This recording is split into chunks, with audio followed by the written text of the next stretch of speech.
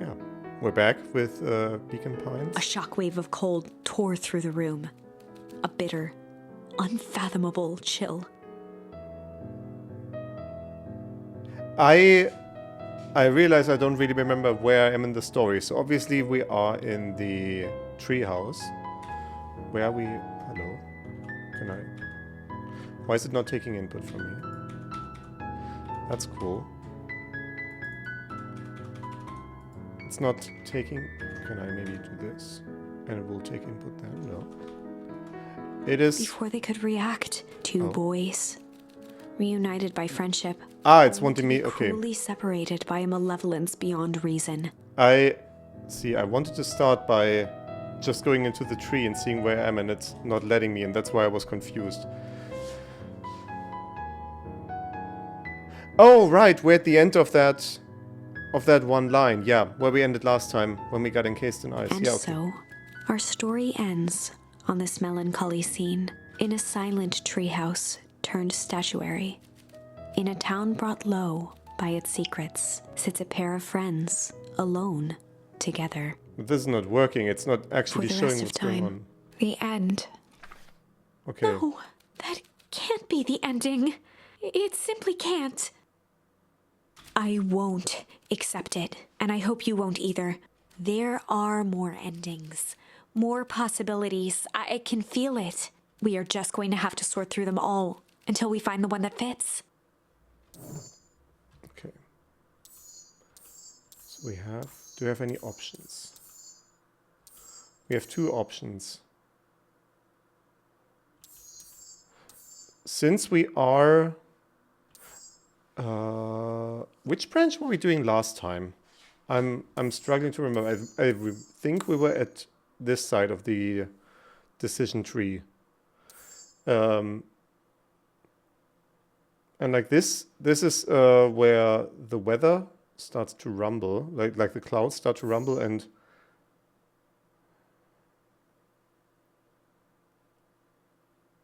I feel like this is what we did last time. Good evening, I'm actually on time. I don't recall if you were in last time. If you need a overview of what this game is about, let me know.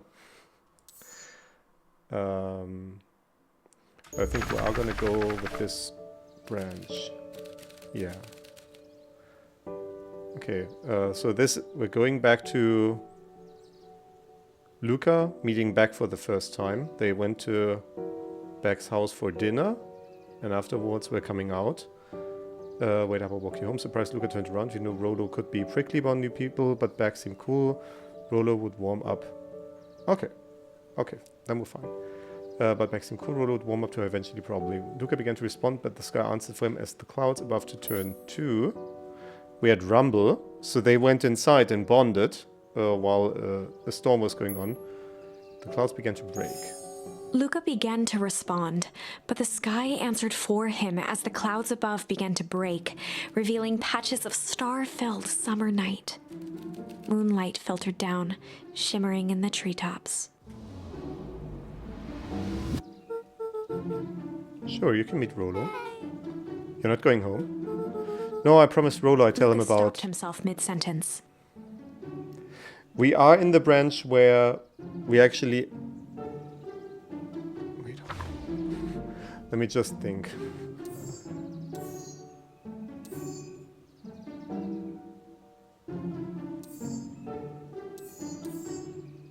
We are in the branch where we...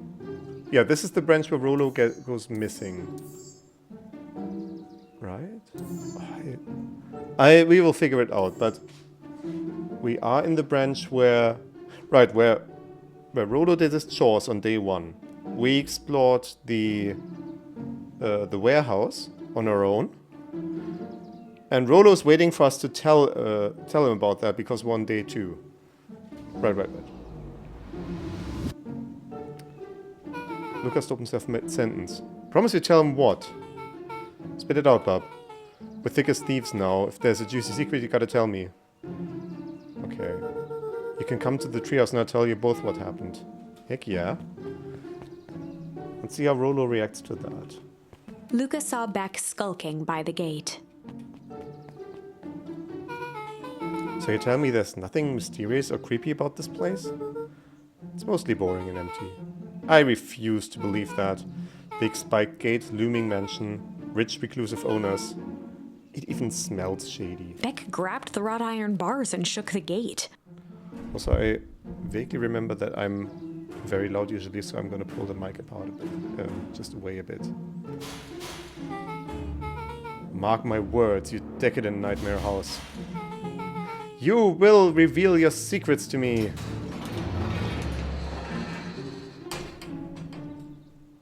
What did you do? First of all, I told you so.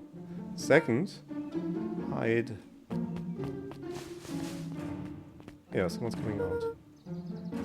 That's Ares Valentine. And also the cloaked figure. Who's that she's talking to? Shh.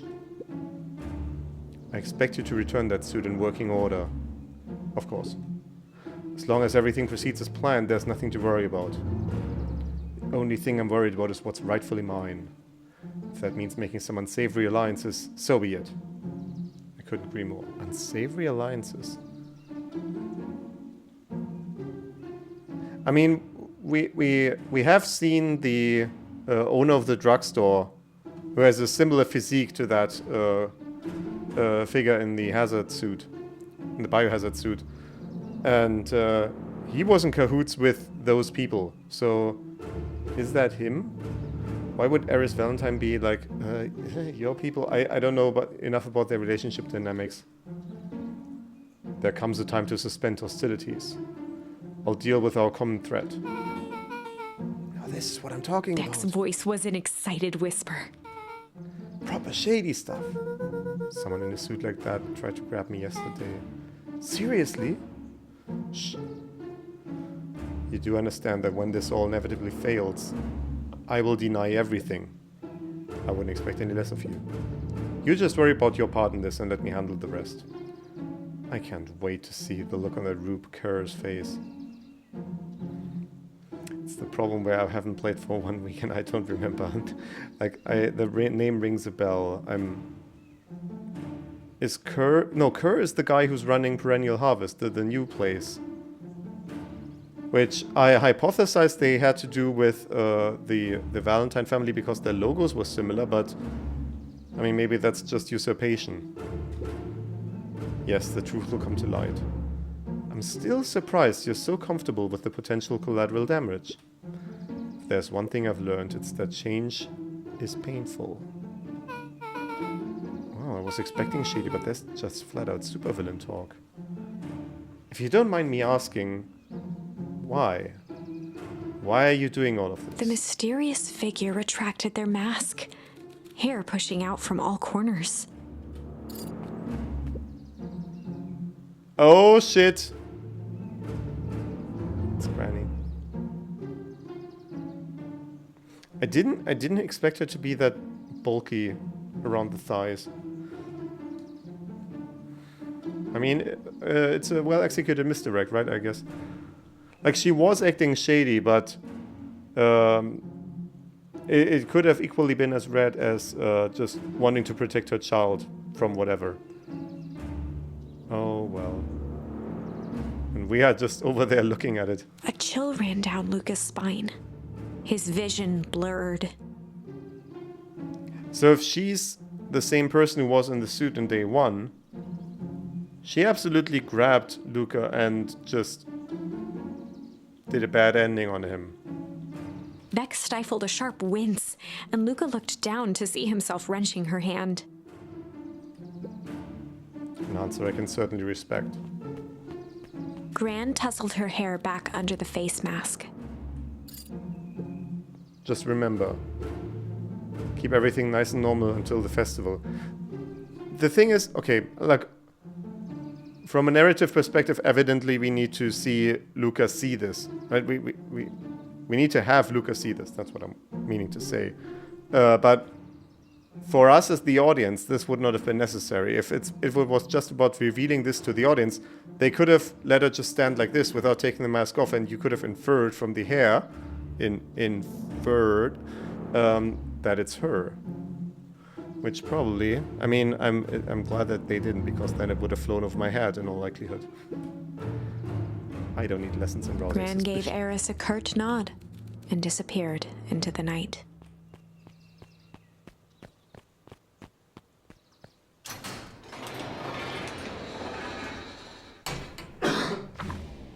By the way, my coughing has gotten Chapter better, but 5. there's still a bit about it. What big ears you have. Oh, I see. Yeah, about grandmother.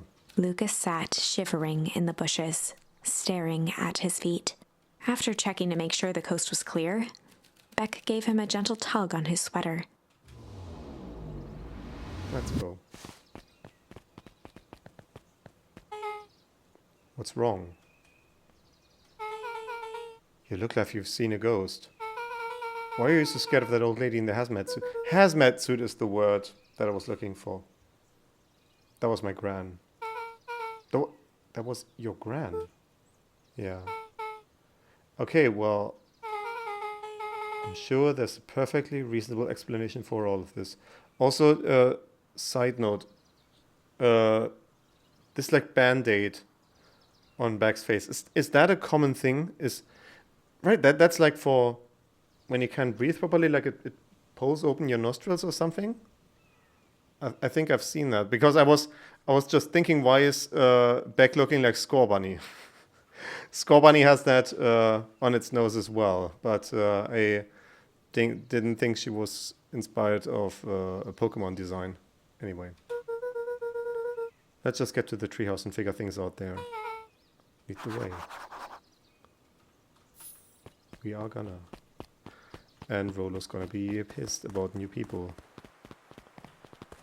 Can I take? I cannot take. Can I just go the wrong way? No. The game is gently leading me. See, that's the dude that I expected to be in the hazmat suit. Just because of stature. For the last time, there's nothing to worry about. Of course, we're not worried. The clipboard finished writing with a scratchy flourish and looked up. Honestly, I'm clueless about the nose things you just mentioned. I think it's like 30 years ago, maybe I saw advertisements for that on TV. I don't know. Just dotting our I's and crossing our T's. Or maybe try minding your P's and Q's.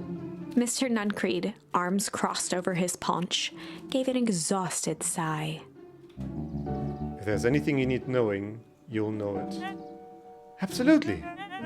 If you'll just sign here acknowledging everything is accurate, we'll be out of your hair in a flash. Oh, for the love of... He snatched the pad and scribbled his name so hard the pen nearly snapped. What are these people? Like, these very obvious clones, of which we saw 11 last time. In one place. There. Would you like my eternal soul as well? The clipboards looked at each other for a moment, almost pondering the possibility, then broke into laughter as they walked away. Let's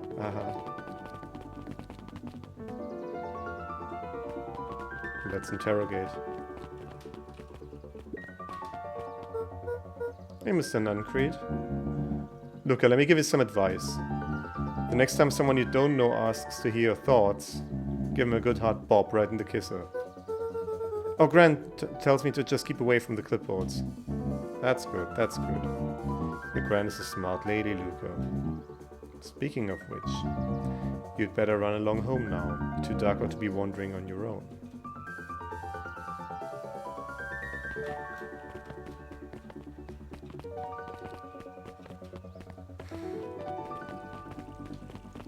Oh, people? Let's talk to people. Another day, another dollar. See you tomorrow, Z. Have you noticed how all the perennial harvest folks order the same drink? Decaf cappuccino with extra foam. Why? I don't know. Just thought it's a little odd. Pretty weird for sure. Well, the customer's always right. See you bright and early tomorrow. I can't wait. That's something I ought to remember. We had dinner orders last time.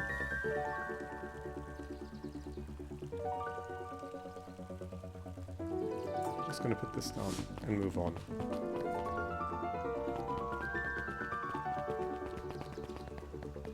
Ah. William Kerr and Gus Valentine proudly surveyed the half-covered festival banner. It's all coming together quite nicely. Couldn't have done it without The you. mayor gave a half-hearted shrug. I'm not so sure about that. Nonsense. That reminds me, I wasn't able to thank your sister for her contributions. Yes, she has been indisposed of late.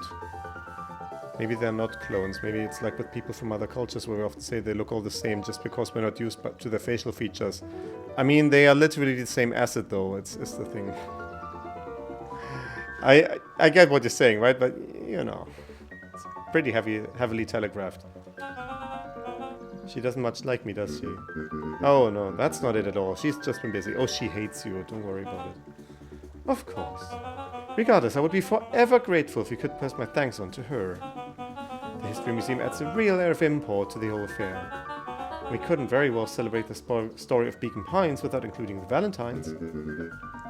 My father was a great man. You done tootin' he was. Kerr lopped his arm on Gus's shoulder. But I mean the entire Valentine family. Present, company included.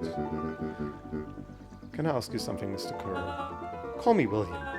Ask away. William, why are you doing all of this? Gosh, I've never felt one needed a compelling reason to throw a party. Not just the festival, all of this. There's gotta be 100 down at the Lux towns out there. Why is Perennial Harvest so invested in helping Beacon Pines? You know what I love most about the agriculture business? Seeds. Seeds?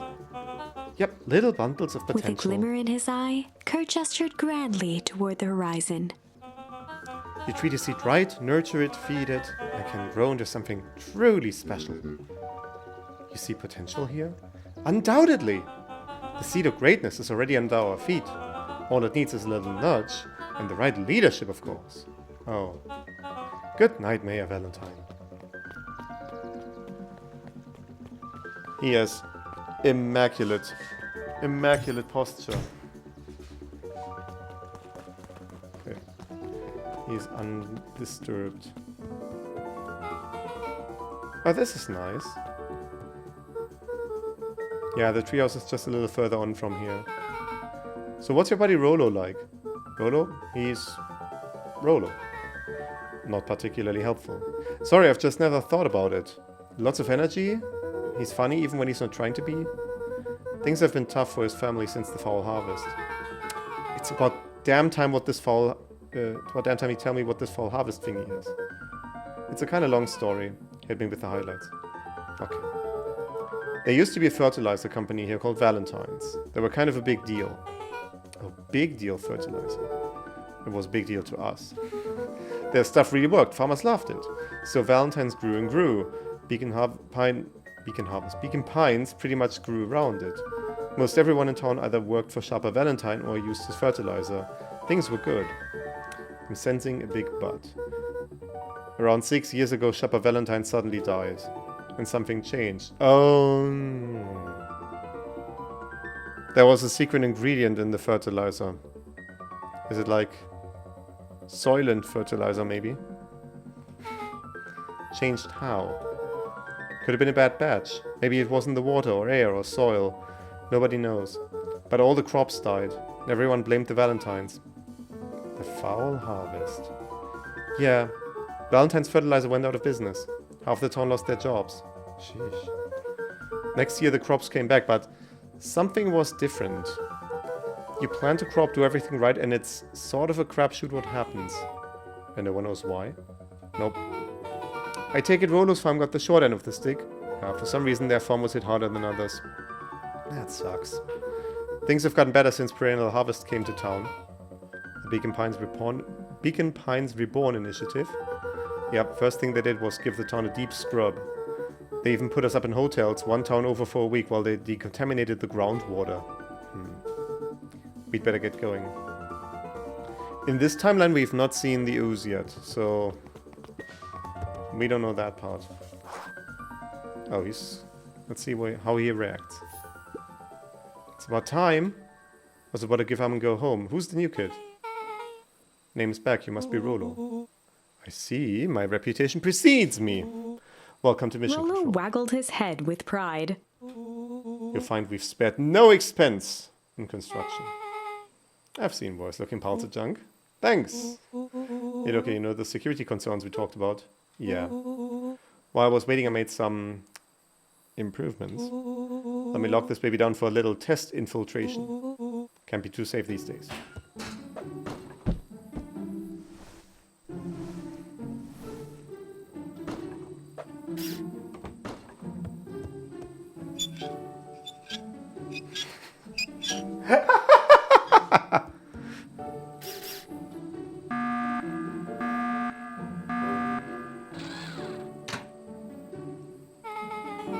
I see they spared no expense on the sound library. He goes all out, doesn't he? Always. Got a charm for that. That's important. So I figure we need to get in now.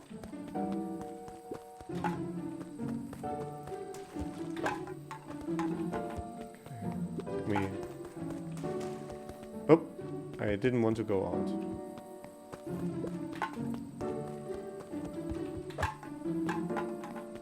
I figure I need to hit this sign. Oh my god, I'm exiting out by accident. But it doesn't work too.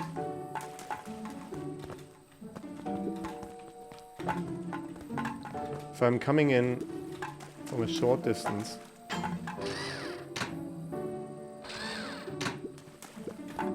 Oh, it's a sequence, huh? That's great. Oh, wait, we're getting there. Okay, cool.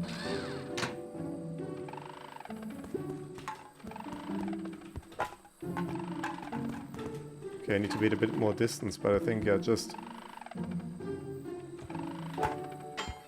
There we go. There we go. Where did you guys get all this junk in the first place?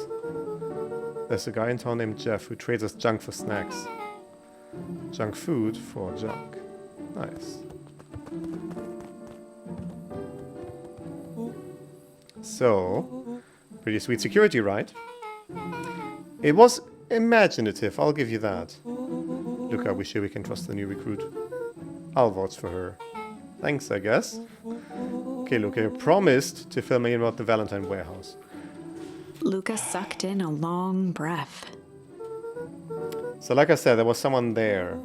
What were they doing? I don't know, but the place was lit up and active. Maybe there were squatters? I don't think so, it seemed more organized. When the man pulled me in, I saw some sort of equipment running. He's going with the man here, right? Which need not be true, as we've learned. A man pulled you in? Yeah, but I got away. You keep saying it was a man. They were wearing a mask, right? Yeah. Then it could have been a woman. How did you get away? I grabbed a rock or something and broke their mask. They let go and I ran. Dang. That's intense. No wonder you freaked out when you saw your grandma. Yeah, that's the other part. On our way here, Beck and I saw Eris Valentine meeting with Gran, wearing the same sort of hazmat suit. Rollo let out a low whistle. And they weren't there for idle chit-chat. It was a proper clandestine meetup. So let me get this straight. There's an operation in full swing at the Valentine warehouse. You were almost abducted by a strange man or woman in a protective suit. And then you saw a Gran in the same suit talking to Eris Valentine. Pretty much. I'm beginning to think this town is kinda awesome. Rollo and Luca shot back a look. No offense. And so we can logically conclude aliens or alien zombies have infiltrated the town. And their leader is your Gran and she tried to murder you! First of all, and for the last time, there are no aliens. Second, it couldn't have been my Gran at the warehouse. I broke that person's mask to get away. The mask Gran was wearing wasn't damaged. There can be a replacement. But she's definitely hiding something. Maybe. Your Gran is weird, but she might be the most boring person in the universe. All she does is sit around all day making jam. What could she possibly have to hide? I I don't know. We haven't talked much since she moved in. Moved in? Your gran isn't from here. No, she came a few months back to take care of me after his mom went missing. Did you know your gran before? Not really, no.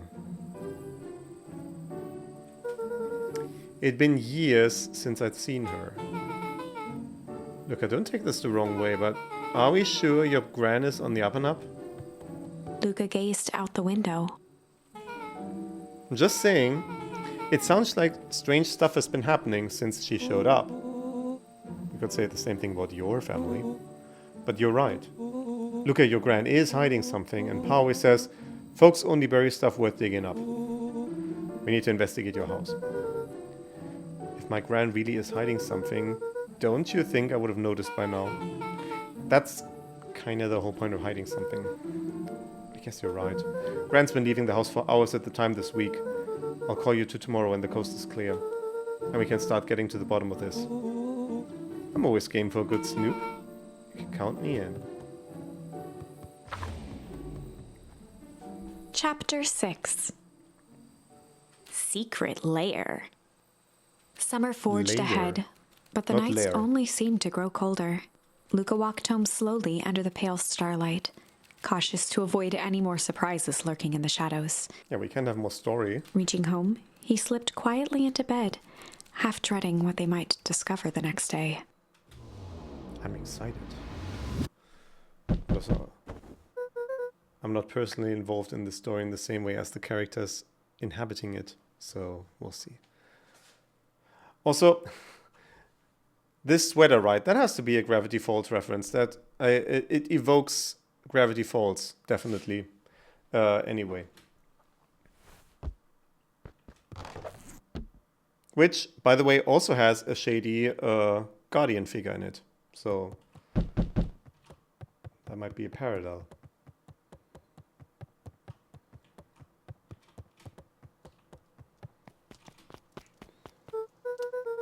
Rolo, what on earth is that? Huh? That ridiculous thing on your head. Oh, this? It helps me think. You're gonna need a lot more of those. Joke all you want. We'll see who's laughing when I crack this case wide open. Coast is clear? Yep. Whatever she's been up to this week, it's been keeping her busy most of the day. Very well. The game is afoot. Luca and Beck rolled their eyes as Rollo strutted across the room. If I were Gran, where would I hide my deepest, darkest secrets? Perhaps where you might least expect it. Rollo flung open the cabinet with confidence. Aha! Coughed as a veil of dust hit his face. It's the secret dust. I think it's safe to assume anything that dusty isn't what we're looking for. Or maybe that's what she wants you to think. Then again, any good detective knows not to trust their first hunch. First hunches are for suckers.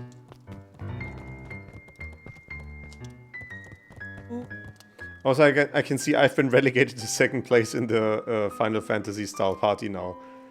Eureka! She's lit a fire in order to burn the evidence. She keeps that fire going every day, Rolo. Drat. Maybe already be too late.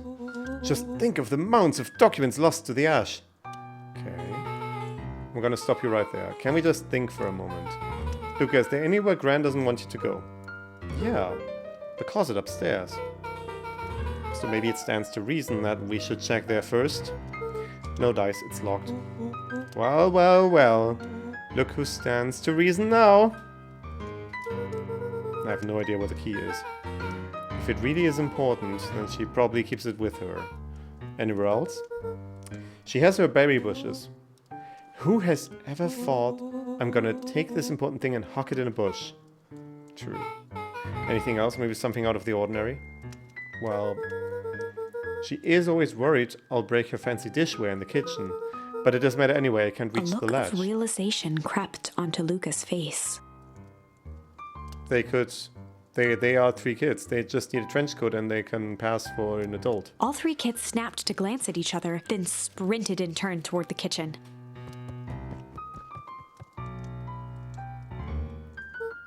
Alright, Bruno. This is your time to shine. Ah, yes. You've called upon my expert detective skills. And now I shall Before he could proceed finish, with... Luca scrambled up Rollo's back. Hey, this is my idea of detective work. Every squad needs a good lockpick. And every good lockpick needs a sturdy head to sit on. This is beneath my standing. Stop complaining and hold still. Got it. The three crowded around the hutch to peer in. With the glass doors opened, a perfect porcelain display gleamed in front of them. Their eyes searched for anything amiss, but the only distinct feature was its impeccability. Well, that was anticlimactic. Yeah. I don't really know what we were expecting. Like, oh hey, let me just yank on this random teacup As Beck and... pulled on one of the teacups, it slanted forward with a hollow click. The entire hutch began to rustle and slide under its own power. Seems like our Gran has been doing some remodeling. Teacup X Machina. Dude, only 2 types of people have secret lairs. Evil masterminds and superheroes. So which one do we think she is? We're about to find out.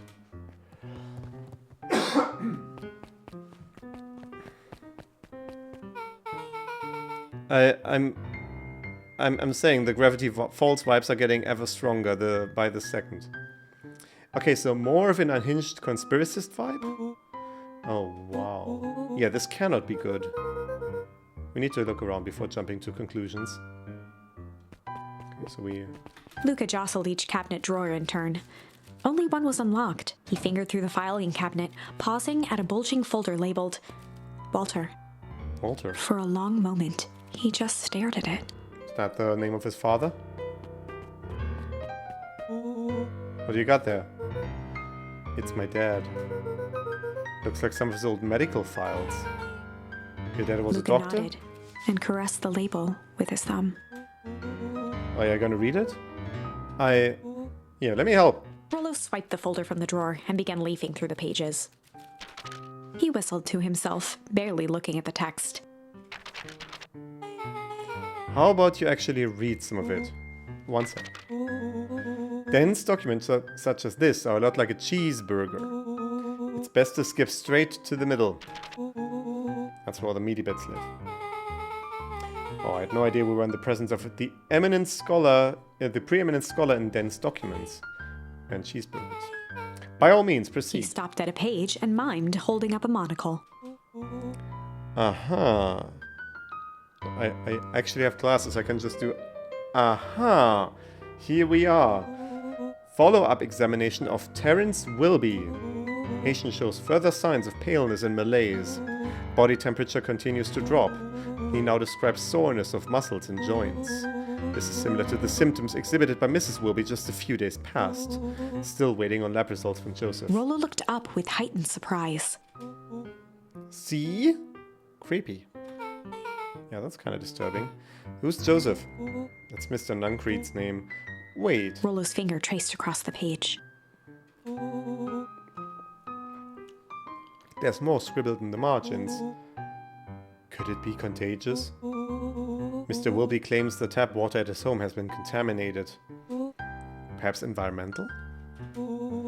Lab results only raise more questions. It's like he came back to this report later and made some notes. So it might be related to Rollo something scanned else. through several more pages. Yeah, the writing looks shaky. I just couldn't help her. This disease, or whatever it is, progresses so fast. And with his wife passing, Terence's condition follows close behind, exacerbated by the loss. Enough is enough. I need to take matters into my own hands. Luca, staring blankly at the cabinet this whole time, spoke softly. What does it say next? Rollo rustled the folder, trying to loose more pages. That's where it ends. What? There has to be more. Luca frantically shoved the remaining cabinet folders, trying to find another labeled Walter. Look, I think that's the only one. It's alphabetical, see? What did he mean enough is enough? How did he take matters into his own hands? This is Luca bullshit. slammed the drawer shut. Okay, we have more things to... We have a wall of madness to examine. A spider web of string connected photos of people from the town, interspersed with hastily scrawled notes. Well, she sure has kept herself busy. Right, that's not our dad's lair, that's our grand's lair. I somehow forgot about that. I'm becoming too agitated by all of this. It's bringing back the cough that I figured had subsided. It hasn't. I went through, I was on radio yesterday for 90 minutes. I went through all of that without a single cough. I've been at work talking a lot today because Wednesday is meeting day at my team, and I've not coughed a little bit, and this is getting me riled up. I don't know what's going on.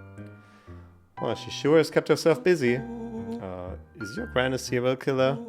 Because I'm starting to get a vibe. Don't be ridiculous. Sure, she's just tracking the movements of everyone in town out of the kindness of her heart. She put little symbols by some of them. Yeah, Mr. Nuncreed has a check mark. The clipboards are all inside a big circle. My mom's are both on here. Both with question marks. Gus Valentine is a question mark. Eris is a question mark that's been crossed out. Mr. Kerr has a bullseye. The killer has chosen her next victim! We don't know what any of this means. Whatever it means, it's probably not good. Why does she have a punching bag?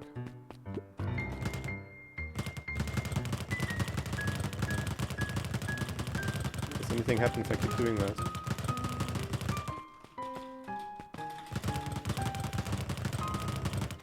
Is there an achievement for like 100 of these? Wow, I'm not gonna waste your time like this. What do we have here? Barrels marked caution, explosive, and jam jars. That's enough jam to feed the whole town. What kind of incendiary jam is your gran making? She wouldn't have had me walk around town delivering bombs, right? Only one way to find out. Casually spun open a lid and dipped his finger in the jam. Huckleberries. He smacked his lips. A hint of brown sugar. And... ink? What? Rollo plunged his hand in the jar, fishing out a soggy slip of paper. Ha! Offered the slimy note to Luca and licked his fingers clean. It's addressed to Miss Fratelli. A gram jam gram? It says, last night I used the disguise Eris provided to scout the location. The timing window should be possible. Operation Sparkplug is a go. So if that refers to her being at the warehouse, that was a one-time occurrence, and she was only scouting. But if she's been away, I mean, okay, well, if she has been out as frequently for the whole day, then that's intelligence collection. Like, yeah, just gathering information on the people in town, forming alliances and such. But yeah, we don't have anything that necessarily means that stuff is going down at the warehouse all the time. We only know that it went down when we were there at that moment. Oh man, are they doing a heist? Whatever it is, it can't be good. Some more a bombshell than a bomb, am I right? You're new here, so I'll let it slide, but I am the bad joke guy around here. There can be two bad joke guys. Okay, so we need to... It's pointing us... Okay, it's pointing me very heavily towards this table. They crowded around a worn-down old map of Beacon Pines. Cool, this looks like a treasure map. Not every old map is a treasure map, Rollo. Yeah, but every treasure map is an old map. Can't fault that logic. Look, there's even a pathway drawn on it. It starts at the entrance to town, and if we follow Rollo it... carefully traced the path with his finger. It leads right to... He jabbed down at the end point. Town Square. That's the fountain in the middle of town. What a weird place to hide treasure. Rollo, that doesn't look like treasure to me. The end of the path on that map has the same symbol as those explosives over here. So it's not hiding treasure. A real bummer. Rollo, what's the thing you've been excited about for the past month? The festival! Did he just say... This feels like a kind of situation. Everyone will be gathered near the center of town. She's gonna blow up the festival! Not if we stop her. Uh-oh.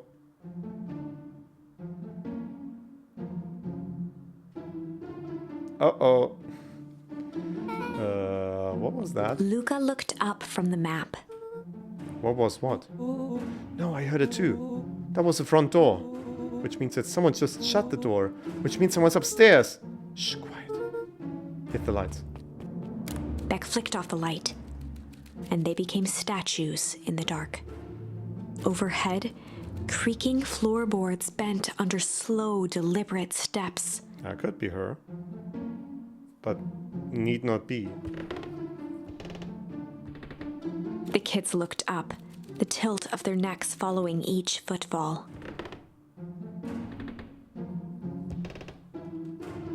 Then suddenly, it stopped. Without realizing, they'd been holding their breath. All three exhaled shakily and glanced at each other.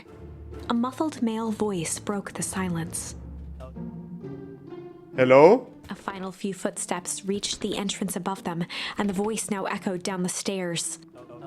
Anyone down there? The three kids shuffled to the corners without a peep.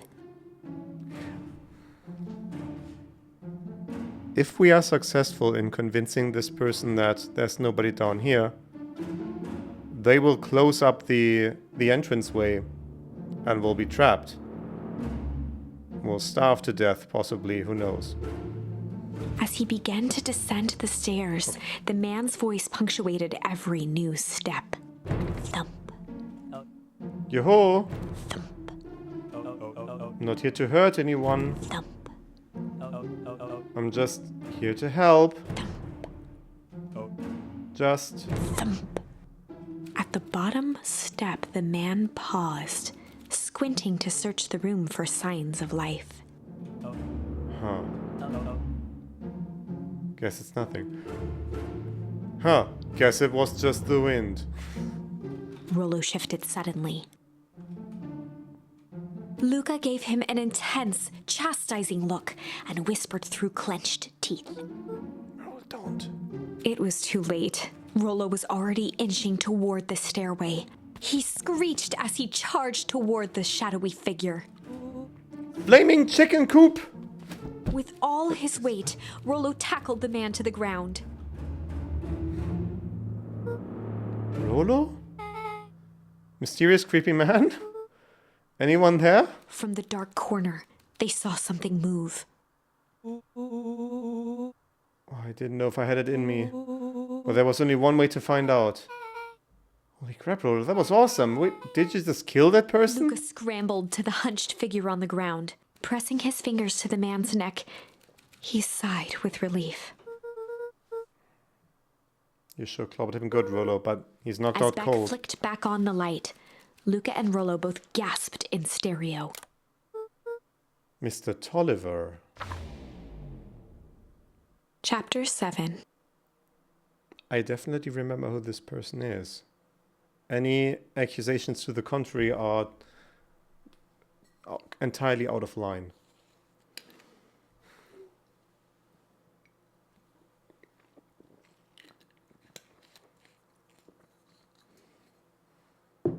By the way, can I actually flick back through this? How does it work? Like, it says page numbers at the top, but no, it's not letting me. The interrogation of Hiram Tolliver. Still unconscious, Mr. Tolliver slumped heavily in a shoddy old chair. His hands were bound with rope, his feet tied with some loose string.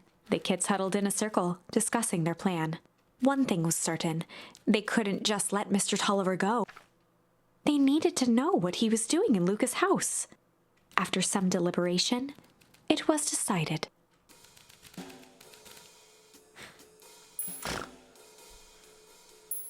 Okay, we have a turning point. Good cop, chill cop, or good cop, hard cop? Good cop, chill cop sounds baffling, so I want to see what that is first. They'd run the classic good cop, chill cop interrogation. I handle this. Just gotta play it cool. Luca walked calmly to the light switch, flicking it off and on a few times. Mr. Tolliver shook his head, gathering his wits. Golly, I sure got my bell He looked rung. over to find Luca, who returned a calming grin. Sorry, Mr. Tolliver. That was all a big mistake. Look at what's going on here. Why do you have me strapped down? No one's fault, really. Rollo just got a little startled. Rollo's here. Rollo and Beck emerged from hiding to give a timid wave. Well, alright. Mistakes happen. The kids gave old Hiram a good scare. Let's just get me out of these ropes and call Luca it even. glanced over to Rollo and Beck, who replied with skeptical looks. Mr. Tolliver, why are you in my grand's basement? I'm here to help, of course. Help with what? What's my gran up to? If you'll just cut me loose, I could show you. How do I know we can trust you? Mr. Tolliver exhaled with disappointment. Luca, have I ever done wrong by you? No. And since your gran moved to town, haven't I been nothing but welcoming? Yeah. So why would I turn my back on your family now? It's just... all this stuff seems pretty weird. A board with names of people from town. An archive of my dad's old disturbing patient notes. Luca gestured to the corner. Barrels of explosives. I can explain everything. You just need to untie me. The kids deserve an Luca explanation. looked again to Rollo and Beck. Why would we need to untie him for an explanation? You can't do that with your mouth. It's open right now. You are presently speaking to us. This time they shrugged. Luca began to slowly loosen the bindings. Okay. Mr. Tolliver gently rubbed his wrists. That's a good lad. This all makes He sense in edged time. imperceptibly toward the stairs as he spoke. You see, this town has secrets, Luca. A very dark Before past the kids had indeed. even noticed his movement, Mr. Tolliver was at the light switch. A past that must be He brought to punctuated his final words by flicking the switch and rushing up the stairs. light. Son of a... Beck darted to the wall and turned back on the lights. It was too late. Rip. Rollo confirmed what they all heard. Like, Beck is obviously a cat person, so does that mean they have good night vision? Why would Beck need the lights on? Or is that not how the logic of this universe works? Did they lose more in the anthropomorphization than we anticipated? He just locked us down here. Mr. Tolliver's muffled voice came from behind the door. I wasn't lying, you know. This is for your own good. You kids just keep tight down there and let the adults handle this. They looked bewildered at each other. I feel like it was a good choice to go with this option because it may be a shorter end. Play it cool, huh? Not now, Beck. They heard the staccato thump of quick steps exiting the house. The kids looked down in resignation. This isn't how it goes in Hank Atomic. For some reason, they'd always assumed it was up to them to save their town. Luca opened his mouth, hoping to conjure some magical words to make this right. Only a hollow croak escaped. The end. The end.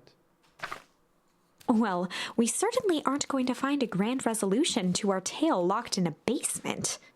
I mean, they skipped over the part where they died of starvation, but... I mean, no, they have jam. They can live for some time. It's not...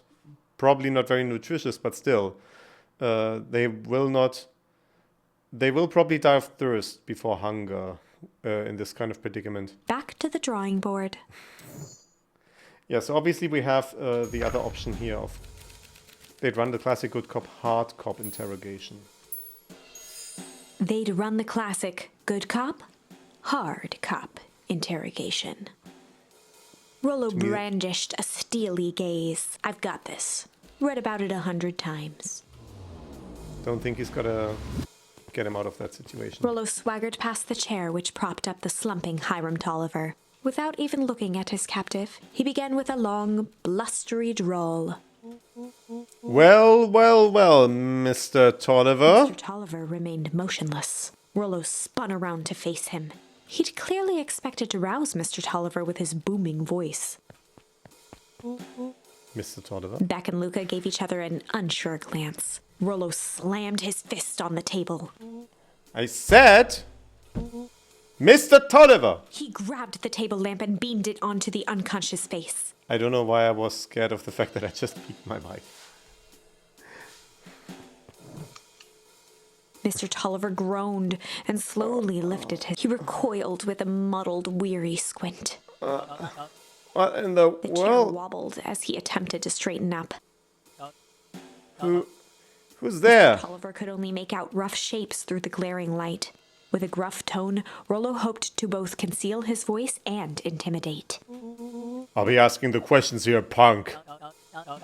Now hold on, let's just calm down. Oh, I am calm. Calm as a carrot in dirt. As for you, looks like you're sweating. The doubtful expression on Beck and Lucas' faces transformed into awe. Can do this my way, or let's just say I've never needed another way. Rollo, hitting his stride, was now channeling every detective trope his memory could recall. He slammed the table again. Now dance! What? I don't Mr. even... Tolliver's voice became desperate. He was nearly in tears. You've tied me down, how on earth could I dance? Dance with your mouth, punk! Spill the beans! What are you doing poking around this house? I'm here to help Juniper. To make sure everything's ready. Oh, you're in cahoots with Gran? Gran? Mr. Tolliver was in a daze, now more confused than ever. Gonna help her blow up the festival, eh? Blow up the festival? Good lord! His head, feeling more and more dizzy. No. You've got it all wrong. Where is she now? She's headed to the source. Source? What's the source? It's His where voice faded to a whisper. the town began. Where it all began. What is Operation Sparkplug? With that, Mr. Tolliver passed out cold. Rollo swung around with a repentant grimace. Damn, Rollo. I think you went a little too hard on him. What did he say about the source? It's where the town began? I'm guessing the fountain because of what the map says, but we'll see. We need more information. Yeah, but we'd better not push Mr. Tolliver any farther. Is there anyone else who might know more? What about the History Museum? It just got set up for the festival. Nah, that tent up was put up by the Valentines. Everything they do is just a bunch of fluff to glorify themselves. Is there anything more reliable? The library. If there's any information about the source thing, Cato can help us find it. Let's go get some answers. We are getting driven along on rails for this one. We don't get to examine anywhere in town for this. Let's at least ask this random comic reader first. But we can't. This is a dang nice library. Thanks, we work hard on it. Aren't you a little too adorable to be a librarian? Oh, Cato hung out here so much, eventually they gave him a set of keys. I just keep an eye on the place for Miss Novak sometimes. They got you working for free? It's quiet, and I get access to all the books I can read. What more could a person want? Fair enough. What can I do for you all? We need a favor. I already told you in Rollo, I can't put you any higher on the waitlist for the next Anchatomic. And if you're here with more candy, I'll have you know I can't be bought. Call it a personal code of conscience. Actually, we're looking to do some research. Now, you're speaking my language. What are you looking for? That's the thing, we sort of don't know. What do you got in the history of the town? There's the county record archives. What's in those? Births, deaths, newspaper clippings. I'm flubbing so many words today, it's embarrassing. Births, deaths, newspaper clippings, stuff like that. Pretty boring reading, but they do go all the way back to when the town was founded. I recall that in Night in the Woods we also read newspaper clippings at, was it it was the library, wasn't it? Or like a museum? Some place of the sort. Great, we'll start there. Chapter 8. 6 feet under, 3 towns over. The thing is, we're flying through these chapters, but obviously it's not like the story has just like 8 chapters. We have been through so many variations of these that it's actually more like 30 at this point. But I mean, it makes sense for like an adventure book that where a 400-page book has like 20, 30 chapters that you would fly through those pretty quickly. Anyway, let's move on. The kids spent the rest of the afternoon combing through dusty piles of old county records, desperately searching for anything that could help them make sense of Mr. Tolliver's cryptic utterance. Luca tried to shake the thought of Gran's basement, but his focus wavered. Explosives, messages hidden in jam, dossiers on various town figures, and a corkboard threaded with photos. By the way, what's the chance that we get implicated in what happened? Because Gran is going to get home, find Mr. Tolliver tied up in her secret basement, and like obviously the kids are going to be suspicious because they are nowhere to be found, or they're at the library right, if when they eventually get found. And Rollo said Gran when referring to Juniper in Mr. Tolliver's presence. So if he remembers that, that would be a nail in the coffin to actually implicate us. Gran was the only family he had left. He still couldn't bring himself to believe the worst. But the old map with the symbol of explosives in town square made that difficult. Also, there's that ending where the entire city gets covered in, like, crystal. Is that what they're building towards in this version of the story? As the sun began to set, the kids were no closer to the truth. If I have to read any more records, my eyeballs are going to pop. We have to keep digging. If I dig another word, I'm going to end up in one of those asinine death records. Rollo Cotter lived a full and wonderful life till he read so much boring crud that his brain oozed out of his ears. Rollo shut his book with an assertive nod. If you've got a bad idea, spit it out. You sound like my sister. Keep pushing your luck, pal. It won't be boring county records that kill you. I'll put you in the obituaries myself. Rollo muttered under his breath. You're a county record. Really, that's the best you've got? When I'm done with you, you'll be the footnote in history. Just like... Beck slammed her finger down on the open page before glancing down to read. J. Hartford here. I'd love to see her try. Hey! We're all a little tired here. Let's just take a minute and... Something tickled the back of Luca's mind. Wait, what was that name back? In the obit? J. Hartford. From the Brookville Tribune 8 years ago. That can't be right. What is it? J. Hartford. That's my grand's name, Juniper Hartford. If there were two J. Hartfords? Miss Hartford is survived by her young daughter E. Hartford. My mom's name is Eleanor. Okay, this is getting creepy. If your gran is 6 feet under, 3 tons over, then who am I living with? The question hung in the air. Alright, gang, got a close-up for the night. Beck rubbed her eyes. How late is it? Almost 10. Crap, Pa's gonna kill me. I gotta go. Yeah, my parents will be worried sick. Okay, let's meet up as early as we can at the festival tomorrow. What are you gonna do with the unconscious man in your basement? I'll think of something. I mean, Gran has to be home at this point, or... well, Gran. Luca's heart was pounding as he approached the house. I mean, honestly, it's more appropriate to call her Gran than Juniper Hartford. If Juniper Hartford is dead and she just assumed someone's identity. If he was lucky, Gran, or whoever it was, hadn't gotten back yet. And of course, there was Mr. Tolliver tied up and unconscious in the basement. Dealing with him would be the first order of business. I mean, he can play dumb about what happened. He comes in, even if the house is empty. He can be like, wait, why is the cupboard moved? What is going on? Right? And have plausible deniability about the situation. At least if we're not getting into what I mentioned before. Luca shook out his arms to calm his nerves before entering.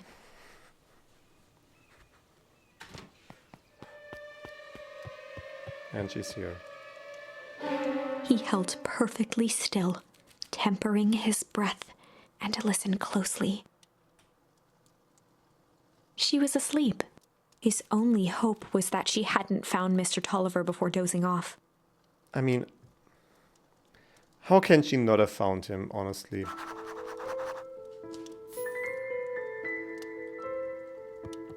Now, if anything, now it's getting suspicious that we're... Okay, never mind. I didn't see the layout of the room properly, so this is actually hidden in a bit of a crevice. And it's not obvious that this path is opened until you actually go there. Oh no. Mr. Tolliver was nowhere to be seen. But the door is still open. Why would it be open? Maybe he woke up, escaped from his bindings, and left Or without a maybe trace. Gran knew everything. What do I do? Did she set a trap for him to walk back into this room and implicate himself? Luca's hungry stomach groaned. Not realizing it, he'd gone the entire day without eating. Okay, I can figure this out. Just need a little brain food. Luca rushed over to the pile of jam jars, unscrewed one, and shoveled a handful into his mouth. Ugh. I'm afraid the jam delivery will be delayed. He flipped the lid to read the label. Mr. Nuncrete. Okay, now I can think.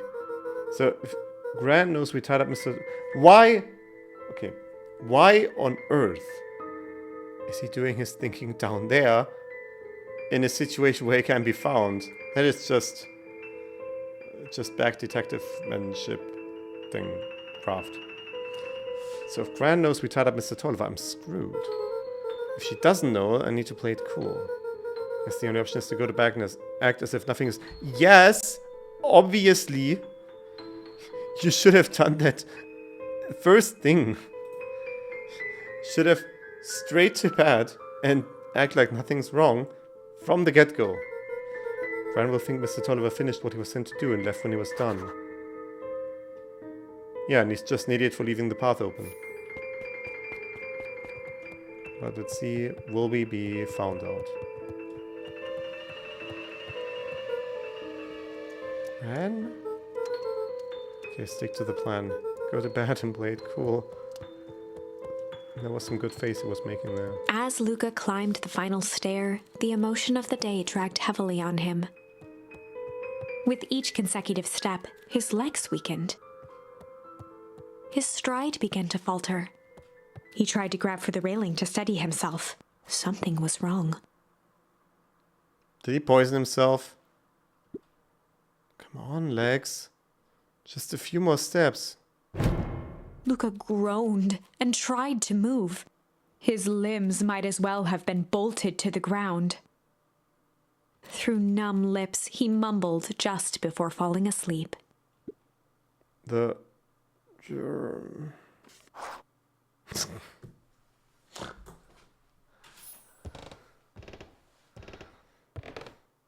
Oh, sweet boy. What did you get yourself into?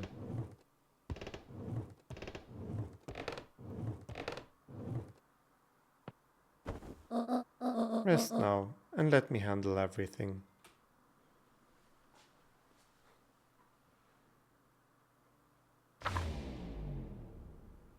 Chapter 9. A speech to end all speeches. Okay, so it's the day of the festival, I guess? Luca awoke to find himself face down in bed.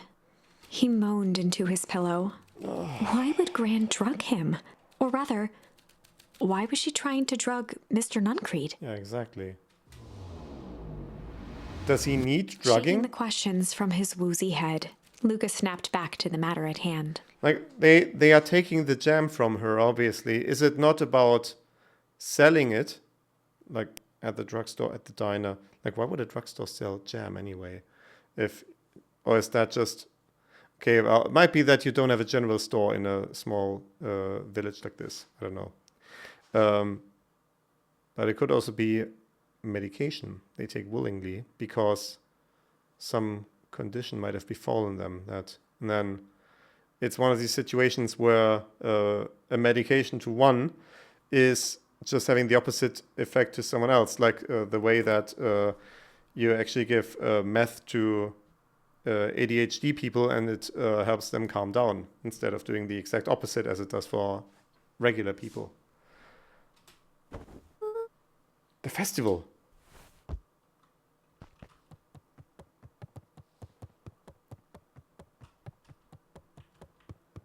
I'm not checking for any clues here, but I think I'm being funneled to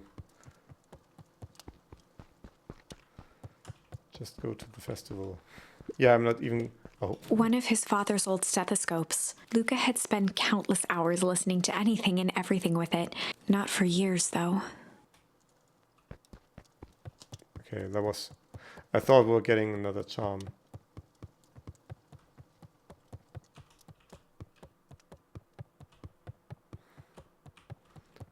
This is still open, by the way.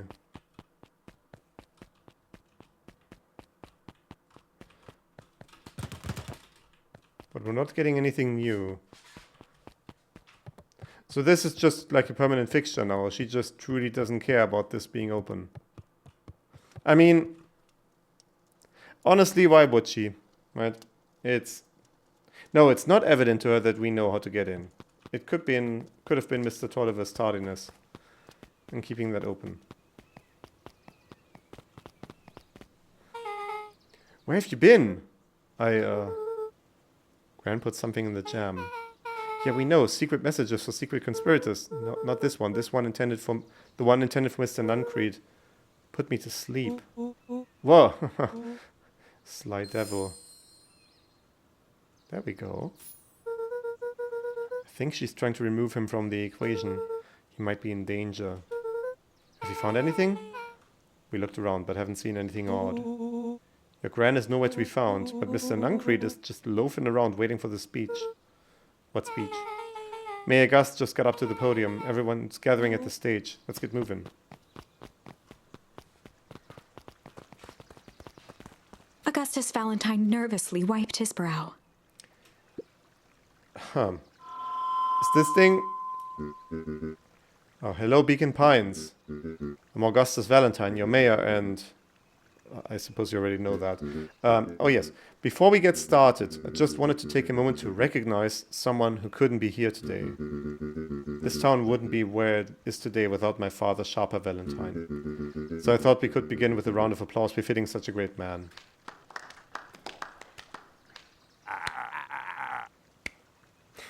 Even that's more than the old codger deserved. Gus cleared his throat and awkwardly loosened his tie. Right. Where was I? William Kerr bounded on the stage with the energy of a preacher at a big tent revival. Gus Valentine, everyone! Gave Gus a hearty slap on the back and motioned him off the stage. Let's hear it for our mayor! I said off the stage. What a great turnout! Oh heck, I didn't prepare anything, but I suppose I could say a few words. Would it be a shame to waste such a beautiful podium? Mr. Kerr pulled a thick stack of note cards out from his vest. Community, conviction, commitment. These are the things we celebrate at Perennial Harvest. For us, these are the pillars of the bridge to a better tomorrow. But I think it's time to add a new pillar. Change. Change is a powerful thing. It's inexorable, unavoidable, and undeniable. And I'm daggum thankful for it. Change is the reason we're all together today. It's hard for me to believe that it was only 4 years ago when fate brought me here. A simple business trip which brought me to a small town which would change my life forever. Mr. Kerr took a moment to survey the crowd. You know what? He wiped away a single From the second I set foot in Beacon Pines, something about this place held me captive. You see, change represents opportunity. It represents potential. It was change that helped me recognize the potential of this place. To see that the people of this town, despite suffering great loss, still held on to the things that made them special. He thumped the podium to emphasize each word. Community, conviction, commitment, change. Mr. Kerr nodded confidently, biting his lip. The crowd was silent, in rapt attention. Fate made a perfect match that day. Nothing is more important to you all than community. And Perennial Harvest is a community, first and foremost. Mr. Kerr methodically made eye contact with each section of the crowd. The only way you made it for the fall harvest was an unshakable conviction. A conviction that a better tomorrow was just over the horizon. Perennial Harvest was founded on the conviction that we are that horizon. This festival is a symbol of our commitment to His each other. voice began to build to a crescendo. We now walk hand in hand into a future we will shape together. And that is what change is all about. Grabbing the future by the scruff of the neck and making things happen. Change is a choice. I'm tickled pink that we will all be making that choice together. How great is that? Just imagine what we can accomplish. What was that? The crowd began to look around nervously. Don't worry, Little Thunder isn't going to ruin this day. Everyone remain calm. Mr. Kerr quickly flicked through his note cards. Where was I? Through all of my travels, I've learned one true thing. One always reaps what they sow. We've all planted a lot of good in this town, and so it is with a happy heart that I can proclaim... He raised his hands up to the heavens. Our harvest awaits!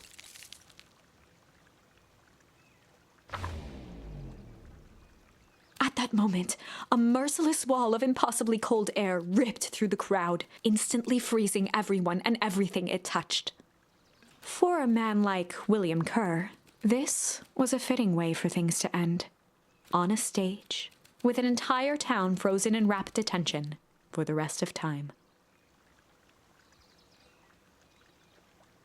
So we need to get this fixed before the middle of day 3. Before this event happens. This has ruined 2 endings already. The end. There's that ice again! Whenever I think we're getting close, it comes along and ruins everything! Maybe we should just quit? Maybe you should just close the book, walk away, and never think of me again. Okay.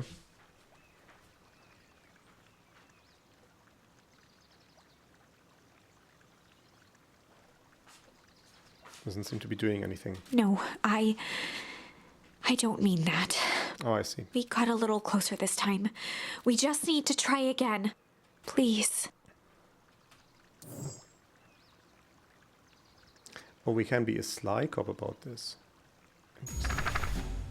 They're leading us down a path, right?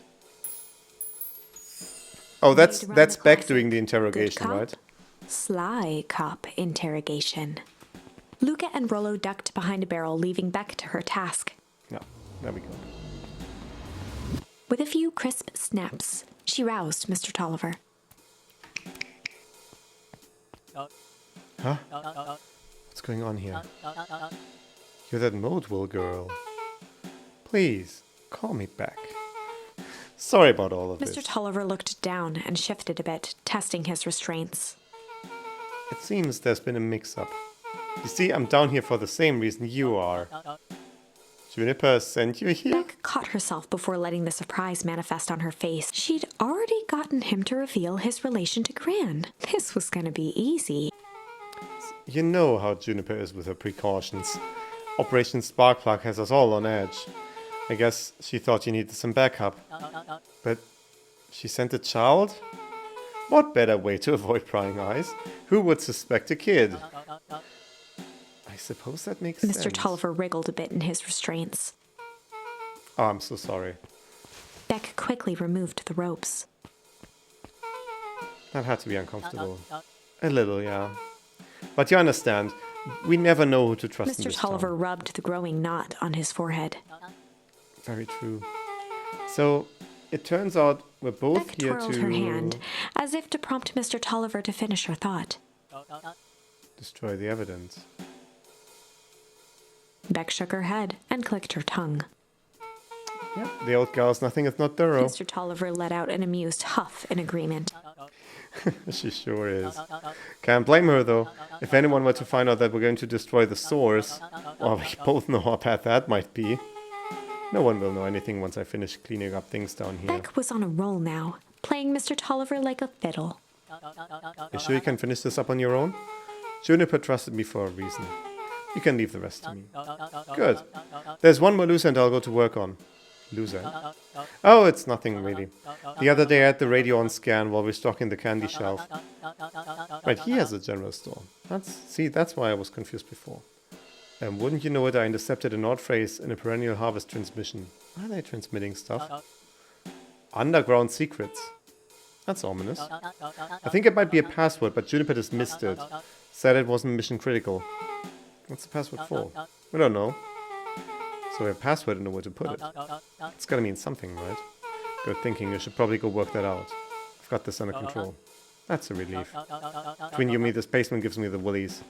Heading for the stairs, Mr. Tolliver hesitated and turned to Beck with a puzzled look. She grinned and gave him a peppy wave. With a shrug, he continued up the stairs, whistling a jaunty tune. You guys catch that? Sure did. This whole time Mr. Tolliver's had a candy shelf, but all he ever sells is his apples. Beck blinked slowly in disappointment. I always notice to Nate when the mic's speaking. I need to start working on getting better at increasing the volume of my voice without the volume of the voice. The password, Rodo. Well, sure, but once things are back to normal, I'll be having a word with Mr. Tolliver about candy shelf. Fine, in the meantime, I've got an idea. She turned to the table and began tearing small scraps of paper. He said he heard a password on the radio. Any good spy transmission is never what it Beck seems. marked each scrap of paper and leaned back. You just need to find the hidden meaning. Okay. What's another word for underground? Buried? Covered? Could be a cover. Maybe it's one of these each letter is a number thingies. So U would be 21. N would be 14. D would be... Ooh. It's an anagram.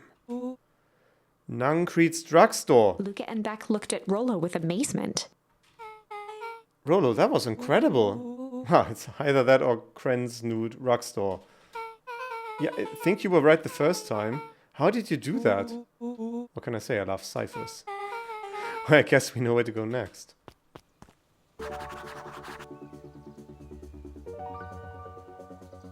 Oh, right, we're on day 2 again. Wait. Yeah, we are still on day 2. We met Beck at dinner, met at mission control, then went to her house. She was still not there. That's all on the day before the festival. Hello? You scared me half to death. Sorry. Kids haven't seen Mr. Tolliver around, have you?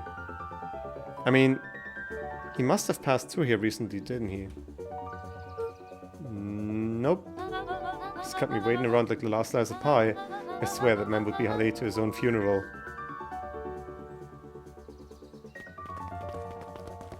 We should be getting out before he comes in and realizes that Beck is with us. What was that?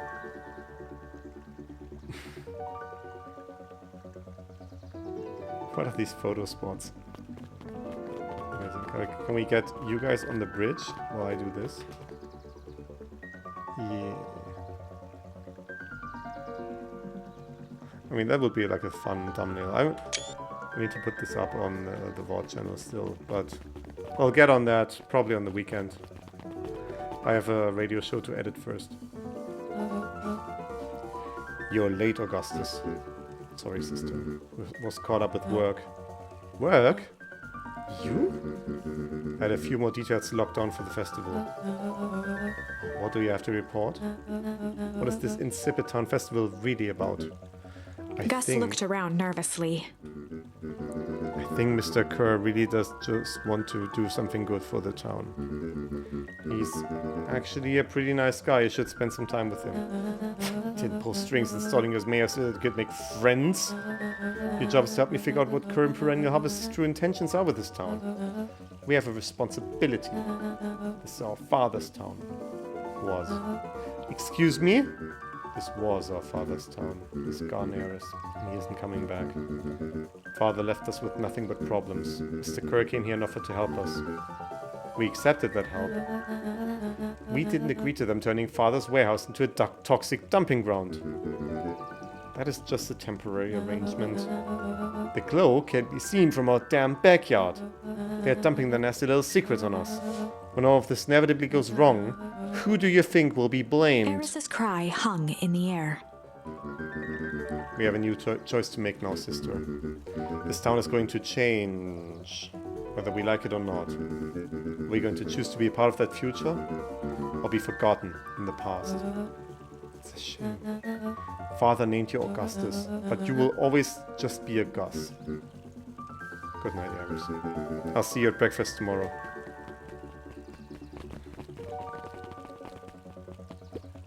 It's getting late, children. Okay. Sure is. Is the lady gonna tell us something ominous and foreboding? Knowledge, he spat with a sneer. There exists a gulf between knowing something and being able to do a damn thing about it. I do hate it when the villain makes a good point. That's... Alright, that's this path.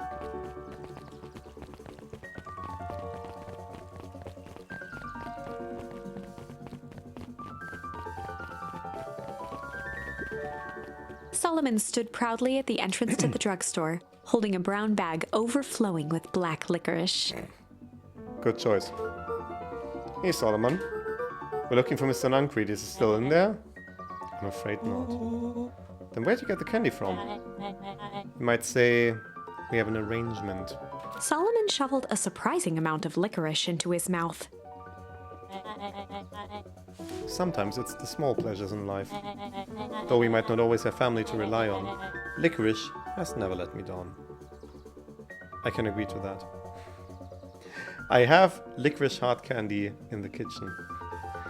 Which, like, obviously licorice is a divisive flavor, but licorice hard candy specifically I find very useful for just cutting down on sweets, because it's a hard candy that you cannot just chow down a lot of it at once. It is a strong flavor and you need to let it aerate. You need to ruminate on each piece of candy. That's good for the calorie count. Well, I can't say licorice would be my first choice, but whatever floats your boat. You can tell a lot about a person by their choice of confection. Oh, yeah, I guess. I like sour gobs. I'm certain you do. I always wondered why Mr. Nuncreed kept licorice in stock. He must eat enough of it to make it worthwhile. There are many ways to earn loyalty. For some it's as easy as cold hard cash.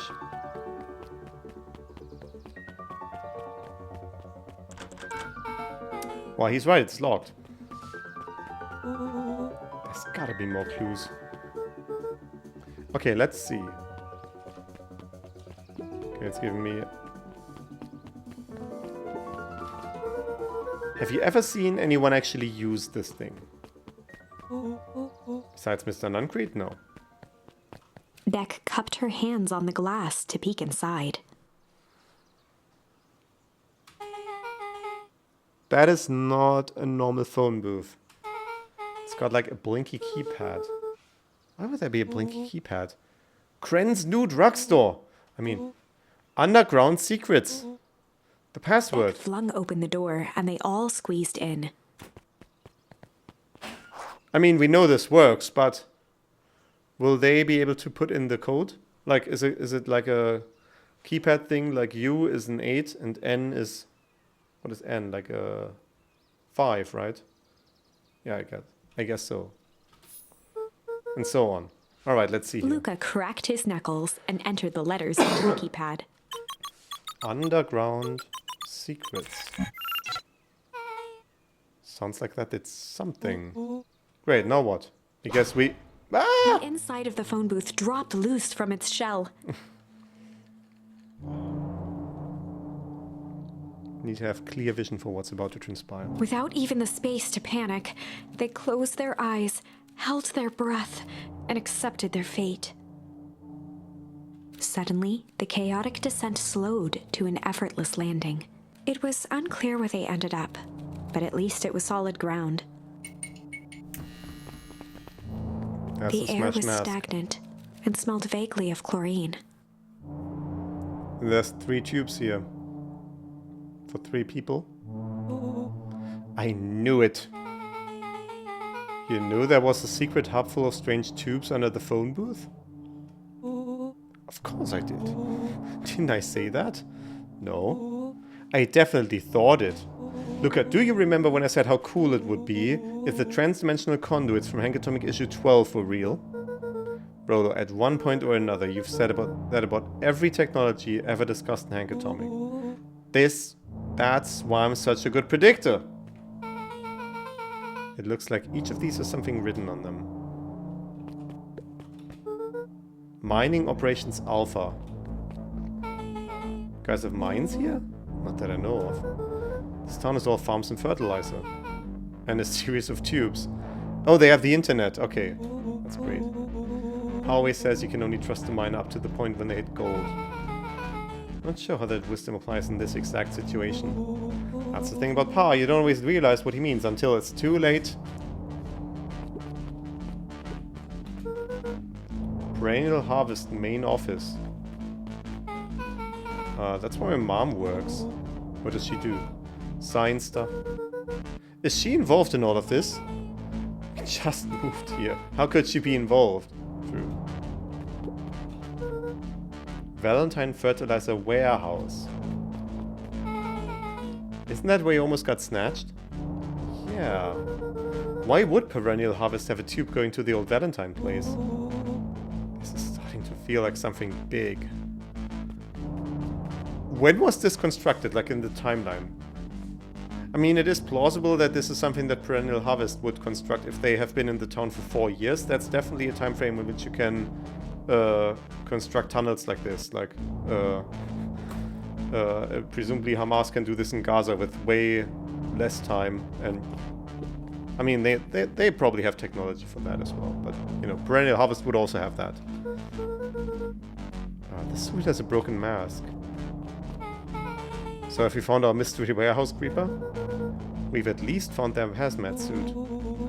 If it walks like a non-creed and talks like a non-creed, let's not jump to conclusions. Just saying. That's a lot of buttons. Stand aside, Earthlings. I've read enough Hankatomic to know my way around sci-fi tech. Rolo's hands hovered over the field of blinking buttons. Eeny, meeny, miny. Rolo, what did you do? Nothing. I didn't even mow yet. Someone's coming through. What was that? Hide! Where? There's nothing but weird tubes down here. Just get back.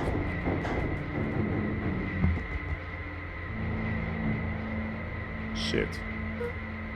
Shit. Shit. It was Nuncrete in the suit back on day 1 at the warehouse because the dude in the suit said shit.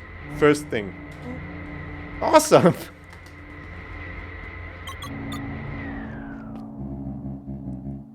You all need to come with me now. We aren't going anywhere with you. Not until we get some answers. Mr. Underground Secrets. I told them it was an absurd password, but they love anything that makes them feel clever. They who? It's no matter. If I can keep you hidden until after the festival, I might be able to save your skins. We don't care about our skins. Hold on now, I like my skin. This all stops now, Nuncrete. Joseph waited for a moment in silence. You sound just like him. Who? Walt. You don't get to talk about my dad. You know your father and I were friends. He back gestured before toward the strange tubes. all of this. But his dad... Wait, when did his dad disappear? He's like 12. And he said he was 6 when his father died. And it had been 6 years since then. But Perennial Harvest only came in 4 years ago. So this cannot have been a Perennial Harvest construction. It must have been... it must have existed before, which would make sense. If this is all part of the secret of Valentine Fertilizers, the structure would have been in place beforehand. I mean, that's what it's pointing towards, that this was related to the secret ingredient in Valentine's Fertilizer. That's a lie. It's true, I used to bounce you on my knee. What happened? Same thing that always happens. Reality, complications, life. We were a team, Walt and I. An idealistic doctor and a bright-eyed pharmacist, both hell-bent on helping folks. So you were his sidekick? No, we were partners. He helped the patients, and I helped him. Yeah, total sidekick. Nuncreed let out a growl of a sigh. Luca, I need you to know this. I need someone to know this. One day Sharper Valentine comes to us, says he's got an opportunity. He's found something he didn't quite understand, and he was willing to pay us both handsomely to help him understand it. My dad said no. Your father and I both believed in helping people, but the thing that could never get him to understand was, it's a lot easier to help others if you help yourself. If you help yourself now and then. Classic sidekick into villain plotline. Jesus. Walt loved being righteous, almost more than he loved his family. He was wrong about one thing, though. When he begged me not to take Valentine's offer, he said, "Joseph, if a person says yes one time to Sharper Valentine, he'll make sure they keep on saying yes to him until the day he's dead and gone." He shook his head wistfully. Sharper's long gone, but he's still got me saying yes. Is there a point to this sob story? Not really, no. Just an old man trying to delay what needs doing. Nuncreed took a menacing step towards the children. I tried to keep you safe. I tried to keep you and Juniper out of this. But you forced my hand. Luca began to laugh. What? You really don't know? My gran isn't out of this. She's been scheming right under your nose. Juniper? Seems like she's planning on crashing the town's party. She's going to disrupt the festival? Why would she? The color drained from Nuncreed's face. How does she know? Apparently she knows a lot of things. What? Let's just say, this isn't the only underground layer we've busted into today. And honestly, Horse is way cooler. She's got maps and explosives and bad intentions, big man. Nuncreed grabbed Luca by the shoulders. His eyes were frantic. You need to tell me what she's going to do right now. She doesn't understand what it is she's messing with. Tell me now, she's in danger, boy. I don't know. She had a map with a mark on the fountain in Town Square. The fountain? But why would... A jolt of realization struck Mr. Nuncreed. She knows about the source? What the heck is the source? If she tries to destroy the source, it could catalyze and... Dear God, she's going to freeze us all!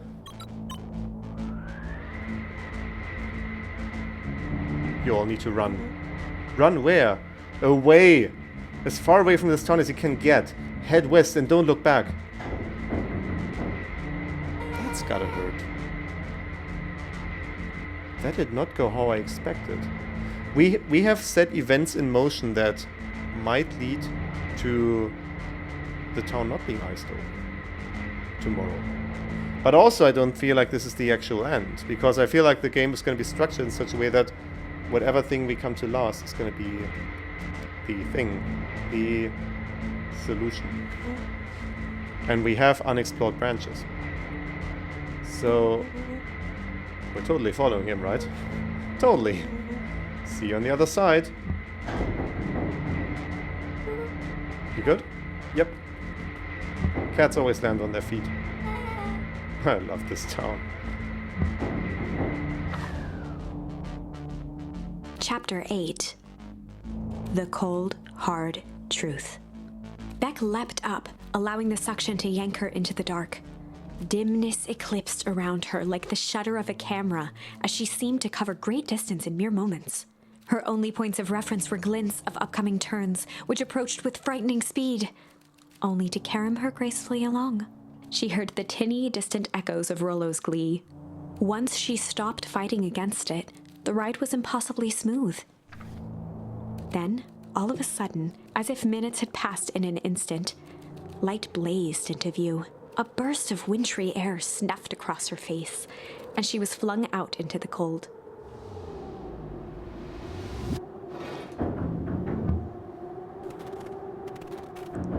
So we have been sent to Mining Operation Alpha. That was what was written on this tube. That was intense? Yeah. I think I might have parted with some fluids in there. Any idea where we are? Somewhere cold. Doesn't look like it got on any of us.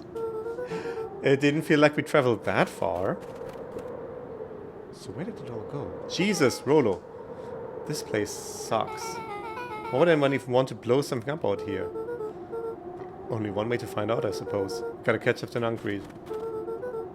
I think he went this way. Like, they ought to be able to see footsteps. Like, in actuality, footsteps do not vanish from snow like they do on with these textures in game.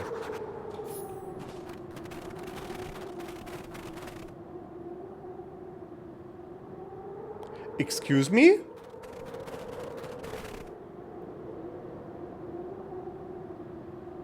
This is where Luca and Grant's hut is.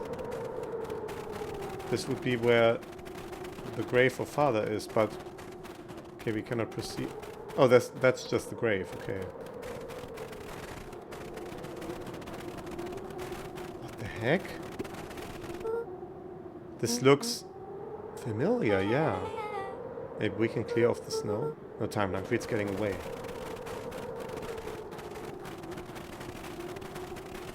Why is there a parallel universe place?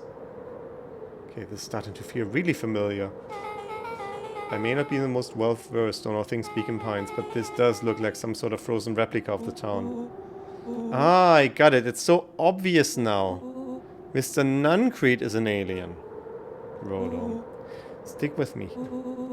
His species can only live in sub-zero temperatures. Boy, here we go. The source is their base camp dimension, so naturally they keep it cold. We found it by traveling through those metallic wormholes back there. The final objective, kill us all and shapeshift into a Beacon Pine citizen of their choosing. You never really had me, but you very much lost me there. You get used to it. We should keep moving. And the good thing is we know where to go. As they rounded the corner to the frozen town square, they spotted Mr. Nuncreed inching cautiously toward a pit at its center. And Gran is there with fire. Oh, when they melt the source here, they're gonna... Or the cold is gonna just move over. Why are my glasses getting dirty from... I don't know what. Weird. He held his arms out gingerly, as if approaching a beast in the wild.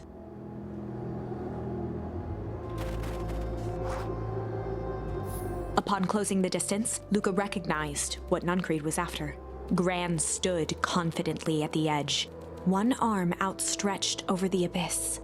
Nearby, a wheelbarrow had been emptied out. She held a lit torch, which flickered in the bitter wind. Fucking jam. Juniper, I don't know what you think you're doing, but I assure you this is not going to solve anything. If you drop that, you've doomed this whole town. Oh, it wasn't me who doomed this town. I've been watching you, Joseph. I know what you've done. You and your co-conspirators. Ran? What's happening? Okay, you and your friends need to leave right this moment. Mr. Nuncreed turned back toward the kids, desperation in his eyes. Listen to your grandma, Luca. This is between me and Juniper. Rolo and Beck held steadfast in awe.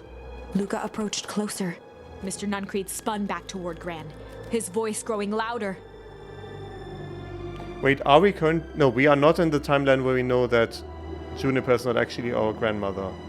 So we cannot use that information in the conversation. You've got it all wrong, Juniper. Just hand over that torch. You don't understand what you're doing. How could I possibly trust you to do the right thing?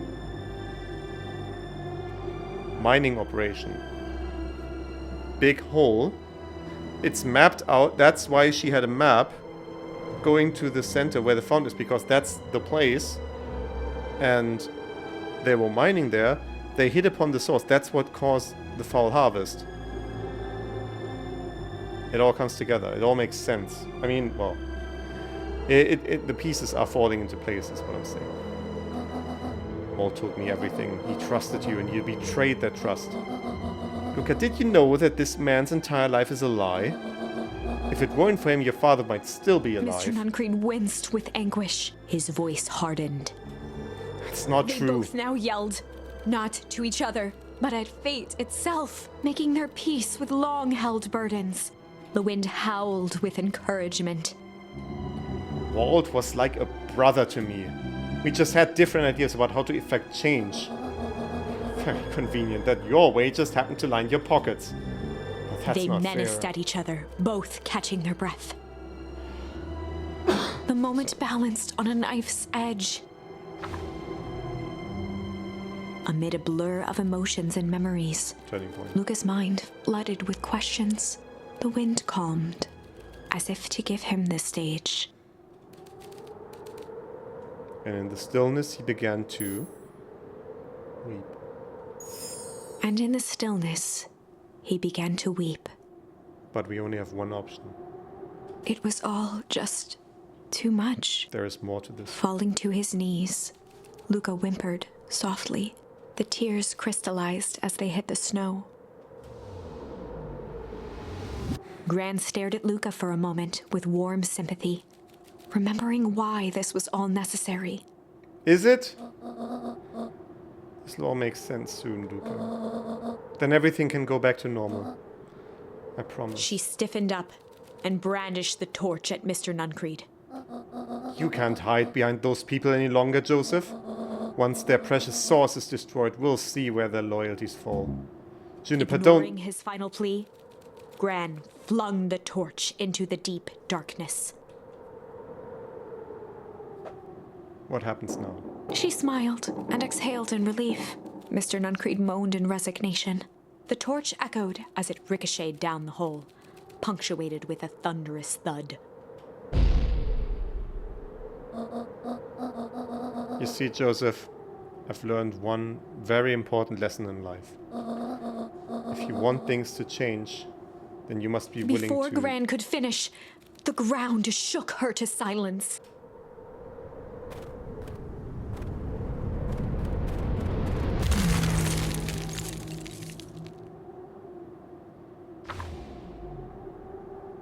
Gran only had time to spin around and run to Luca. Her attempt to shield him, an honorable but trifling act. Unflinching love, pitted against an unthinking horror. So that reveals something about her, right? That's showing us that she does care about us, even though we have learned that she's not our real grandmother. I mean, we don't know what she is. If she's like clone, alien, zombie, just a identical twin separated at birth, right? It could be any of these things. We don't know, or just the death record could be falsified, and she was never dead. She was just indisposed. There was no contest. Her warm embrace froze in an instant. That is where they remain, fixed in place, forever. And so, our story ends on this melancholy scene. In a town brought low by its secrets, sits the frozen statues of a misguided band of meddlers. The end. Well, that was dire. I mean, this happened earlier than in the other branches. And the other branches, it was during Kerr's speech at the festival, which was day 3, probably around noon, I guess, maybe late morning when the festival is starting up. And this is day 2 in the night. So something that we did caused her to do all this earlier for some reason. Maybe because Tolliver caught up with her and he was like, they're on to us, we need to act now. Possibly, who knows? On the bright side, we finally figured out where all the ice is coming from. Now, we just need to find a way to deal with a mystic, unfathomable force of nature. Yep. So for now, we've explored this branch, and I feel like the way the narrative is leading us, it is very obvious just from the way the tree is drawn on the background of this menu here, is that this is where this branch ends, but we need another charm to get the real ending, and we will find this charm by going over into this alternate branch. By being in the pathway where we are with Rollo. Rollo gets lost. We encounter Beck while looking for Rollo. And yeah, we make our way to this situation of being surrounded at the at mission control at the treehouse by all these clipboards. And now we have a different option what to do here. Luca's mind raced. He was caught in a trap. What do you do when there's no hope? Iggy wiped his cheeks with his sleeve. What are you gonna do, Luca? Luca drew himself up and decided to take the only option they had left. We tried to fight, it didn't work. That was a very swift end. Flight. Luca drew himself up and decided to take the only option they had left. Flight. He squinted down the barrel of the mission control defense cannon, aiming it through an opening in the dense tree branches. He looked up with surprise as it struck true and taut. I can't believe that worked. Hey, Mr. Kerr, we'd love to hear your thoughts, but I'm afraid we have places to be. Come on, Iggy. See you, jerks. Oh, right, she got the ooze on her and was disfigured. Right. Oh, that's gotta hurt if you don't have proper equipment. Fine, we know where that leads them. This way, we'll take the tunnels. Luca and Iggy winced as they sprinted through the thicket. The branches clawed at them, reluctant to give passage. After what felt like a marathon, Luca stopped in his tracks as they reached the clearing. What the? That was all he was able to say before Iggy slammed into his back. The boys tumbled down a steep decline and crashed with a wheezing thud on a surface as hard as ice. Oh, they just made their way to that In fact, town. It was ice. Chapter 5. Signs. They stood silently, catching their breath. The sky was like sapphire. With each breath, a plume of steam escaped from Luca's lungs. Let's keep moving. Luca pulled Iggy to his feet as they gazed across a snowy terrain. So that is way closer than we imagined. And that was really not that long of a ride in the tunnel just before. But also it's pretty obvious that we're being led on the path that the game set out for us, because obviously that's a place that we just discovered in the entire other branch of the tree, and now we're here again. That was actually pretty badass. I think we lost him. Are we up in the mountains? I don't think so. If anything, we went downhill. And what's up with the Winter Wonderland? All I know is there's no going back the way we came. Let's see if we can get our bearings. I'm telling you, what happened is we crossed the equator, like, of the planet. Therefore, we are now in the southern hemisphere, where winter and summer is switched. That's the only explanation. Luca, are you there? Luca had almost forgotten the walkie-talkie he was carrying. Is that Bozo Kerr? I hope nothing bad has happened to you out in those Luca woods. looked at Iggy with hesitation. No need to be rude. With a resigned sigh, Luca responded. It seems like the only dangerous thing in the woods is you. He speaks, the young man of the hour. Now, how in tarnation did you end up with one of our radios? Just lucky, I guess. Oh, you Van Horns are full of surprises, aren't you? You knew my parents? I never had the honor of meeting your father, but your mom sure was a handful. Luca sure was a winced, handful. Shoving the walkie-talkie back into his pocket. Gotta keep moving.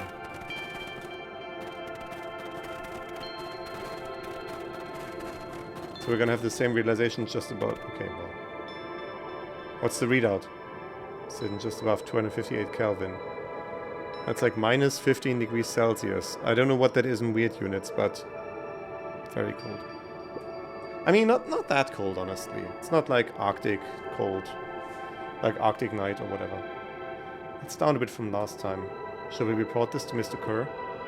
Yeah, still within safe ranges. Maybe spreading, but it's under control for now.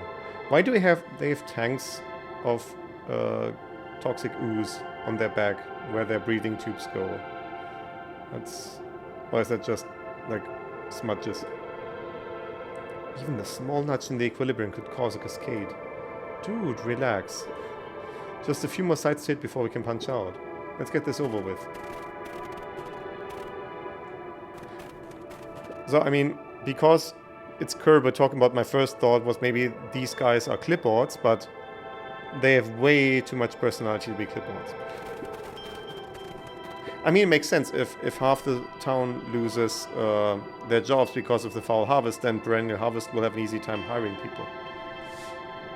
What's all this? Hard to say with all the snow. I think it's a town sign. You can almost make out letters on there. What town could this even be? There couldn't be another town this deep into Weep Wood. I'm looking at evidence to the contrary.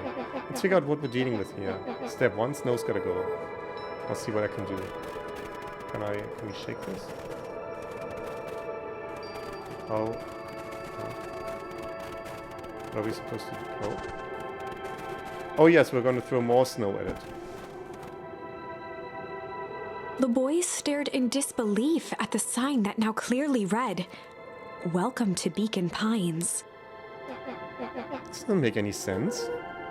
We're in Beacon Pines? How's that possible? We ran away from town. How did we get back here? I guess we got turned around. Where did all the snow come from? Oh, it's been colder than normal lately. That's a pretty big difference between sweater weather and this Arctic hellscape. The part where we fought at before was cold too. Maybe all of it leads to one source. You think it's related? What the hell is going on? Gotta get you some answers. Let's keep moving. The fencing glistened, each chain link encapsulated with a translucent layer of ice. Looks like the stuff they put up around Weep Wood. Stuff who put up? I don't know. It's all frozen. Looking down at the frozen stream, Luca could faintly see a school of minnows encased in the ice. Encased? Whatever happened here, it happened fast.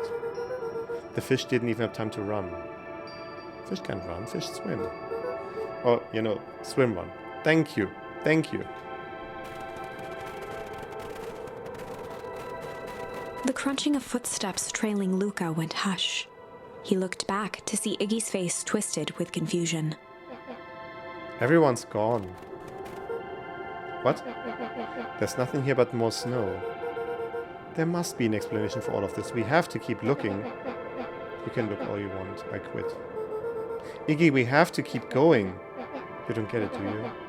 This isn't one of your pathetic Hankatomic stories. We aren't going to save the day. We aren't even going to save ourselves. My face is mangled. The town is destroyed. And everyone we've ever known is gone. We don't know that. You can't just quit. Do whatever you want. I'm done. Iggy, it's gonna be okay. Luca peered upward at the darkening sky. He let out a long, foggy breath. Faintly, Iggy began to cry. Seeing Iggy in such a pathetic state gave Luca a sense of compassion, and more than a little guilt.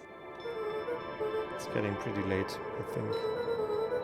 Probably not a great idea to stumble around in the dark anyway. Luca allowed himself to collapse next to Iggy.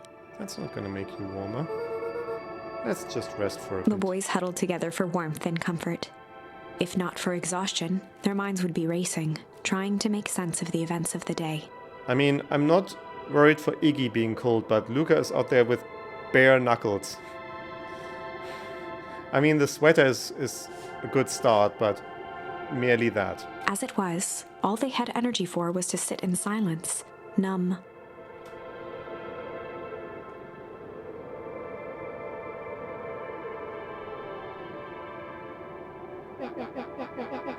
The way the snow covered everything over. It's kind of calming. Yeah. I haven't had time to say it, but thanks. Huh? For getting us away from those creeps. I sort of froze up back there.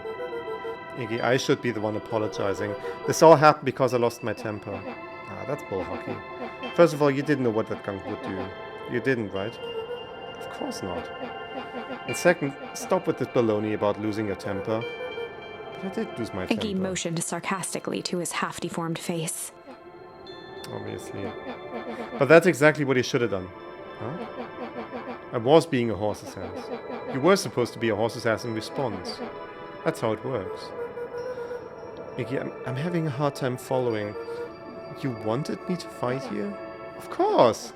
Jeez, goody taps take forever to understand this very basic point. Why would you go around saying cruel things trying to get into fights? Iggy shrugged. Something to do. You're an asshole because you're bored? Sometimes I just feel empty. You wouldn't understand. You and Rhoda are always having a blast together, laughing and calling the dinky little treehouse mission control. Iggy now wept openly. Perfect little Luca Van Horn, with his perfect little life. My life is not perfect. Everybody in town likes you. Not everybody. Hell, that new girl hasn't even unpacked it, and even she already likes you. You have Tish. He wiped his nose with a sleeve. I love Tish. Tish is great, but she ain't exactly the world's greatest conversationalist, you know. Luca gave a warm chuckle. I got that impression. Iggy cleared his throat as he wiped his eyes. Must be raining out here. Definitely. Iggy arched into a wide yawn.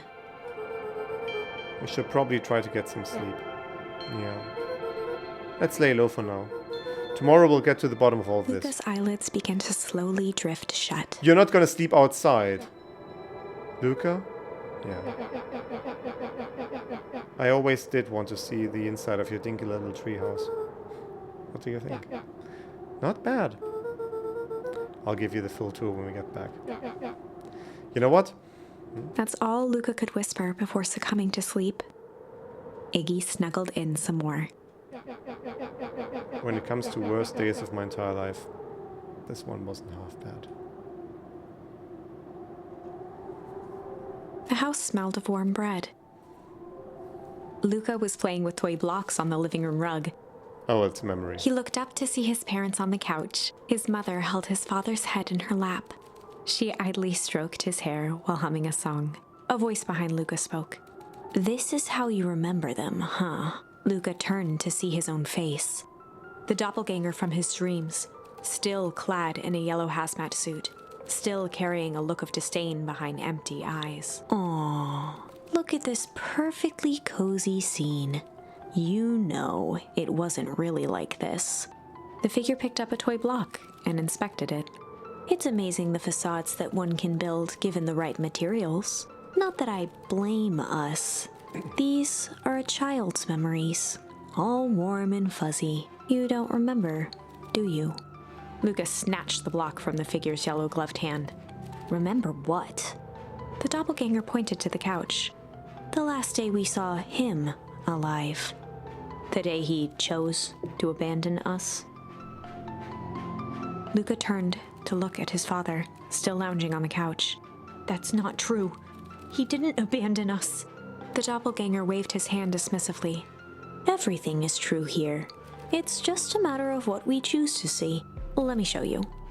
The world flickered and pulsed. Luca was sitting next to his bed, listening to his heartbeat with one of his dad's stethoscopes. The doppelganger limped into the room. Now, we both know that's not how this went. Great way to break the mood, fucking spammers. Report. Spam.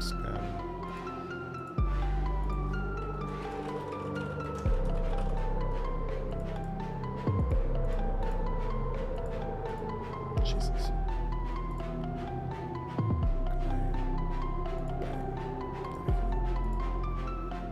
He grabbed Luca's hand and guided the stethoscope to the floor.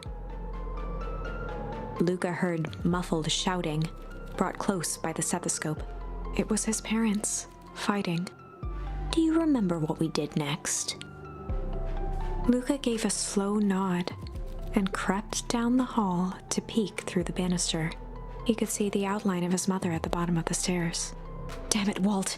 We can't afford to get involved in this. She was scared. His father stepped forward. What am I supposed to do? Just watch? Just watch. There's a sickness in this town, and we both know who's behind it. So the sickness... Okay.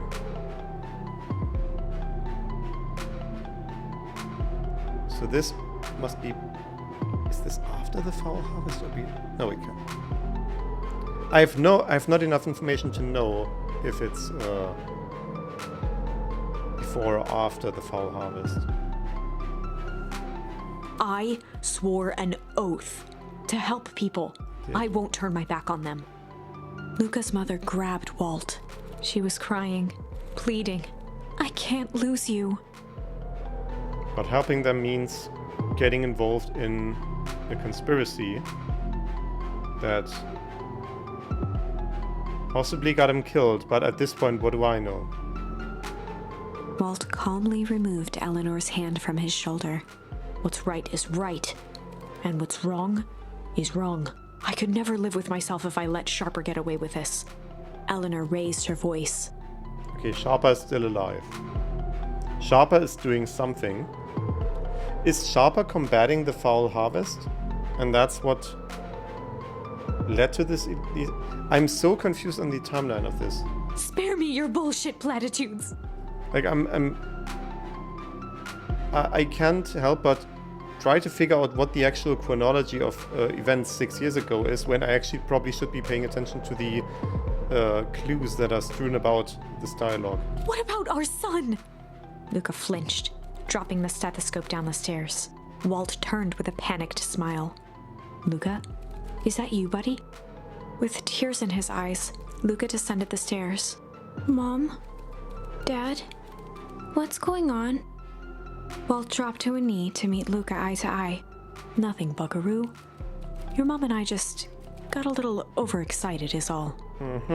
Luca placed the stethoscope against his father's chest. His heart was racing. It sounded like you were going somewhere? Walt gently removed the device from Luca's ears. Listen to me, Luca. I have some business to take care of. Yeah. I'll be back in time to tuck you in. Nope. Luca hugged his father tightly. Promise? Walt stood up and walked to the door. He glanced over his shoulder. I promise.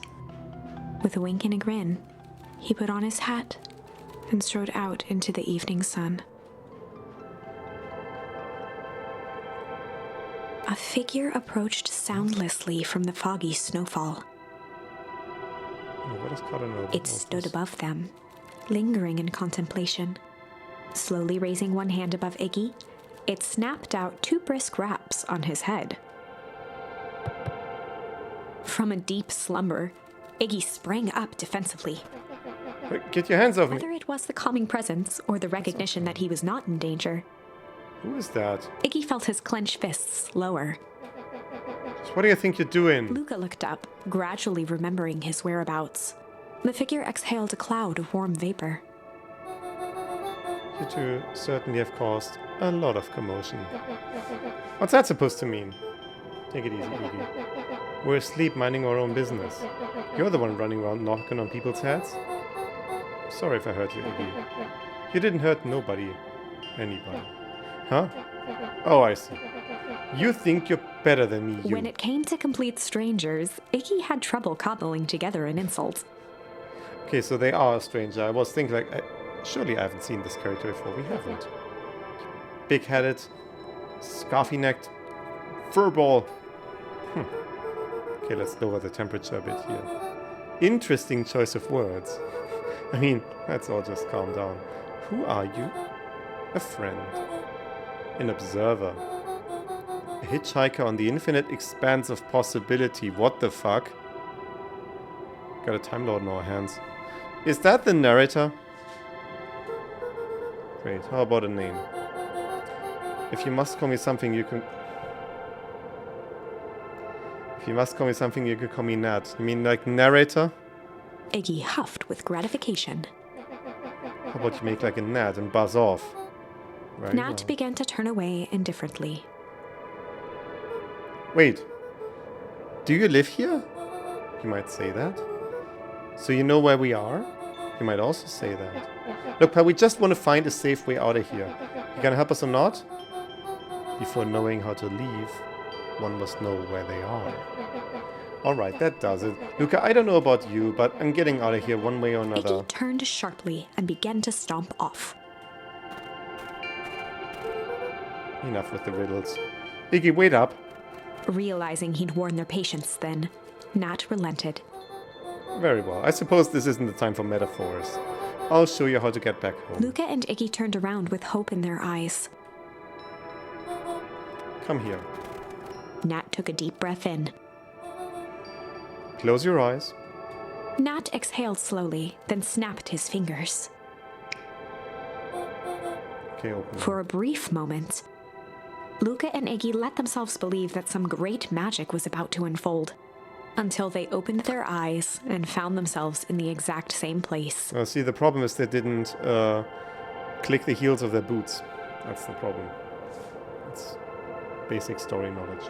Cold and disheartened. This is your home. This is Beacon Pines. Look, Ned, we don't know how we got here. Maybe we stumbled through some time travel gate and we would. Or we teleported to some alternate universe. Or this is all just some cruel experiment by Kerr and his goons. But this is not our home. You're inching closer to the truth. Alas, the reality is much less fanciful. Just give it to us straight. So be it. As I said, this is Beacon Pines. The original true Beacon Pines.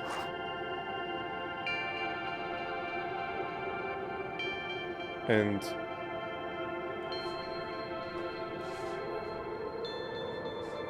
Sharper Valentine comes here, discovers the source, tempers it, creates like a livable land where the town can be constructed or thrive anyway. Huh? I'm still so confused. I will fully admit I'm not good at actually solving detective stories. They are interesting, but I'm not good at them. I will figure it out. You both grew up here, but the town you've called your home for the past several years...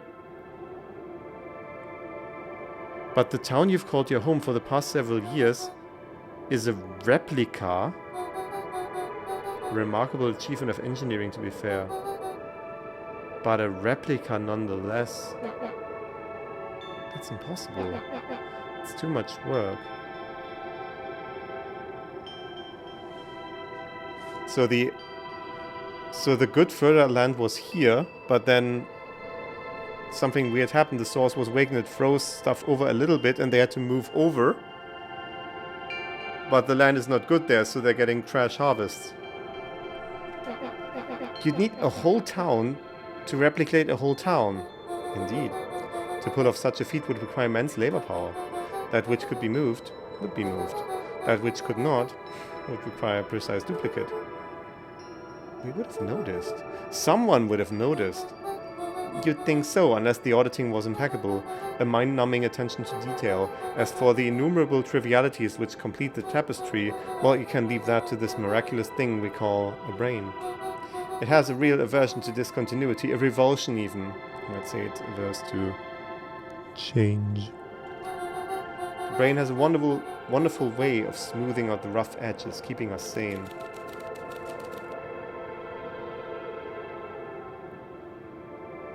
Do you realize that this is a line that the narrator should say and she didn't? Luca and Iggy looked around uncomfortably. So you're saying that someone made an entire new town and moved us all and no one noticed? Precisely. But why? Why is the one question that can never be answered with certainty. The best one can do is to uncover. Nat narrowed his eyes, furrowed his brow, and uttered. Wait, now the narrator is back. Was that just a bug or was that intentional? The source. Why do you say the source like that? Why indeed? Luca began to laugh uncomfortably. It's all ridiculous. There's no way they could... down at his feet. His eyes started back and forth in contemplation. With a sudden pain, a thought struck him. If this really is home, Dad's grave He is over sprinted here. off into the pale distance. As Iggy turned to follow, Nat called out. Iggy, it's not too late to turn back. Simply head west through Weepwood.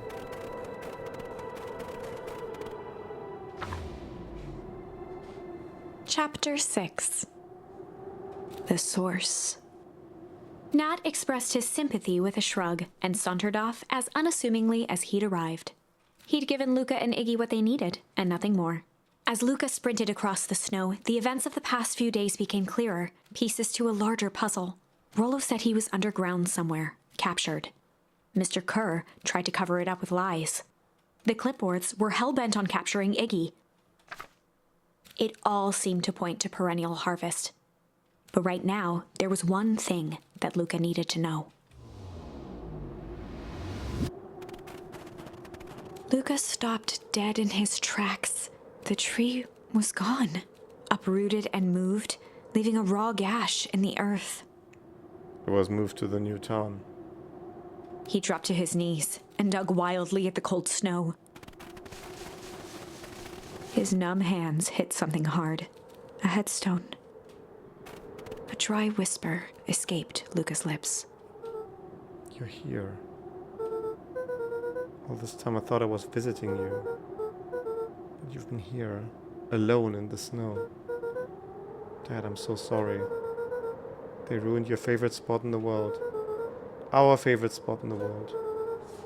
Dad, what do I do? There was no reply, just snow-covered silence. Why'd you give me the slip like that? What if I couldn't find you, you Iggy jerk? finally noticed the tears welling in Luca's eyes and the snow-covered grave. Oh. Iggy, they stole his tree, Iggy. Suddenly, they heard the crunch of approaching footsteps in the snow. Gotta hide! 259 Kelvin. Thought of distance still good. Dude, did you hear me? I said 259. Sorry. You ever think about what we did here? We saved a whole town of people. If Luca and Iggy are in that bush right next to them, maybe they can identify the voices for us? Doesn't feel like it sometimes. What about everything we left behind? It's the grave of someone with a family. The people who love them will never know the truth. Oh, they will. The truth is overrated. He bent down to scoop up a snowball and lobbed it playfully. Hey, don't be such a downer, dude. We took this job to change the world. Yeah. Come on. It's almost lunchtime. But... the heck? Weirdo. Please tell me you recognize these voices. Here I thought I was a jerk. Stinguses are out here literally dancing on graves. Luca stuttered through heaving sobs. I thought I was visiting him. I thought he was with me. Not gonna lie, that's a bad break. Here's some Iggy advice. gave Luca a solid smack on the back of his head. Hey! Who's any of this helping? What? Sitting in the snow crying like some pushover. Who you helping? Look what they did. They lied to everyone. Blah, blah, blah. Look, Van Horn, you're a lot of things, but you ain't no pushover. What did I tell you before? When some jerk comes at you acting like horse's ass, I should stand up for myself. Hell yeah. Kerr and his merry little band of clipboards pulled off this switcheroo for a reason, right? Matt mentioned something about a source. Luca wiped his eyes with a sleeve. Whatever's at the source must be awfully valuable to perennial harvest. Sure would be a shame if something unfortunate were to happen to their precious source, wouldn't it? What do you have in mind? If it's small enough to steal, we snatch it. If it's too big to snatch, we smash it. What if it's too big to smash? Iggy flashed a mischievous smile and cracked his knuckles. I'm always up for a challenge. I'm gonna make this right, Dad, I promise. Let's do this.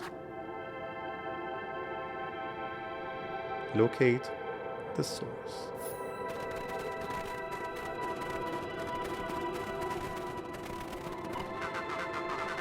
Can get out It can get awful cold out here in those woods, Luca. Probably best you two stay put and conserve your energy. Help's on the way. Where's Rolo? Where's my mom? Did you kill her? Heavens no. Do I seem like a killer to you? Iggy and Luca shared a skeptical look. But do I? Oh, shucks. Now that hurts my feelings. Screw that one.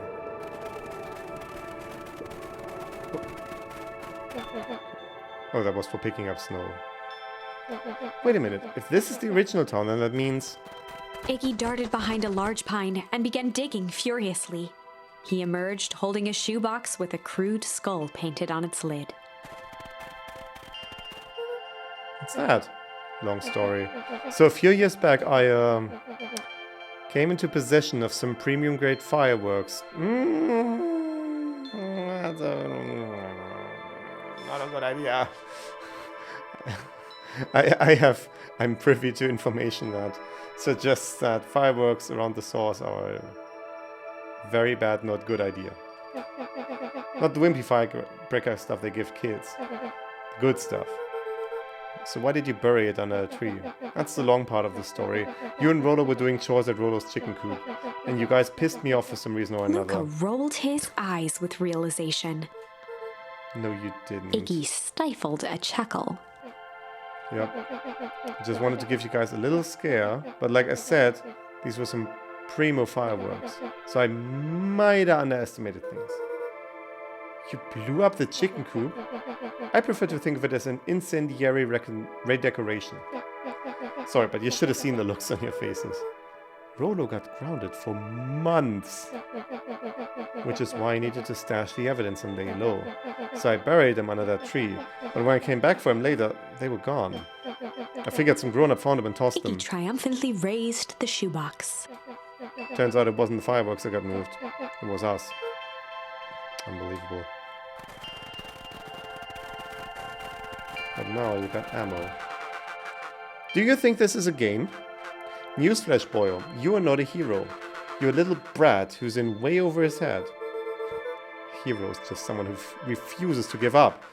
Comics these days are rotting children's brains. Everyone thinks they're a spaceman superhero. I was also always partial to Atomic myself. Is that so? Do you really think you have a chance against us? You have no idea how powerful we are. Prepare for blast off, loser.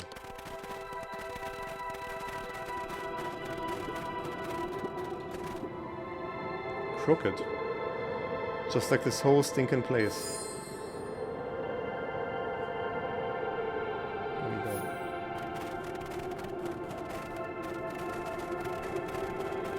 And we cannot go anywhere.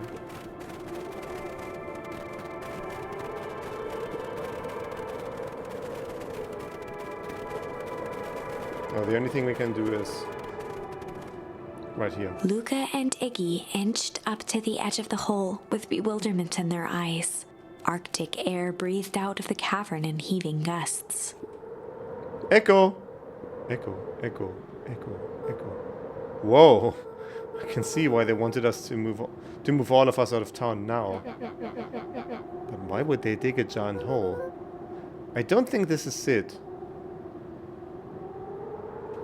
I can see how it would necessitate moving everyone out if you want to dig up the town square to find what is possibly a magical contraption of some kind. Or at least mythical. This is the source? It's a dang hole? How do we smash a hole? Oh, it's much more than that, my annoying little friend. Where's Rolo? I wasn't lying before, he's safe. Well, safer than you two at least. Drat, it's cold. You just had to drag me all the way out here, didn't you? Mr. Kerr gazed down the abyss in contemplation. It really is something, isn't it? What did you do to our town? What is all of this? Well, that's a doozy of a question. This is the source, where we collect the unrefined... Kerr scratched the back of his head. Honestly, boys, I don't understand any of this well enough to explain it. Fact of the matter is, I'm not paid to know. What do you mean you don't know? Ain't you in charge? Heavens, no, my role is merely to flash a winning smile and manage various complications. Complications like us? You are a smart boy. His face contorted into a saccharine grin. It really is nothing personal. Some people are destined to strive for greatness, and others are simply obstacles along the way. Seems like you were destined to be a creepy lackey. The point is that we all play our part in life. Mine just happened to be a lead in the role of a lifetime. And you happen to be extras, ready for your curtain call. Well, giving up without a fight. Your smile's not gonna be winning after we're done with you. Please, there's no need for melodrama. It makes even a professional such as myself, embarrassed for you. Let's change the mood a bit. Kerr snapped his fingers. Scene change.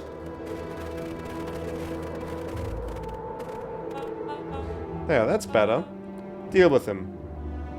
So is that... I mean, that would explain why... No, Gran is not involved with this operation. She doesn't know what's going on and she wants to destroy the source. So she's definitely not in cahoots with these guys. But it could be... What was the guy... What was the drugstore owner? Like... Felcreed or something like that? That could be one of them.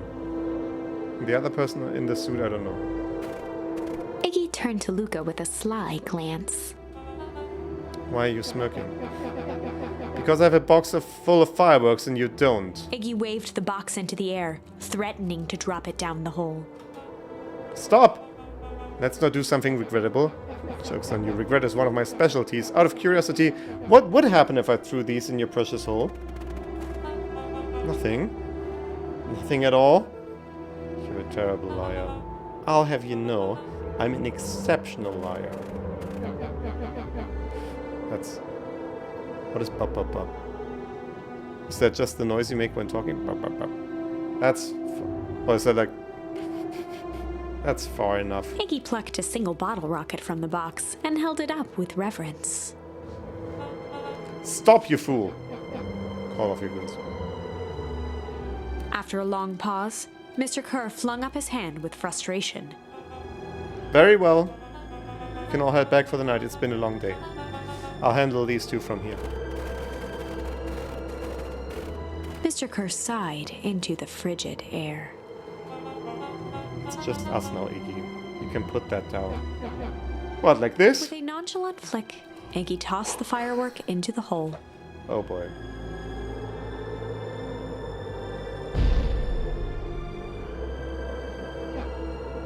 Ooh.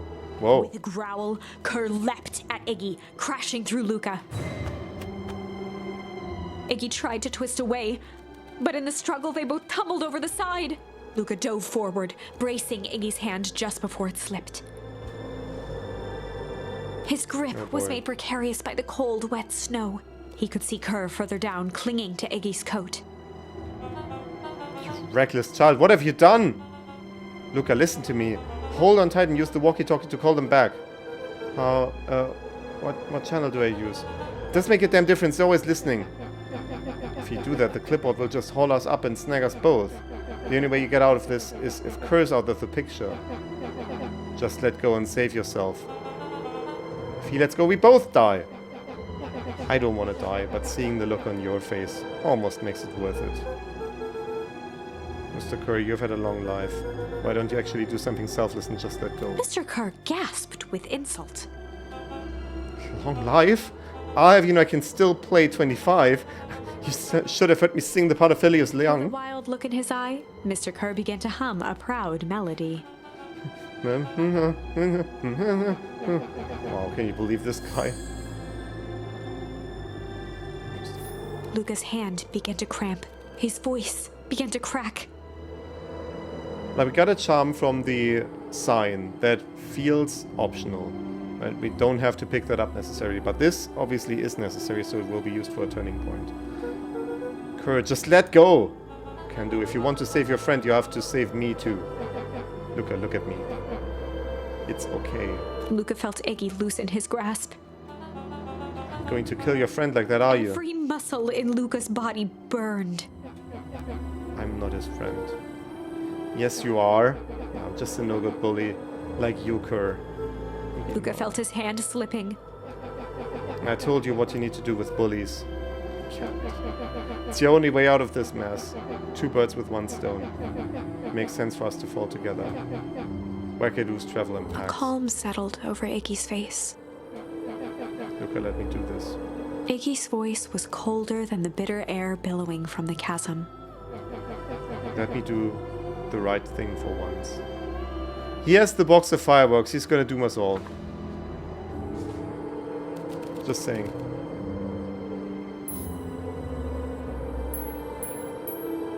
I think this is gonna be the shorter ending, so we're gonna go with that first. Luca had no choice but to accept Iggy's request. With a quiet blink, Luca watched a teardrop sail down into the howling void. As his fingers slowly gave up, he met eyes with Iggy. Good.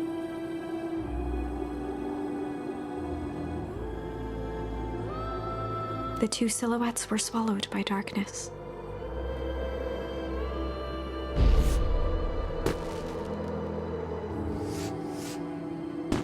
Okay, they're not exploding down there. Interesting.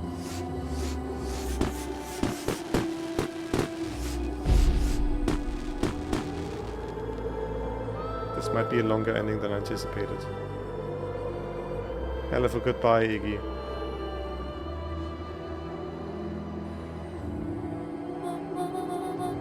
Luca, you should really step back. What? Quickly.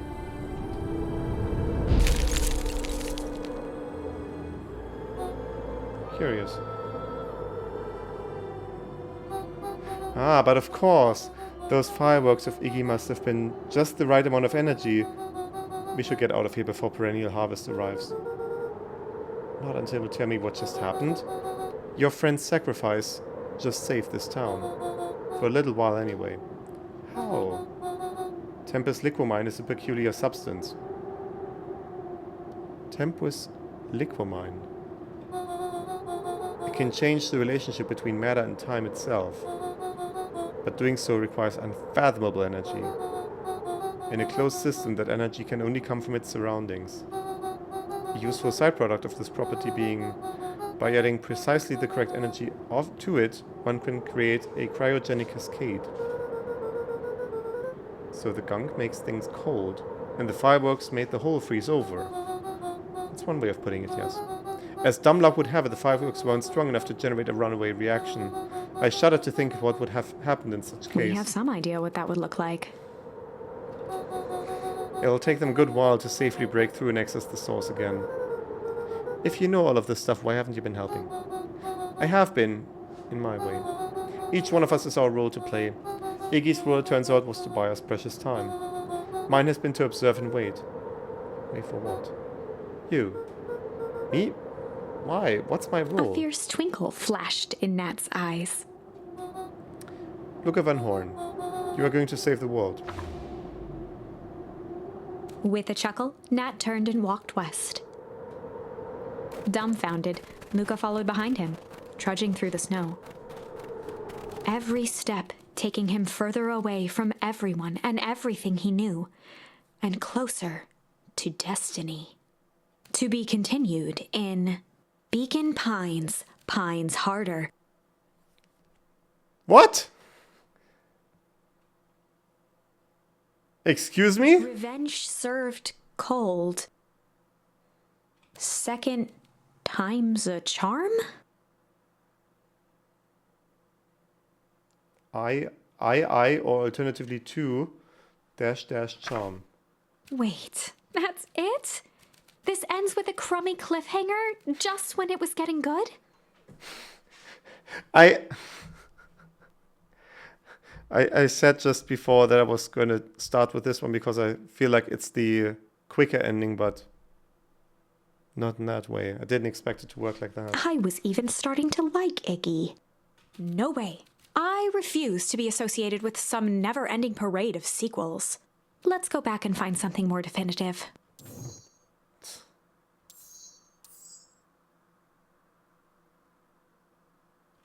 Wait.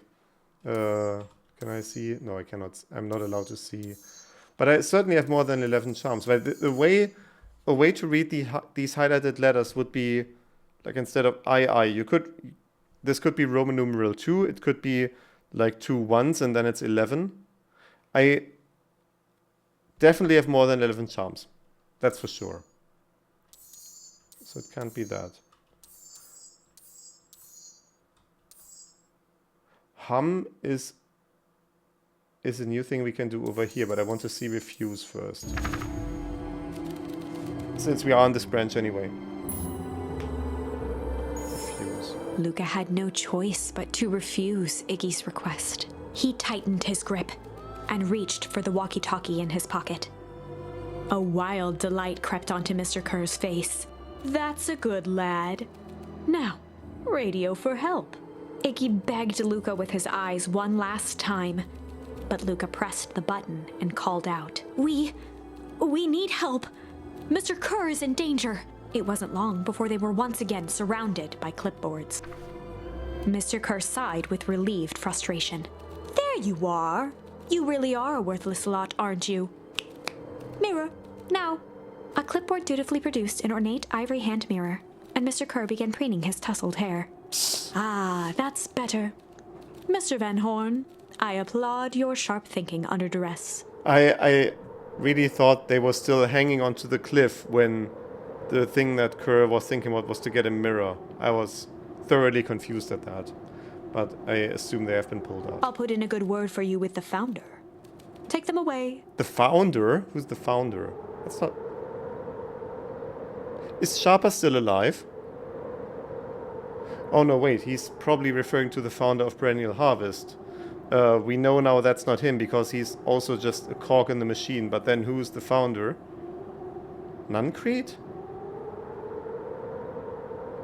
Or is it our dad? No, our dad died before the entire town moving kerfuffle. But also Nuncrete doesn't feel like he would be the big criminal mastermind. I'm gonna say Sharpa's still alive. A swarm of hands overpowered Luca.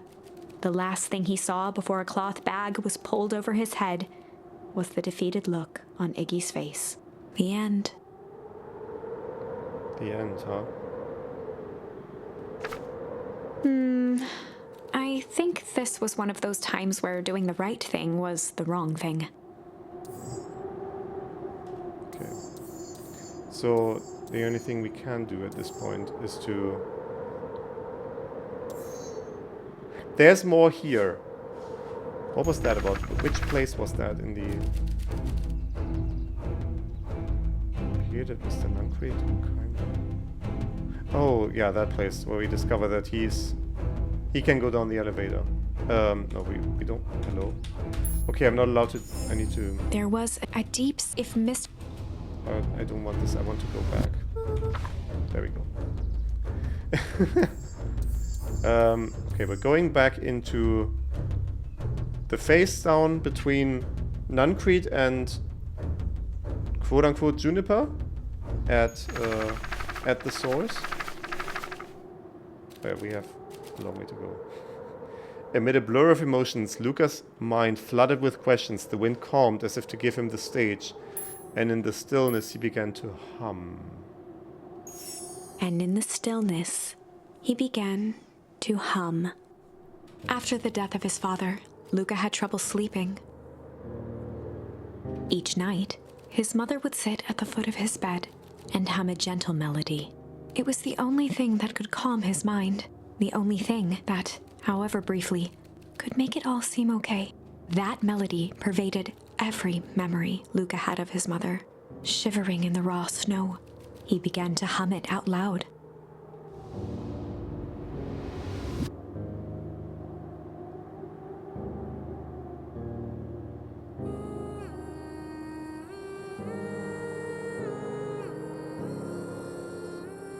Is that gonna awaken some memory in quote-unquote Gran?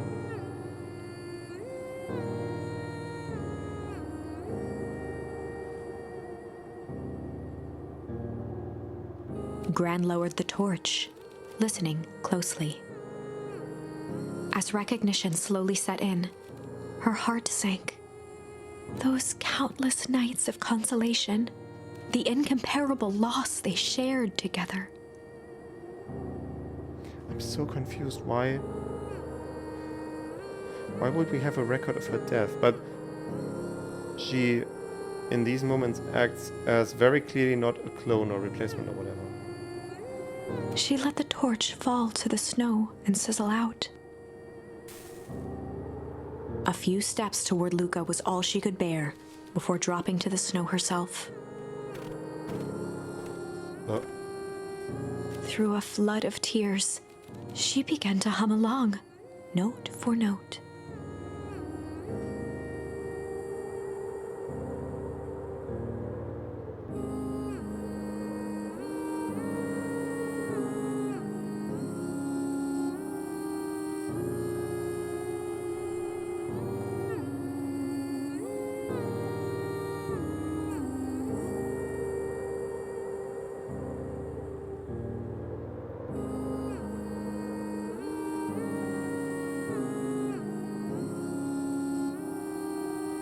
Luca lifted his head in astonishment. The last time he heard that melody was the last night he saw his mother.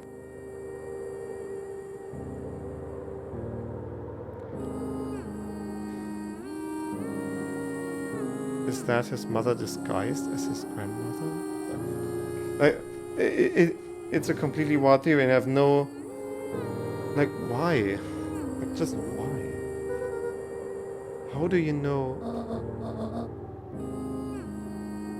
I'm so sorry, my little buckaroo. Buckaroo? The only people who call me that are my dad and... Luca blinked through blurry, watery eyes, trying to see more clearly. He could just make out the impression of a familiar face. He peered across the snowscape at the woman on her knees. Something about her was undeniably his mother. What? Only smaller, older, changed.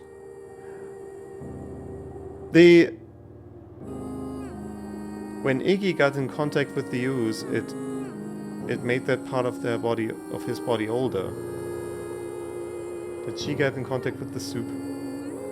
And does, through some wild genetic coincidence, does she just look like her grandmother? Wait, we never met our grandmother died and our mother took her place after some sort of incident with the ooze. What the fuck? That's right, Buckaroo. Mom? Lucas sprinted as fast as he could toward his mother. They held each other close, and the cold retreated from their bodies. Eleanor? I thought you were gone. You should have known I would never have abandoned my son. Eleanor looked down at Luca, tightening her embrace in an appeal for forgiveness. How?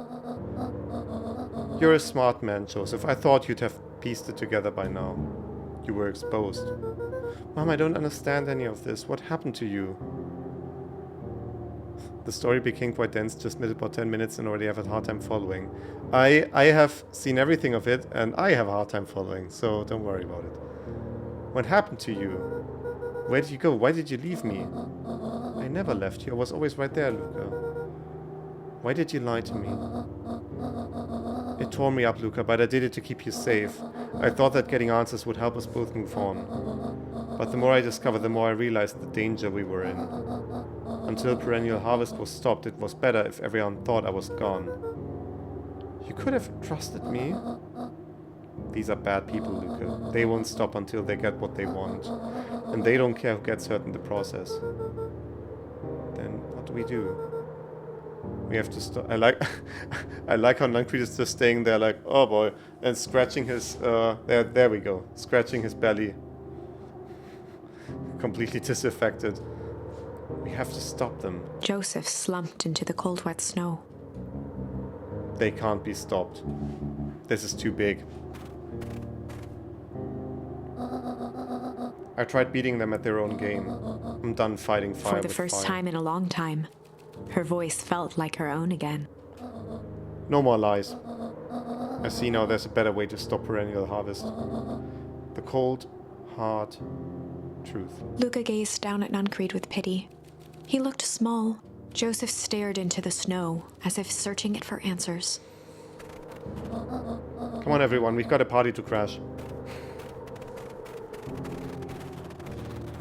Yeah, this can't be the end. There's like an entire other branch on the tree on the like middle right. You don't understand. He always wins. Chapter 9. The Devil You Know. 7 months ago, Eleanor Van Horn crept down the maze of sterile hallways under perennial harvest. She stopped in front of the large steel door marked Deep Engineering. No turning back now. She raised a trembling hand. The stolen keycard worked as promised, and the door buzzed open with mechanical efficiency. She was immediately hit with the smell of disinfectant. It was some sort of laboratory. In one corner was a desk covered in papers. Across the room stood a tall metal pod with hoses protruding from its base. She rushed to the desk and began shifting through the piles of papers. They were experiment reports on something called Tempus liquamen. There were dozens of them, every one stamped failed. Eleanor heard the sharp echo of footsteps approaching. She was out of time. Her eyes scanned the room, eventually landing on the strange pod.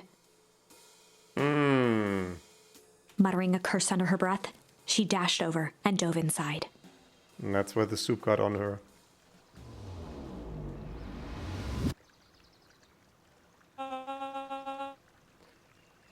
Okay, that's his speech again. And that is what change is all about. I need to get back into this inflection. I built it up last time, but... And that is what change is all about. Okay, there we go. Thank you. Grabbing the future by the scruff of the neck and making things happen. Change is a choice. I'm tickled pink that we will all be making that choice together. How great is that? This man is a liar. Excuse me? I will not. This town has a dangerous secret and perennial harvest only exists to keep it hidden. Nonsense. They picked up the whole damn town and moved it right under our noses. You aren't making any sense, Mr. dear. Kerr addressed the crowd with a sarcastic tone. Imagine such a thing. It's absurd. It's just plain impossible. They promised they could fix the foul harvest. They told us they would clean this place up. We just had to leave town for a few days. But while they had us evacuated... Miss Hartford, I'm afraid I'm going to have to ask you to... You're afraid of a lot of things, aren't you? You sniveling little worm. This is growing tiresome. Little help, please. Don't you all see? This festival is a sham. An excuse to have the whole town gather in one place. They're planning something awful. I don't know what, but these people are wicked. Don't listen to her. She has absolutely no proof. I am the proof. I'm Eleanor Van Horn. Whispers filtered through the crowd. Well, aren't you just sneaky as the dickens? We all knew Valentine's fertilizer was too good to be true. And now this whole town is paying the price. Is the fertilizer just aging juice? Is that what's going on? That's why everything grew so quickly. Ladies and gentlemen, I'm so sorry about this disruption. My associate will take this obviously disturbed woman somewhere comfortable so that she can get the help she needs. She's not the one who's disturbed. You two-timing clown. You all know there's something wrong with this town. It was just easier to look the other way. The truth is...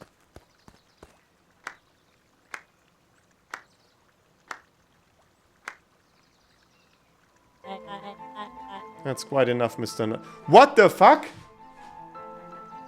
He's the villain? Excuse me? That's quite enough, Mr. Nuncreed. Torment dragged on Joseph Nuncreed's face. Yes, sir. Take him away. No, I want them to see this. Ah, the ever-tempestuous Eleanor Van Horn. You've been quite the thorn in my side, like a weed that's burrowed in where it doesn't belong. I must confess you look dreadful. He paused for a moment, plucking a piece of fuzz from his sweater and discarding it to the ground. Consider yourself in rare company. You've managed to pull one over on me. It won't happen again. I knew you had some sort of plan to disrupt our little party, but alas, I expected something a bit more impressive than incoherent rambling. No matter. Your failures are yours to bear. Mr. Kerr. Yes, sir? It's a shame it was cut short, but I thank you for that rousing oratory. I will take it from here. Yes, sir. Of course, sir. You've done quality work for me, William. You can look forward to the recompense we agreed Kerr upon. gave a bow of deference. Founder, you are most gracious. Gasps rippled through the crowd. Thankfully, we can dispense with the formalities from here on Solomon out. pulled a glass vial from his pocket.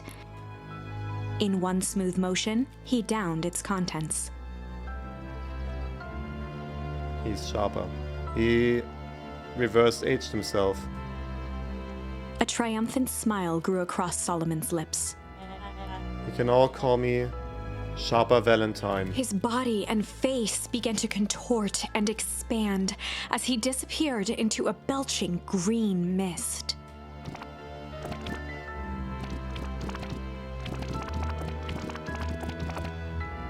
A hushed horror gripped the crowd. This is a story about change. But why? What? No! So you didn't see that coming. Good. Sharper examined his new hands. Well, this is quite the improvement. Everything looks so much smaller now. Eleanor was right about one thing. This festival was a ruse. I wanted you all to witness my glorious return with your own eyes. Why does everyone look so downtrodden? This is a celebration, people! Maybe it would help if we set the mood. Mr. Kerr, be a dear and reveal the sign. That's why I wasn't here before, I see. Ha! Wonderful. Sharper choked out a crude squawk of a laugh. Frustrated grumbles sprinkled through the crowd. More like confused, honestly. Sharper, you malicious bastard. I'm glad you're back so I can tell you to your face. You destroyed this town.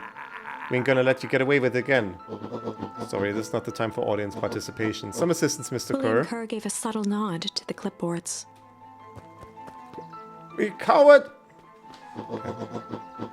Does anyone else have something to contribute? A helpless quiet settled over the crowd.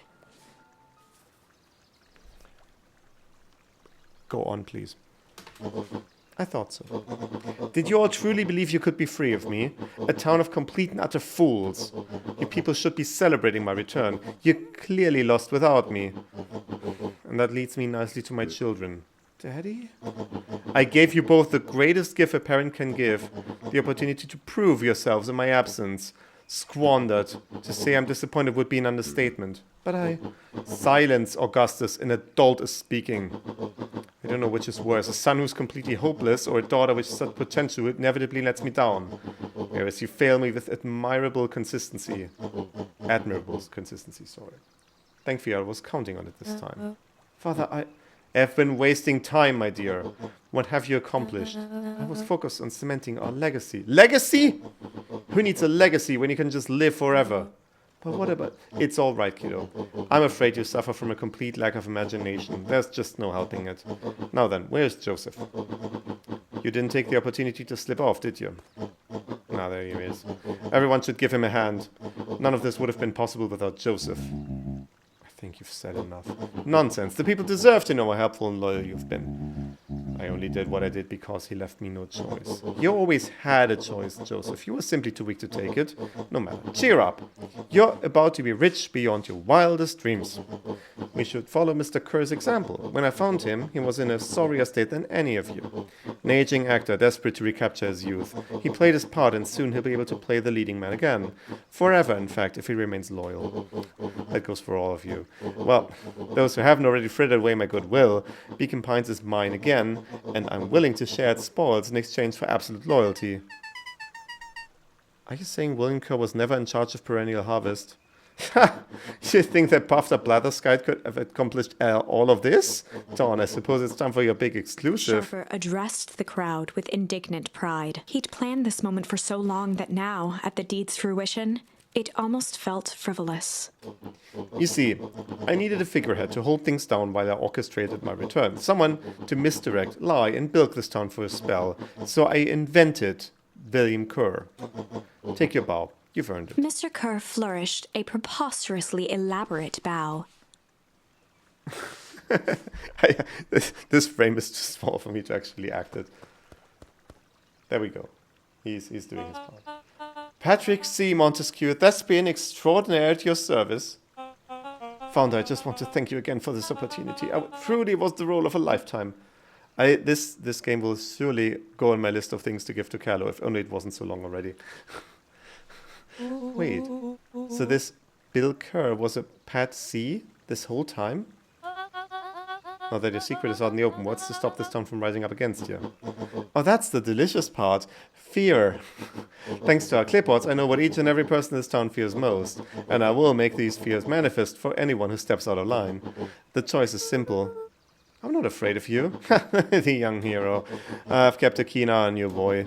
You and your friends make a habit of disrupting my plans. What a pity. If things would have gone a bit differently, you might have had your moment of triumph. But that's fate for you. You can't do this. Oh, but I can.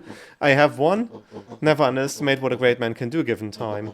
And now time is my plaything. Perhaps the most expensive thing I've ever bought. But well worth it. Sharper coughed up one final laugh and cracked his knuckles. Can I? No. I can... Like this? Enough chit-chat. Let's get to work, shall we? And so, Sharper set about remaking the town in his own image. The fertilizer factory soon reopened for business. Sales rose steadily as more and more farmers across the countryside began to swear by its miraculous properties. Beacon Pines became famous. A secretive town that, for the right price, shared its gifts with all. Gifts that became more and more necessary in a world where winters grew longer and longer. It's a metaphor. You know, except it's not about getting colder. It's about... Let's move on. The end. This is wrong, but things are becoming clearer now. You can feel it, right? We can't let Sharper win. He might just be the key to this whole thing. Let's see. We got another charm. I assume that's right over here. Where are we here? Alright. Luke appeared up at Mr. Nuncreed, kind eyes warmed a stern face. There was a deeper emotion hiding beneath it all. It was subtle, but Luca could sense something eating away at him. There was a malice lurking behind those eyes. There was a malice lurking behind those eyes. I always forget that I don't need to read out the last sentence. Like a trap ready to spring. Luca felt the weight of Nuncreed's hand on his shoulder. Something wasn't right. He didn't know why, but something was telling Luca to get out of there.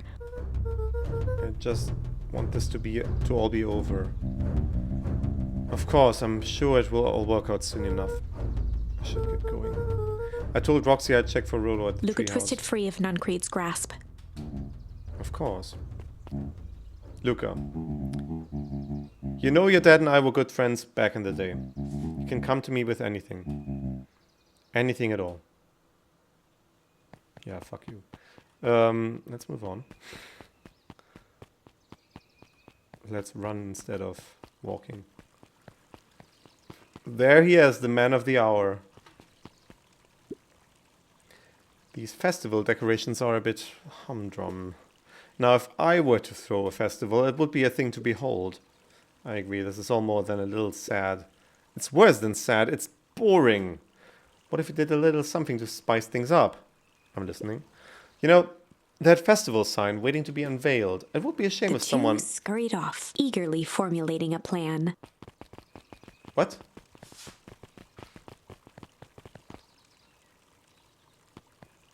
But it's already his lackey's putting things... I don't understand. At least now we know why the sign of perennial harvest looks so similar to the one of Valentine's fertilizers. Same guy. Identify yourself, please. Nellie Modewell. I work here now. I'm unable to locate you in our staff role. Oh, it didn't officially start until tomorrow. Mr. Kerr said I could come in early tonight to get a few things done. Hold, please. Clearance authorized. Thank you. Our harvest awaits.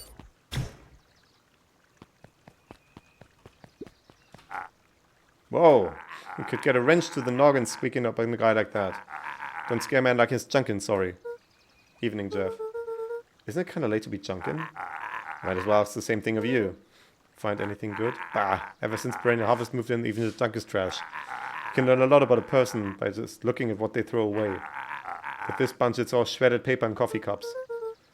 I'd better get going. I didn't see nothing if you didn't see nothing. See what? Exactly.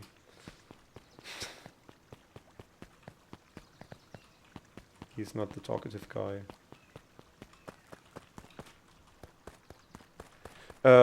We are... Okay, treehouse. In case Rolo shows up here. Oh, do we... We should check what's in our dreamscape. Because we did get some new charms. We have one new charm, Crooked. I thought when I got this that this would be Luca tied a bent nail onto the line. If all you have is a hammer... Nah.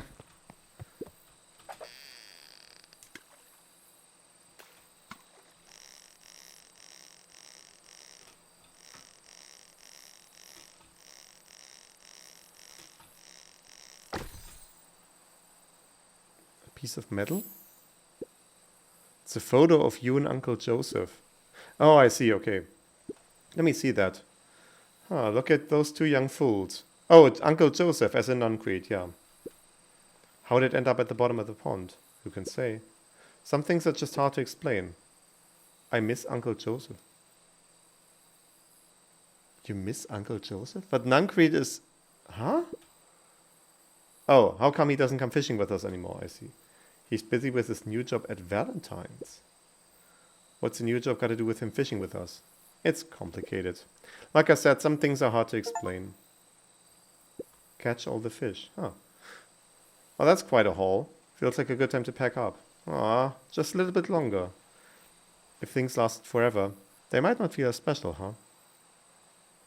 See, our father is the polar opposite of, what's his face? Sharper.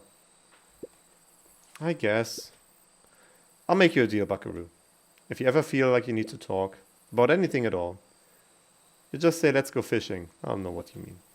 Like a secret password? Yep, top secret. Neat. What a perfect day. Yeah. Oh well. Is that going to be important for something that when we find out that our father has not really died, we say, let's go fishing, and that's how we figure it out? We'll see, I guess. Rolo? He aired a long holler into the woods. Rolo! Rolo, wherever you are, I hope you're okay. Luca felt his eyes getting heavy and plopped into the beanbag. He conceded to its lumpy embrace. I would have figured the hammock, but okay. Are we going to fall asleep here? We are. Are we going to get a dream sequence? Once again, we are. Luca found himself in a vast black expanse. This time, he knew exactly where to go. He took a single confident step forward. The world flickered and pulsed. He found himself standing in front of the frigid air of a blazing campfire, the source. He plopped down cross-legged and gazed into the cold flame, waiting. Soon enough, the fire began to die out, popping sporadically, until all that was left was a single ember. Luca stood up and dusted himself off. He plucked the glowing ember from the cold ash, examined it, and slid it into his pocket. A keepsake. The voice of his father spoke behind him. Let's go fishing. You made me proud, Buckaroo. Luca turned to face him. Dad, what is this place? A warm grin grew across his father's face. A place where everything that has been and everything that could be all wait together. Luca found himself staring at his father's face, trying as hard as he could to memorize every single detail. Wait? For what? Just wait. Another voice spoke out as Luca's doppelganger stepped forward. That's up to you. Without knowing why, Luca began to weep. Is any of this real? Are you real? Luca's father bent down to smudge away a tear. Of course. I'm as real as the part of you that misses me. Luca turned to look at the older version of himself. And you? The doppelganger choked back tears. I'm as real as the part of you that's angry he's gone. Does that make sense? Through his tears, Luca laughed. I think so. His father pulled him in for an embrace. Time to go, Buckaroo. Luca was startled from his dream by a banging on the floor. Are you in there? A commanding voice rumbled from below. Just as Luca sprang to lock the entry hatch, the door knocked open. Chapter 5. Excuse me? Dangers big and small. Who is that? Luca stumbled back. He heard the rope ladder creak under significant weight. Keeping his eyes fixed on the hatch, he inched backward to the balcony. As his hand grasped the door handle, Luca froze. A large figure clumsily wriggled up through the hole. Concrete? Rollo! Stop right there. Oh, I see. Sheesh, I know it's dark and all, but I figured you'd recognize me. Who are you? The large figure cocked its head inquisitively. Stop now, I'll clobber you with a baseball bat. Oh, take it easy. Luca, you need to get your eyes checked. It's me, Rollo. Nice try, but I know you aren't Rollo. You're like one of his random uncles or something. Where is he? Uncle? Luca, quit messing around, it's me. If it really is you, prove it. Flaming chicken coop, Luca. Luca's jaw dropped. He peered more closely at the man standing in front of him. Something about him was undeniably Rollo. Only bigger, older, changed. How? What happened to you? When I was running away, I ran into more people in those yellow suits. They grabbed me and dragged me away. What? Where did they take you? Don't know, they threw a bag over my head. It was cold and smelled like a swimming pool. I think it was an underground lab or something. They made my hands all big. Look. Rollo proudly presented his hands to Luca. Pretty sweet, huh? I mean, it wouldn't be my first pick for a superpower, but beggars can't be choosers. I mean, his hands look proportional, and if he got taller, relatively he would be thinking his hands, it should be smaller, relatively speaking. Like, that's what we saw from Sharper just before. Rollo, it wasn't just your hands. My feet too?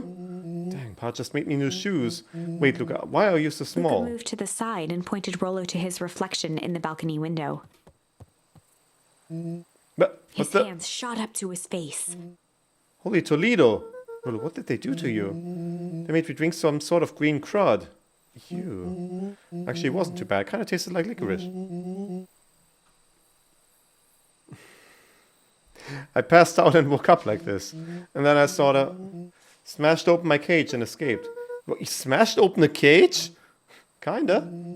At least I think I did. It's all a bit of a blur. They had you in a cage. Who are these people? I don't know who did this to you, but we're gonna fix it. Fix it? This is awesome. Well, I'm just glad you're safe now. I mean, they seem to be doing this as a sort of punishment. Is it a punishment to take away time from people so they die sooner? I mean, there's an easier way to make people die sooner, like right now, you know. Plenty easier ways, actually, but let's not go there. I'm just glad you're safe now. Luca, you don't need to worry about me. Sure, I got snatched, but look at it this way. Also, is this what happened to Eleanor? She got caught, got the juice forced into her. Sure, I got snatched, but look at it this way. I got snatched. I know where snatched people go. We may finally have a lead on what happened to your family. Maybe you're right, but this all seems dangerous. Danger? Rollo shadowboxed a few jabs. I'll take them all on. Hey fellas, what's up? With a yelp, Rollo dove behind Luca. Ah! Did I come at a bad time? Who the heck are you? This is Beck. Sorry, something truly bizarre just happened. I need help. I don't know where else to go. So, you're just hanging out with your large adult friend? Ah, no, this is my buddy Rollo. This is your missing friend? One and the same. He seems a little old. I'll have you know this is a recent development. What the heck does that mean? I'm sorry, you're the one who just showed up out of nowhere. So you will be asking the questions here. That's fair. How did you find us? Your silly little treehouse? I think you mean our silly little mission control. I hate to break it to you, secret path isn't so secret, and I could hear your racket from a mile away. See, look at this is why we need to improve security around here. Not now, Rollo. Like, you said something bizarre happened. Yeah, but... She shot a nervous glance at Rollo. Anything you can say around me, you can say around Rollo. This has been a weird day all around, hasn't it? Yep. Beck's eyes narrowed. Okay, so it all started when I made it back home. My first order of business was to try to salvage my hair. Oh, right, she got the juice on her hair and it turned like grey, right? So I dyed it with some stuff from the chemistry set my mom gave me. Also, I'm realizing you have an improvised hat, presumably made out of... Or is that just... Wait, is that just like a cap, but she cut holes in it to fit her ears? Okay. Just need to play it cool. Hope no one notices. Notices what? Oh, nothing. I was just... Come over here and let me have a look. Oh, honey, what in the world did you do to your hair? I just kind of felt like a change. It's gonna take forever to grow out. You were the one who said that change was a good thing, right? I was talking about your mother's new job. I was talking about us moving. Well, I guess I just took your lesson to heart. Ilona tried to put on a smile. Before I forget, I came up here to tell you that Nellie had to go into work. Tonight? Her and Mr. Kerr decided that it would be good for her to get some things done before tomorrow. That Kerr guy seems like a grade A creep. Good feelings. Like good, intuition. Beck? Yes, him and his weird cult of personality. You're not going to ruin this job for Nellie. It means too much to her. I know exactly how much it means to her. It means enough to her to exile her daughter to this podunk town. This place sucks. People are weird. You just don't know them yet. It's always cold. We're in the mountains. You'll get used to it. I can't even pick up a single decent station on the radio. It's all banjo music and farm reports. You know I grew up in a town not that different from this one. Is that why you're better talking to plants than people? Okay, so here's what we're gonna do. First of all, you're grounded. What? In the morning, I'll have Nellie come and see what we can do about fixing your hair. You need to look presentable for the festival. But not another... She sighed, and after a moment, looked down at Beck sympathetically. I know moving is hard, honey. But that doesn't mean you have to make yourself miserable all the time. Other people seem to have that covered for me. Oh, and if you decide to rebel by dyeing your hair more... She flashed a sly grin and tousled Beck's hair. I'll just shave it off for you. Think of how rebellious you look then. Very funny. Thank you. Good night, sweetie. Good night, Mom. Wait. First of all, this town does not suck. Second, you need help because you got grounded? No. I'm sorry you got in trouble. It's my fault your hair got screwed up in the first place. Don't worry about it. I actually kind of like this look. Great. Can we get back to the story now? This next part is the important bit. I have this radio I upgraded with my mom, and I was too angry to sleep, so I tried to dial in something worth listening to.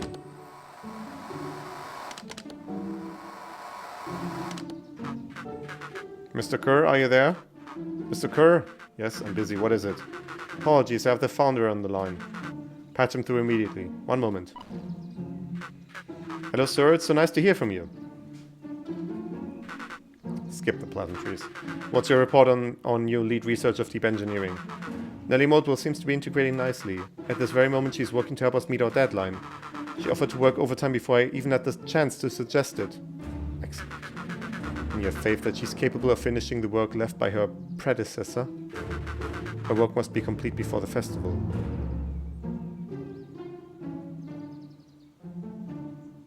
Was Eleanor her predecessor? Wait, who was her predecessor? Like, Eleanor doesn't make sense. But predecessor as in Nuncreed? Like, it can't be our father. Our father is 6 years dead. And I have not seen anything that contradicts him being dead for this entire time. Nuncreed doesn't seem to have fallen out of grace. I mean, he could have just failed at with his abilities, and they got someone new in, but that doesn't seem to be the case. And Eleanor doesn't seem like she would be cooperating with Perennial Harvest at all. Anyway, her work must be complete before the festival. I'll make sure she stays day and night until it's accomplished. Good. You know how I feel about loose ends. Yes, sir. Once she has finished the work, we need to make a determination regarding her long-term prospects in the company. Immediately, sir. I usually have more time to fully bring people into the fold. We are on the endgame, Bill. After your failures with Dr. Prescott, I can't afford to take any risk. Who's Dr. Prescott? Prescott. That's not our father would be Van Horn. Of course, sir. No loose ends, sir. Once she finishes the work, she will either leave the office completely committed to Perennial Harvest, or she won't leave at all. Perfect. Sir, if I might suggest, maybe we should delay just for a bit. Oh? It's just, we seem to be rushing to hit this festival deadline, and rushing into things has caused some issues in the past. I see. Please understand that I just want what's best for you. I'm eternally grateful for all that you've done for me. Bill, I'll make this very clear for you.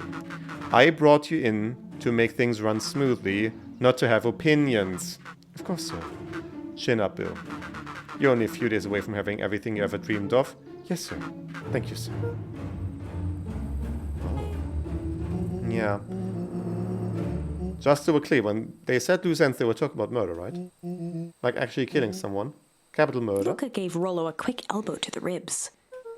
Who's this founder? I was hoping you guys would know. As far as we know, Kerr is the top banana Perennial Harvest. He sounded scared of this founder guy. So we have an even topper banana on the field. What the hell is my mom caught up in? Has she talked about the job much? Not really. She said she was going to come in and continue the work of someone she respected.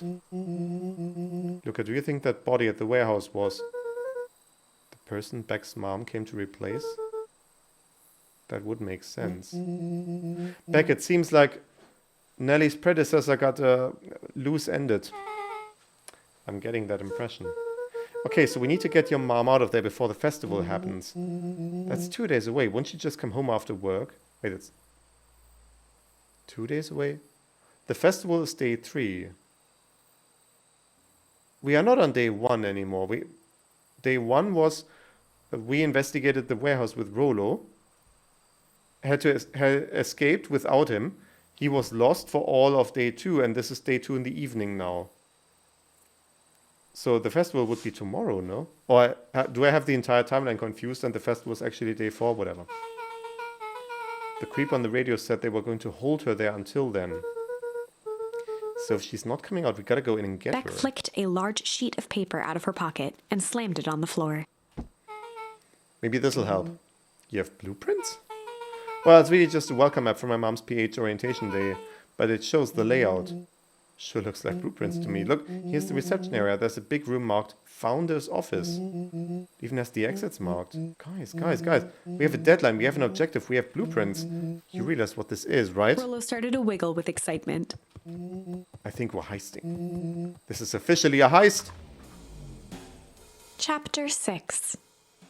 The Heist.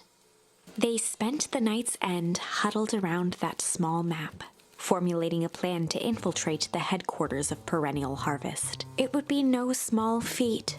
A modern facility equipped with all manner of technology, not to mention the swarm of clipboards that would most certainly be scattered throughout. By the time the sun began to peek through the car window used as a makeshift balcony door, all were in agreement. I'm genuinely confused that the story is still going on. I will have you know. That it's going for so long, because I saw on How Long to Beat 6 hours, and we are on hour 7 now. By this point. I mean, well, I'm stopping a lot just to discuss my thoughts or whatever, or react and stuff, which presumably you wouldn't do if you were just sitting on your own playing, but whatever. This could just work. The final day before the festival would be used to prepare. They'd need to pool every resource at their disposal, pull every favor with a thread. Even enlist some unsavory characters around town with important tasks only they were suited for. Luckily, there was enough ill will and mistrust toward Perennial Harvest that alliances could be found at a bargain. Luca, Beck, and Rollo rubbed their eyes as they exited the treehouse. They hadn't slept at all that night. There was no time. The festival was to begin in 1 day, and they each had their assignments. Do their parents not... Oh, right. Beck's mom thinks she's grounded, so she maybe didn't check on her. Rollo is just presumed gone. So, obviously, his parents wouldn't check on him. But what about Luca? Anyway. We need to move on. I want to get this done today. Just because I feel like if I put this down today and pick it back up next week, it's going to be like 30 minutes before the end. And I don't want to have that. Alright, quick recap. Rollo, you're going to talk to Roxy. Cordially. Without her in fits, this whole thing could go bust. Me? Cordial is my middle name. How do you plan to explain your new... He waved vaguely at Rollo's sizable figure. Circumstance. She'll be so happy I'm alive, she won't even Beck notice. snorted an involuntary giggle. Beck, you sure Ilona won't just shoot this whole thing down when she hears it? She'll listen. Once she understands the danger Nellie's in, the danger we're all in, the plan will make sense. Okay. That leaves me with Jeff, then Iggy. How are you going to persuade them? I'll think of something. They each looked at each other with sleepy confidence and nodded. Well, Godspeed.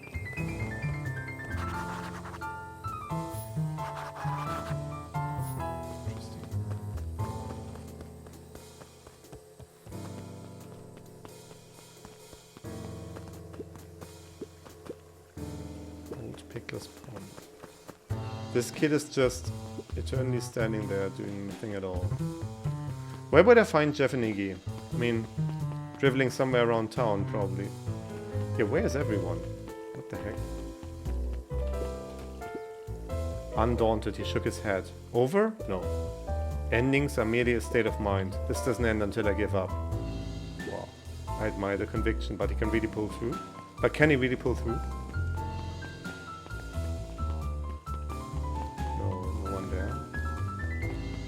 Where are they?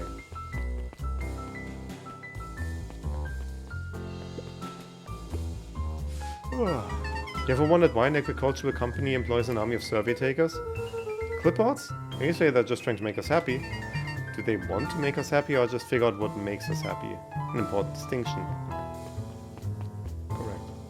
Wait, is there something in the... people in the diner? Okay. Miss Fratelli's getting ready for the festival.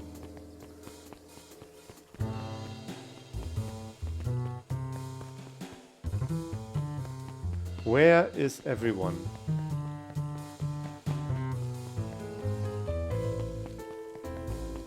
Aha! Hey Jeff, what can I do you for? Well, I know how much you hate Perennial Harvest.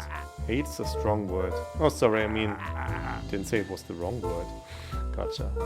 So we're gonna break into their headquarters, and I thought you might be able to help. Jeff wheezed out a long snicker. You see, I know you kids were alright.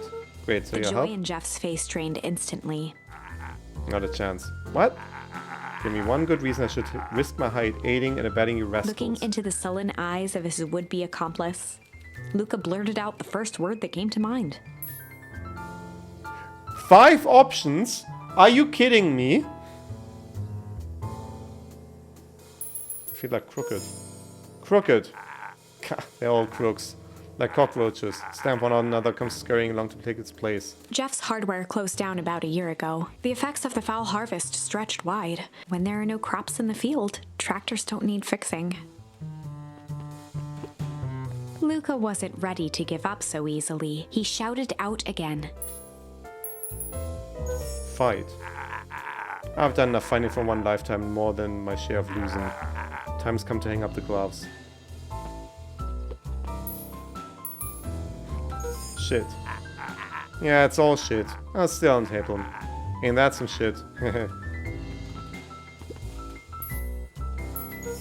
Junk. Yeah, what of it? Sonny, I've got more junk than the king has copper. Ain't interested. Hide. Jeff's brow perked up. Really, the last word that I try is the right one. Okay, cool. What do you say? Go ahead and hide then. Sensing some traction, Luca carried on with vigor. Let a bunch of kids do what needs to be done. We're not afraid. Jeff's scowl faded with a sigh. Say what you will about old Jeff, and they all do. But you never hear them say, I hide from nothing. One good stomp of the foot was all Jeff needed to drive his point home. I won't be stomping at this time, because my neighbors will not like that. At 20 past 11 p.m. What was it you kids needed? Some sort of disguise. I got just the thing. While we're at it, that crate should come in handy. This ain't gonna be free, you know. Thinking 5 bags of sour gobs to cover it. Put it on my Luca tab. offered out his open hand to seal the deal. With a firm and dusty grip, Jeff reciprocated. Done. Swing by first thing in the morning. Now the question is, where are Iggy and Tish? They are not at the library, aren't they? Okay, we have never been in the drugstore. That just seems to be a place that doesn't exist. Ah, there we go. Hey Tish, look who it is. Look, are you here to try to tickle us to death again? Look, just hear me out. Iggy raised an eyebrow suspiciously. We're listening. Iggy, I know we've both been giant bags of shit to each other. Iggy gave a reluctant shrug. You're not wrong. But lately life's been kinda crooked, you know? Crooked? Yeah, well, life's always crooked. Get over it. We ain't interested. Okay, Luca we need to... knew they'd need Iggy and he tried again. Iggy, we've both been giant bags of shit to Iggy each gave a other.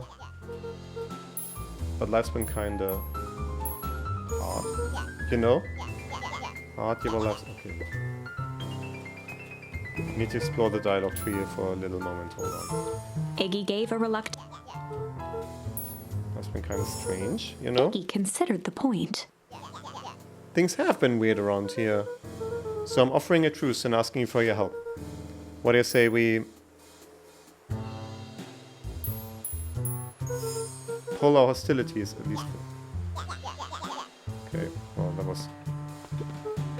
Okay, that's kind of annoying that we need to flip Iggy through all of gave a this. Yeah. Can I... Strange... Iggy considered... Blah, blah, blah. What do you say we break our hostility? I do like breaking things, even if a truce means less breaking things. What if I told you there was a way to have a truce and break stuff? Go on. I need you to cause a distraction so I can sneak into Perennial Harvest A HQ. wild-eyed grin spread across Iggy's face. Oh my, Luca Van Horn, I'm impressed. And after all this is done, maybe you and Tish can hang out at the treehouse sometime. Iggy glanced over to Tish, who nodded in agreement. Fine. But not because we want to see a crappy treehouse. We just like to cause chaos. With a quick nod, Luca was off. Did you hear that, Iggy Tish? gazed up at Tish with a smile. He invited us to hang out at the A single treehouse. tear ran down Tish's cheek. I never expected this day to come. She can talk, like, not just like a Pokemon saying her own name all the time. How wonderful. Off they go. Chapter 7. Into the hive. A good heist requires preparation, and thorough preparation takes time, something they had precious little of. So far, everything was in order. Jeff, Iggy, and Tish all agreed to do their part. Beck radioed Luca that night with a simple and covert message. "We're locked and loaded on my end." And Rollo, after a lengthy confession, managed to persuade Roxy and Fitz to help. He stowed away in mission control for the night to avoid attracting attention. Rollo, being uniquely suited for the role, would be the first to breach perennial harvest. The outfit provided by Jeff wasn't perfect, but a convincing disguise is 10% wardrobe, 90% confidence. Okay, what's he disguised as? Rollo took a few Oh, vigorous no. breaths and shook out his arms. Okay, you can see like a t-shirt. Is he like a pirate? What is that? Oh, I see. A handyman. Just stay calm, Rollo. You can do this.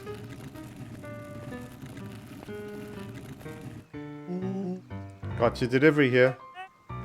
Delivery? I don't have anything in my notes about a delivery. One moment.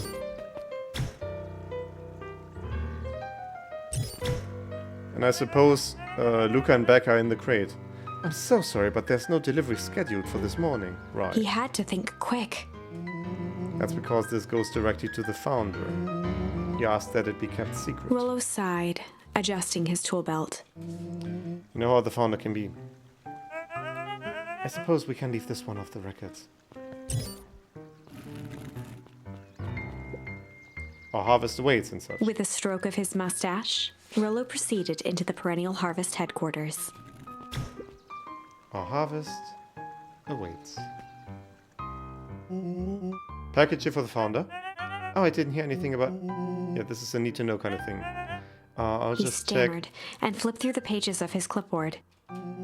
This goes directly to the founder. I don't have time to fill you in. Oh, I see. If you could just Rollo complete this form. interrupted with urgency in his voice. Every time with the forms. Look, if you want to explain to the founder why I'm late, it's your funeral. I'm sorry. What did you say your name was again? Rollo panicked. Our harvest awaits. Sir? That's a restricted area. Excuse me, sir? Our harvest awaits! Yup. Suck on this perennial ham fist. Oh, right, she doesn't say Tish, she says yup all the time.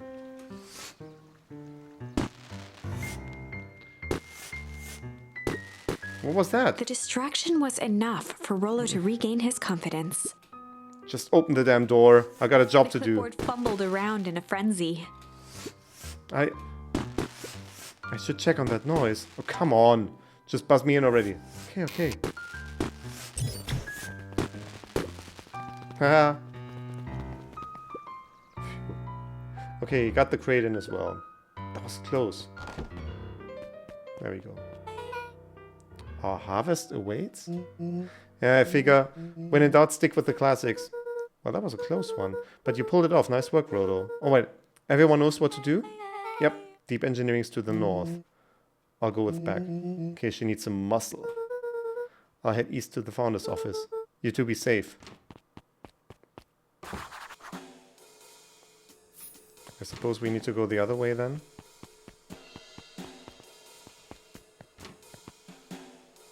Oh boy. Are you serious? Oh no. Oh no. Hallway to nowhere. What's going on here? I agree. Jesus. Dialogue trees, am I right? Solomon? Solomon stopped in his tracks. Luca? What are you doing here?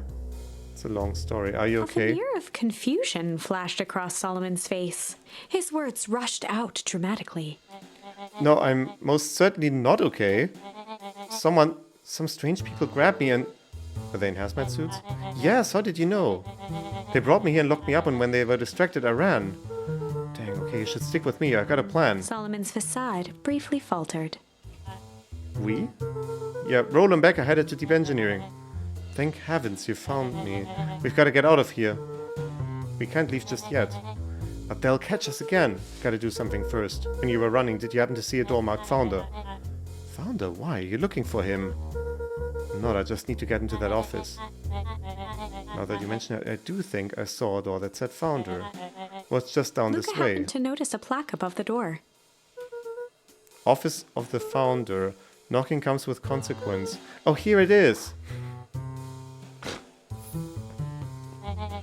So it is. It's pretty lucky that I ran into you, or else I might have missed it. Truly fortunate. Luca tried the handle. Solomon leaned forward to examine the mechanism. Regrettably, it seems to be some sort of electric lock. I don't see how we could possibly defeat a lock Luca like that. smiled and looked at his watch.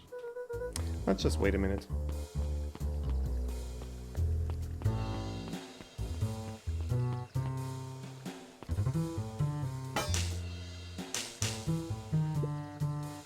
I don't know what sort of funny business you're up to, but I like She it. mimed a quick hat tip and ambled off with a whistle. Howdy. Good afternoon. The light on the keypad changed from red to green. How did you do that? It's good to have friends.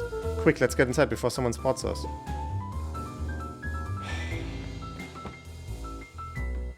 Luca switched on his walkie-talkie. Rolo, I'm in. As expected, there's a control panel. Great timing, we're stuck at a locked door marked 24601. Need you to get us through. What if someone catches us? We should get out of here. I'm not leaving my friends, Solomon. On the computer screen, a green cursor blinked in a password field. Surely you don't have a way to get around the password. Luca pecked out his best guess. Underground secrets. The screen blinked to life. Columns of green numbers glowed on a black background. How did you just guess that? Oh, it's this absurd password Rolo heard when we was down here before. It's funny how someone arrogant enough to call themselves the Founder uses such a basic password. Oh, they were thinking several moves ahead, not expecting anyone to guess something so simple. These villain times always end up outsmarting themselves. Solomon's jaw clenched into a half smile. Your powers of deduction are as impressive as your luck. Luca quickly scanned the columns for number 24601. Rolo, I think this should do it. Bingo bang, doors open. Luca, you never fail to impress. What is that slippery loud even doing down there? We have a friend whose mom is in trouble. We're here to get her out. I see. Okay, Luca, I think we're close. The next door is marked 13806. Once again, Luca scrutinized the numbers on the screen. In that moment of distraction, Solomon reached forward and pressed a large red button. Maybe this one opens the lock.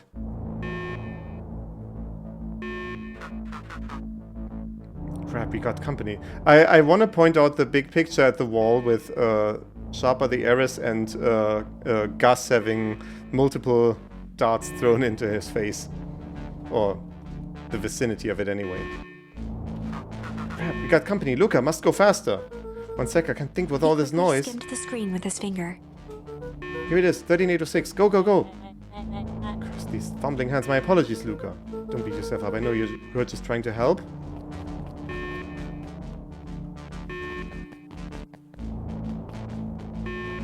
The way they are still smiling, what the fuck?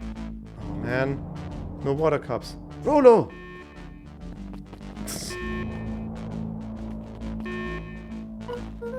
Rolo, are you okay? Rolo, come in! Mr. Kerr approached with a sneer and spoke into his walkie-talkie. You can turn off the alarms, they're trapped. With self-satisfaction, he called into the hallway. That, my dears, is a dead end. Nowhere to run. Rolo, where are you? Are you okay? Yeah, I think we lost him. Making our way back to Nellie's office.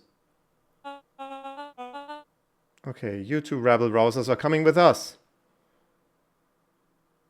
Oh, that's how Roxy and her friend are helping. I see. Nope. Make a break for it.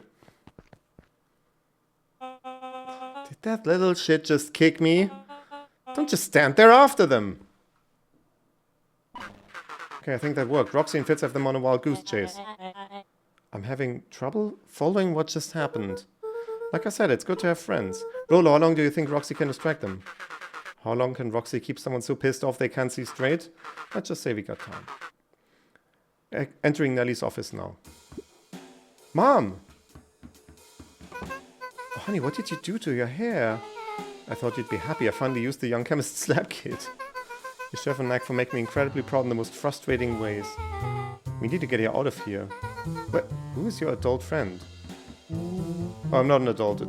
Ever heard of a growth spurt? I had more of a growth spew. Well, that's not Nellie possible. leaned over to examine his teeth. Substantial banding on the enamel of the molars consistent with Tempest liquamine exposure. Is that what you call the gunk they forced me to drink? You drank it? Oh no. They told me it was only being tested on plants. Oh, Max, sweetie, I promise I didn't know. What the hell is going on at this place? I was brought here to work on the discovery of a lifetime. A novel chemical compound was discovered under Beacon Pines in a wellspring they called the Source. They named it Tempest liquamine. It pulls energy from its surroundings in order to fundamentally alter matter's relationship to time. It was the secret to Valentine's fertilizer. They harvested the source, infusing small amounts of Tempest liquamine into the product. It worked wonders, drastically accelerating plant growth. Crops would be ready to harvest in a fraction of the time. But it led to complications. The foul harvest. Perennial Harvest came in to clean up the mess, to succeed where Valentine failed. But Tempest liquamine is rebellious. Rebellious? You can think of it as a manifestation of change itself. It's volatile by its very nature. So the more you try to force it to do a specific thing, the more it resists, yes. I can relate to that. My role was to finish the work of my predecessor, Dr. Prescott, harvesting Tempest liquamine to reliably manipulate an organism's age. Just imagine how many people we could feed. Mr. Kerr was very insistent that we achieve a successful result before today's festival. But you did, right? Nellie sighed. You know how much I love a good puzzle. I poured myself into the problem. I wasn't long until I discovered oddities in Dr. Prescott's notes. Oddities? They contained obvious errors, mistakes that someone of his reputation would never make. So I fixed them and now I get to replace my entire wardrobe. I really am truly sorry. He put the errors in on purpose, and that's why he got loose-ended. These clothes were all hand-me-downs anyway. It sounds like Dr. Prescott figured it out, got cold feet, and intentionally sabotaged his own work. I had considered that possibility. I've sent a letter asking him to clarify his thinking. Mom, Dr. Prescott is dead. Kerr had him killed. What? I overheard him talking about it on the radio. That's why we gotta get you out of here. Like now. Wait, the vial. I finally solved the chemical equation allowing direct control of aging. Mr. Kerr picked it up just before you came. All the more reason we gotta hightail it. Luca, we got Dr. Modewell heading your way now. Roger that, be careful. Alright, everything's on track. And what is your plan for escape? We'll go over everything when they get here. In the meantime, maybe we can dig up some more info. Malice 80 proof whiskey. Hard drink for a hard man. Or even this alcohol is arrogant. Solomon muttered inaudibly. Just bother you right now. What's that? I said I shouldn't bother you right now. Oh, don't be silly. You're not bothered at all. Let's see what else this bad boy has on it. Security system, time card logs, payroll. You know, for being so evil, this guy's show is Solomon boring. once again muttered under his breath. Just you wait. Where? Oh, nothing. Luca tugged on each of the cabinets. Dang, this must be the good stuff. They're all locked. Perhaps he's not as careless as you suspected. Let's see the desk. Looks like the founder was helping Kerr plan the festival. Why would such a secretive leader be obsessed with a party? Only time will tell. Luca held his hand up to the ashtray. Still warm. He must have been in here recently. This dog is smoking. Okay, this is the only prompt I have. I'm really sorry you got dragged into this mess, Solomon. You needn't worry about me. Well, I feel bad either way. You weren't gonna get out of this, I promise. We're gonna get you out of this, I promise. With a subtle, quivering lip, a smile crawled across Solomon's face. They heard the trampling of frantic footsteps from the hallway. Lock it, lock it, lock it! Locked.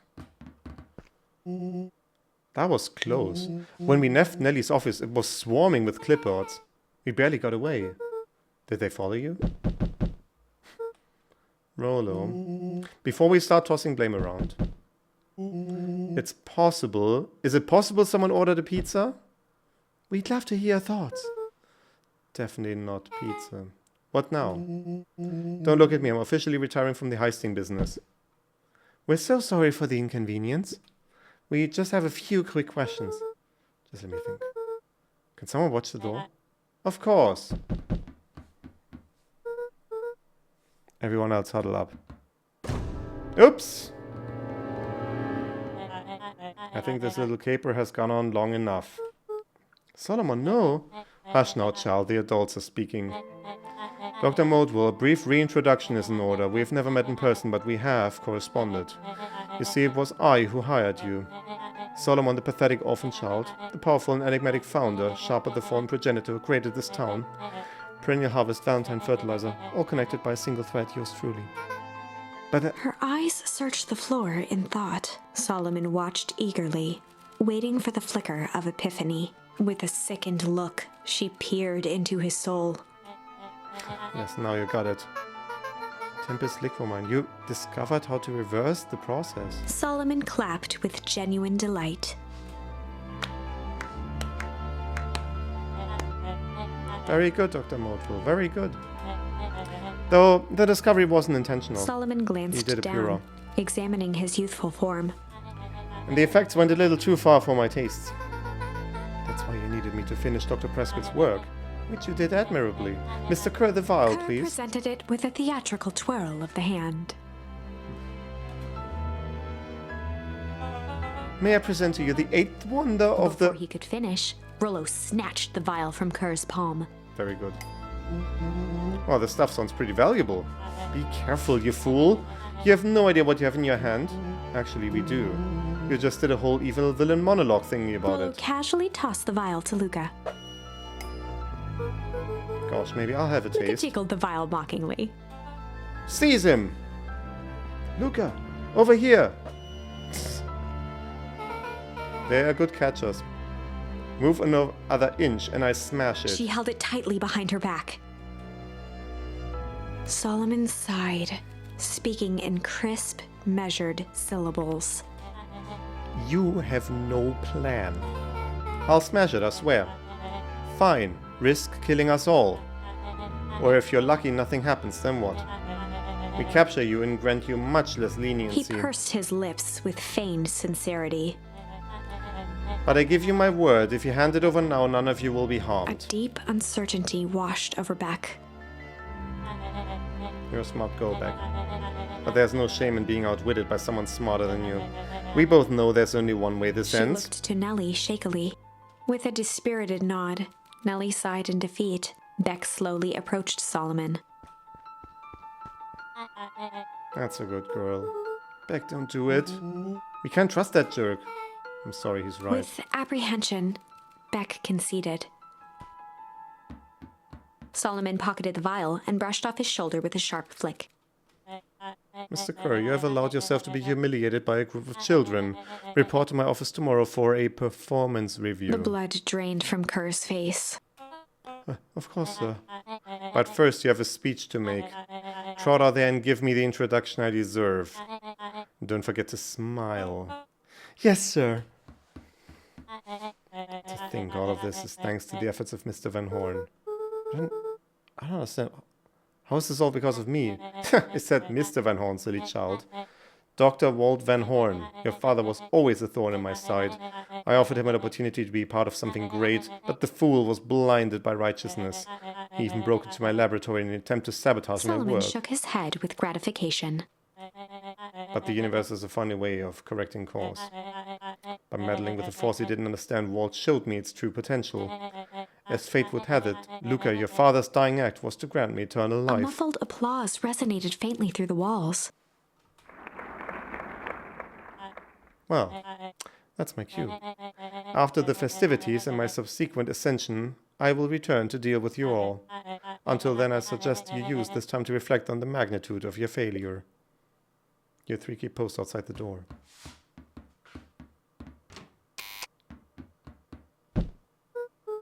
Well, crap.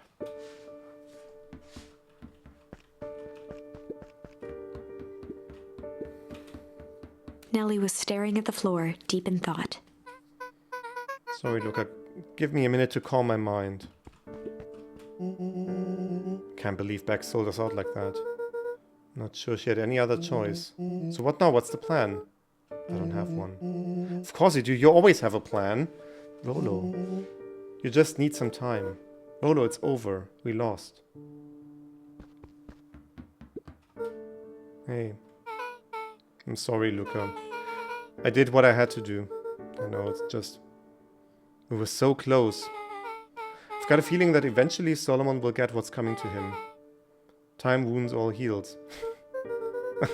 Time seems like less of an issue for him now. Luca, there's something you should know. After Mr. Kerr locked me in that office, I had nothing but time and curiosity. I poked around a bit, hoping to find a means of escape, but I found something else. A note, hidden in a false drawer. What sort of note? Dr. Prescott must have sensed his time at Perennial Harvest was growing short. So he left behind a letter with the hope it would be found by a successor. It was a confession of sorts. He left it for me, but its contents... Look, I think they were meant for you. Why? What did it say? It was about an incident with your mother. Dr. Prescott found her in his lab with a stolen keycard. There was an accident. She had been exposed to extreme amounts of Tempest liquamine. The color dropped from Luca's face. She survived. Dr. Prescott decided to help her recover. He no longer trusted Perennial Harvest, so he kept her whereabouts a secret. Over time, your mother led him to reconsider the purpose of scientific discovery. Science is often at the vanguard of change, but that doesn't mean it's always right. He realized that no one should have control over something as powerful as time itself. And I believe that's why he began to intentionally sabotage his own work. And it cost him his life. That's a reasonable conclusion. Luca was overwhelmed with emotion. But if she's alive, where has she been? Where is she now?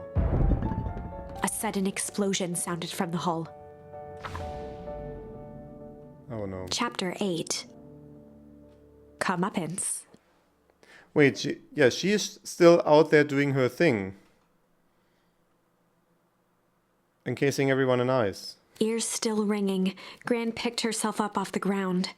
Through the dust and smoke, she looked over to see Mrs. Fratelli helping Hiram Tolliver to his feet. She'd had to beg, borrow, and steal to acquire those explosives. How many nights had she spent visualizing how she'd use them to make things right? And now, her one shot at destroying the source, that damned hole that swallowed so much of her life, was gone. Wait, how did we interdict her plans here? Traded for this jagged hole in a wall and a foolhardy shot at rescuing Rollo. Oh, With Fratelli and Tolliver at her side, she stepped through. It was a strange feeling. The last time she'd stalked this maze of hallways, it was in a different body. They quickly rounded a corner to find a group of clipboards guarding a door. Something worth guarding is probably something worth seeing. She leapt forward, brandishing her cane. If her last chance at vengeance for things lost was truly gone, she would just have to fight to keep what she still had.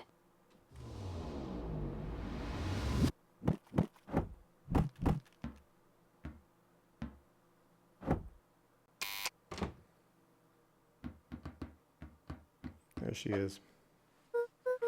Gran, what are you doing here? Luca, what are you doing here? We're here to save Nellie. We're here to save Rollo. Hey, Miss Lucas Gran. That's awful nice of you, but I'm fine. Oh no, what did they... Gran, there's no time to explain. We have to go now. Come on, everyone. We've got a party to crash. They made their way out from deep within Perennial Harvest, just as Solomon finished up his speech. Thankfully, we can dispense from with the formalities from here on out. Solomon pulled a glass vial from his pocket. We've got to stop him. In one smooth motion, he downed its contents. Too late. A triumphant smile grew across Solomon's lips. No. Well, I guess that's it. We lost. I wouldn't be so sure about that. Did she do something to the vial?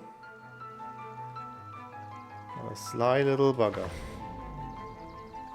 With a mischievous look, Beck elbowed Luca. Remember when I had the vial behind my back? I might have tweaked this wonder potion with a little... We have 3 options here. What the heck?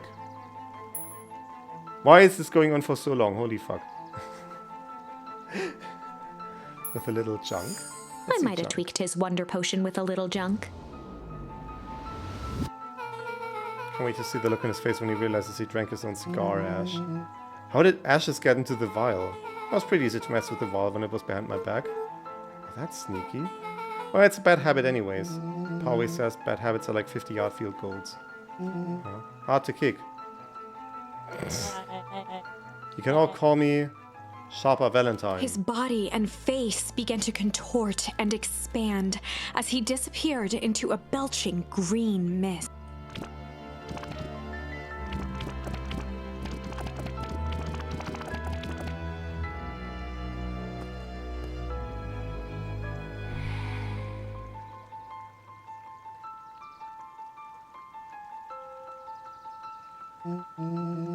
Well, that's one way to kick a bad habit. As the last of what was once Sharper Valentine wafted into the air, the crowd began to disperse, still numb from what they had just observed. Sharper Valentine was gone for good. His end would be a new beginning for Beacon Pines, a new chance to let go of the things they had lost and grab hold of a new future. The end.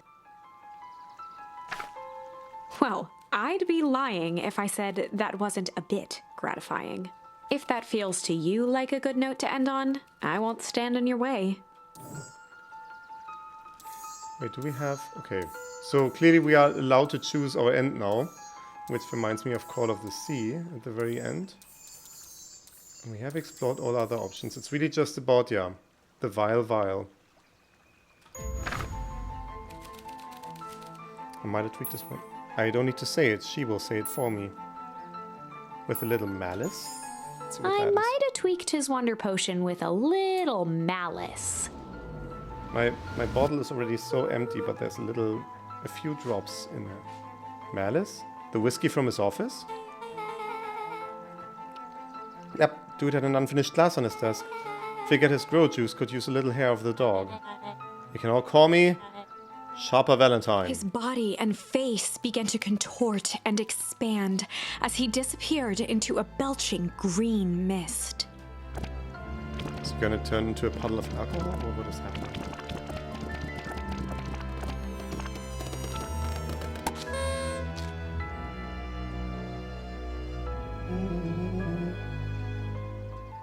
Now that's what I call 80 proof whiskey. What the heck?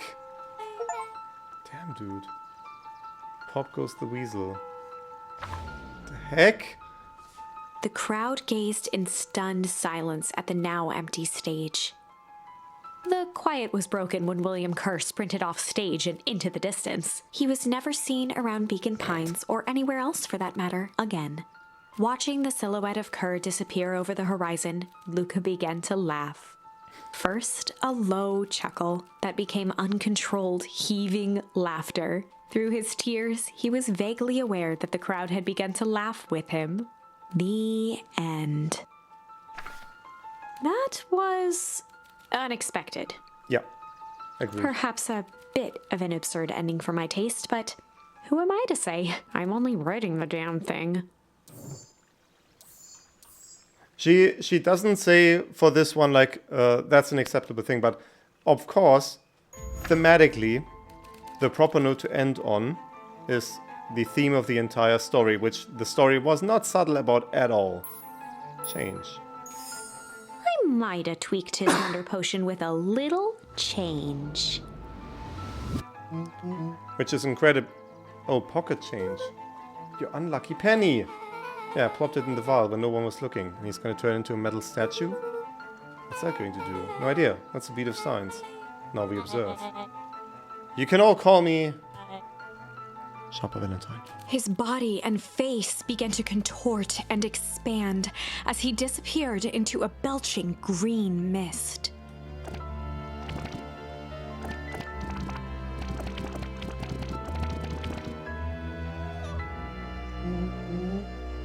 Holy crap, he's a baby? Why? Yeah, but he's still Sharper, right? What he was no longer matters. This is an innocent child. I apologize for all the harm my father has caused Eris you. awkwardly cradled the squirming child. She looked to her brother, her voice shaking with uncertainty. Augustus, what do we... We do what Valentines always do. What must be done.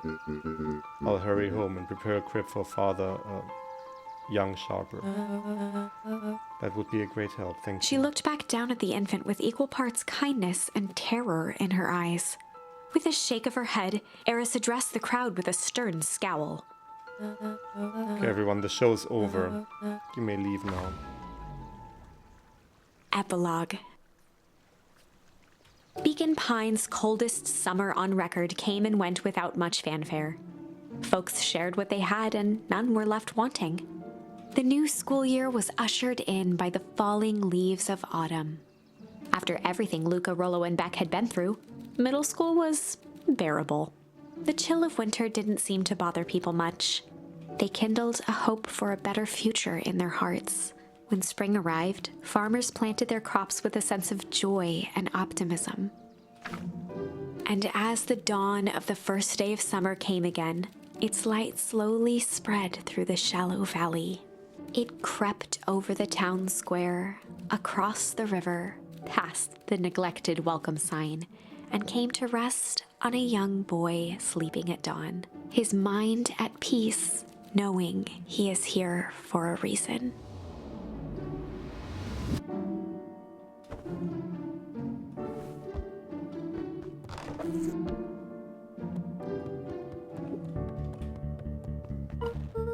Rollo, are you up yet? Roger that. It's a beautiful day at Mission Control. You're gonna swing by? Be there in a minute.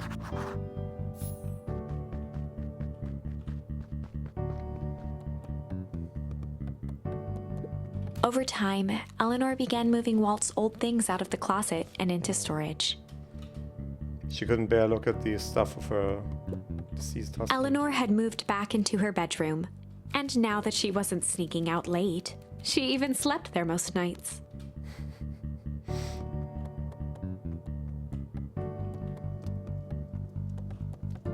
I was gonna say she's tending to the garden. Mom, I'm ready to go now. You go on without me, I'll meet you there. Got a batch of jam to finish jarring. It's funny. I only started making jam as a way to send messages without anyone noticing. But now I enjoy it.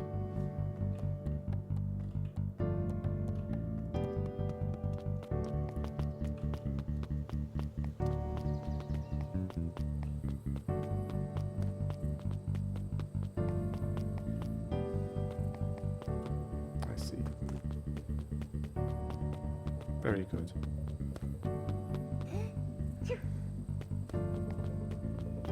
We're still allergic to pollen. That's what I'm learning.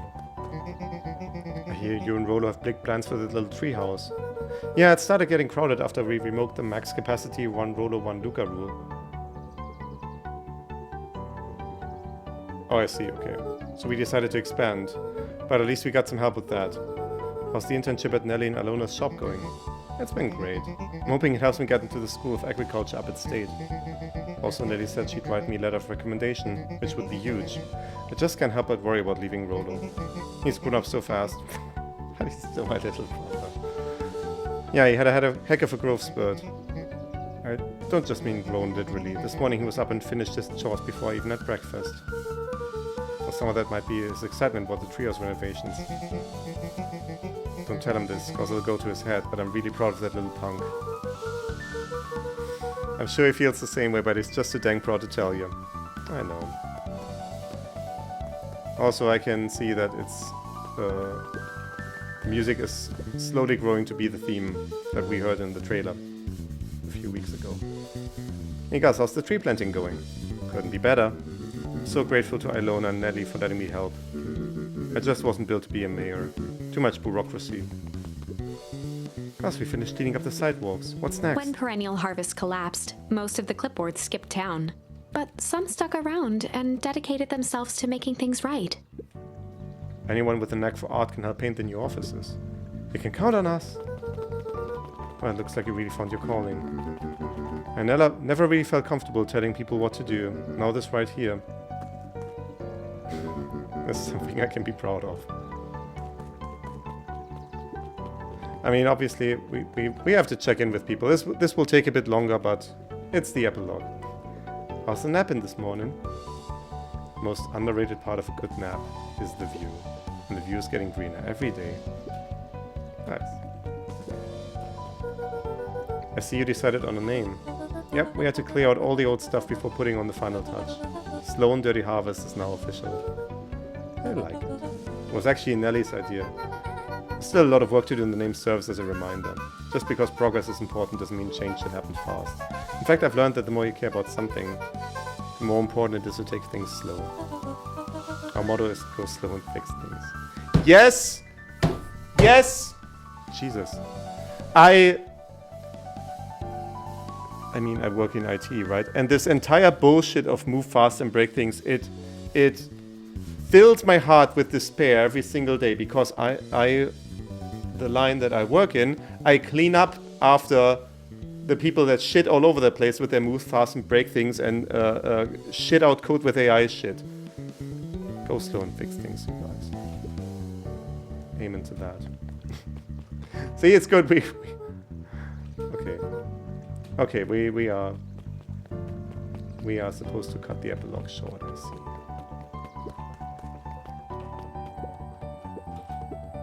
Look, I get this. I managed to reel in an actual fish this morning. Seriously?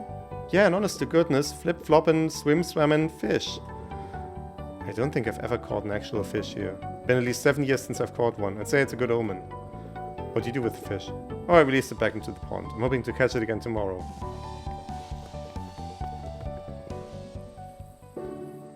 Little higher. Yup. Little lower. Yup. Little higher. Yep. I'm telling ya, the angle isn't the issue. You need more power to the radio. Look, there you are. Would you tell me it's not the angle? I'm not in charge of antenna redesign. Fine. Iggy, just don't do anything drastic until we get back. Who, me? Tish, you're in charge while I'm gone. Yep. That'll be fine, right? It'll be fine. If we really want mission control to turn into something bigger and better, we have to loosen our grip a bit. You're right. Lead the way. Check in with back at her house. Okay, so they are taking us through the entire town. It's just... we need to assemble the Final Fantasy style party one last time.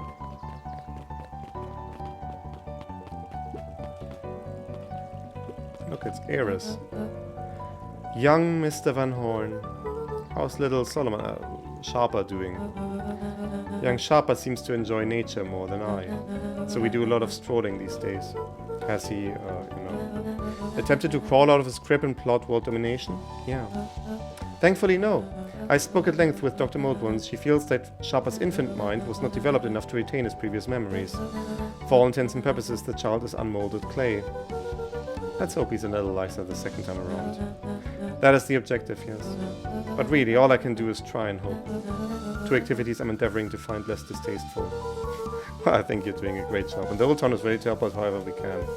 I can't wait to teach him to throw a baseball. Eris did her best to ignore the tears welling in her eyes. That would be acceptable. What's today's news that needs knowing?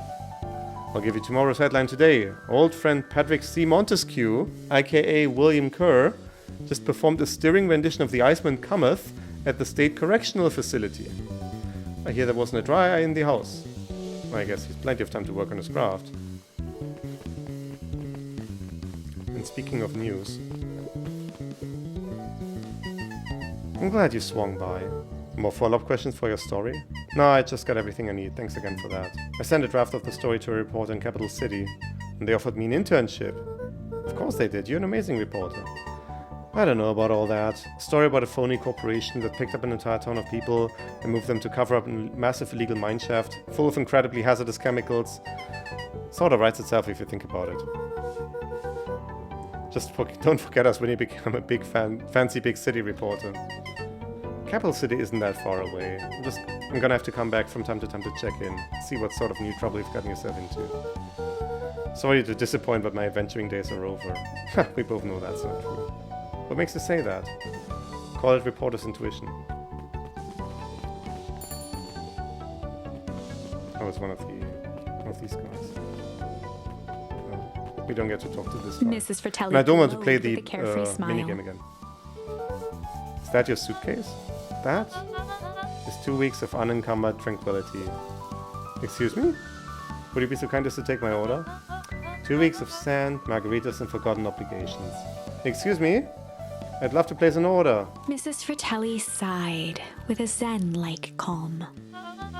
Just as soon as the lunch rush ends. I'll be a feather on the wind. You're going on vacation for the first time in years. And I've got you and your mom to thank. Why's that? She didn't tell you yet? You two are gonna fill in for me at the diner while I'm gone. Just like old times. It's fine, I'll wait.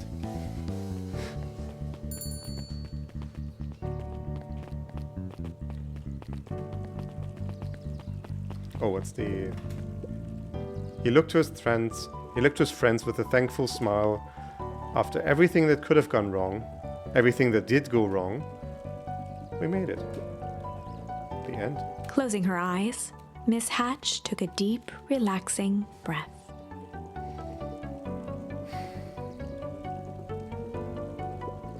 Oh, hello Luca. How are you? Really good actually. That's wonderful. Did I miss anything? I think you're pretty much up to speed. She took 1 year to read that book. I hate the stairs. Just steering in the same direction as I did walking up, it immediately runs me down again. Luca, do you want a biscotti on the house? I don't really have time. Sorry, you gotta come and see this. Finally did it. Pulled the perfect espresso. Oh, do me. If I didn't know better, I would think you're proud of something. As if. No. It's too late. You're now officially a person that cares. No, we can't go in there. This room does not exist as a play area. Sorry guys, we will be done really soon, but we have to take this. Hey Luca, can you tell Roxy I will be free in an hour? Sure thing. My dad's making me stock the shelves for the summer. He said it builds character. I think he meant to say it builds calluses. Builds character? Yeah, it builds something alright. I can see the tent with the museum is gone. Luca, can I interest you in a delicious He apple? playfully waggled an apple. No thanks, just saying hello. Well, hello then. Mind telling your mom we need a new crate of jam? Ready? It's funny, I used to hide this stuff in the bag, terrified that someone would find out about our secret message. Now everyone wants to get their hands on Eleanor Van Horn's famous spy jam. Oh, back for seconds? It's not too much trouble. For the longest time, I didn't understand the appeal of ice cream. It serves no purpose, other than to be briefly enjoyed and then it's gone. But it's pretty tasty while it lasts. I'm inclined to agree. See, that's most nice things in life. It works the same way. It's a metaphor.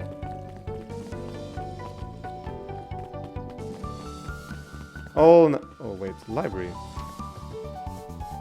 That has people in it. Over the There's a school lot of year, people in it. Kato and Bert had become close friends. But did you know that when they covered up the sores, they found a new species of fungus? Yep, and they're studying it in the new labs. Did you know that Beacon Pines is now the smallest town in the county? Yep, close to the population before perennial harvest moved in. It typically went on like this for quite some time. Can't believe it's over. Yeah, the town's really starting to turn a new leaf. The town? I was talking about Hank Atomic. Just finished the last issue. How was it? As great as always. Hank finally returned to Earth, but it just feels weird now. Weird can be cool. It just means you're ready for something new. Any suggestions? You could ask Miss Hatch about what she's always reading. She seems to really enjoy it. Huh, maybe I'll do that. By the way, obviously there's a new trailer coming once we are done here. Luca peeked over Piper's shoulder. So there's a parallel here. Laid stealthily inside a large volume of mathematics was the first issue of Hank Atomic. See, the next person's reading it. Piper, are you reading Hank Atomic? Do you mind not telling anyone? I've got kind of a reputation to uphold. Well, it's nothing to be ashamed of. Just about every kid in town reads Hank Atomic. Honestly, I'm excited for you. What I'd give to start over fresh, to experience it again for the first time. I guess that's the downside of finishing something nice. At least now I can enjoy it again through you. That's what you get. I was saying before, like I already can't wait to give this game to Carlo when at some point. It's definitely going on my list of potential recommendations because after I'm finished with this, I will enjoy her playing it at some point. Promise to tell me about it as you go? Sure thing.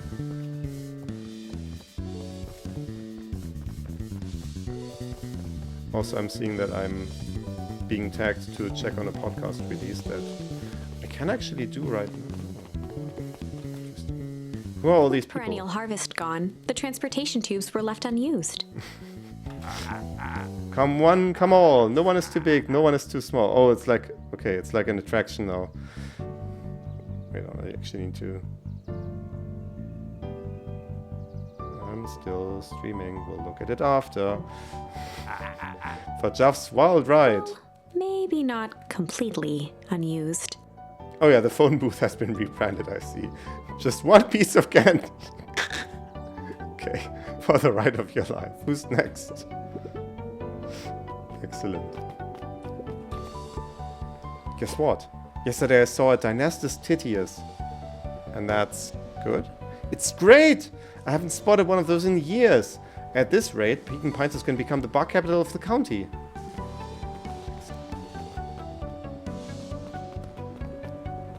It is there. Oh right, this place, I remember. Is there anyone here? No. Just a dead end.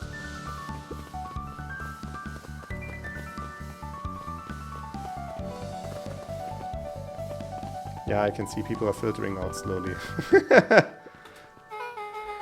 I have news I think you'll enjoy. This morning I unpacked my last box. You officially moved in. Just a box. Let's not blow this out of proportion.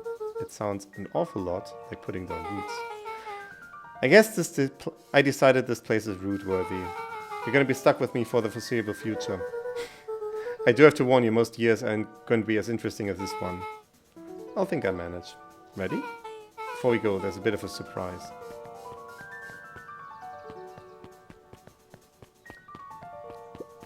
What is this? Why is there a tree in front of the... My mom's prepared this tree especially for you. He didn't have to... Oh, I see. Just about the whole town pitched in. We all owe you. Should do okay in the cold of Old Beacon Pines. And thrive as things warm up. That's perfect. With the tree... Okay. We have collected everything, so we can move on here right away.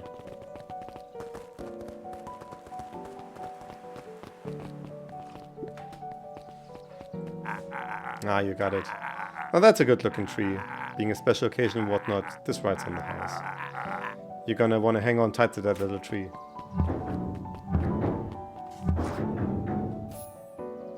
Wait, that's not how the thing functions. Okay. I think this is it. The end I've been waiting for. Honestly, I'd begun to lose hope of ever finding it. But then you came along. I don't know exactly how to thank you. It's hard to explain how much this means to me. It's funny, now that our time together is finally ending, I'm at a loss for words. Let's just watch the end together. Done. Good little tree. The best little tree. Thank you, children. This means a lot. Yeah, thanks for everything. Shucks, I only did what any super awesome best buddy would have done. Should probably give you some time alone now. You good? Yeah, I am. It's been a wild year. How are you feeling? Everyone keeps asking me that. I'm fine, really. Pa always says the only thing fitter than a fiddle is a cello. I feel like a dang cello. Well, if you ever stop feeling like a cello, I'm here for you. I know, you don't even have to say it. You two make an awesome pair. Excuse me? We're a trio now. Yep. Thanks. There's just one thing missing now that you're part of our group. Missing?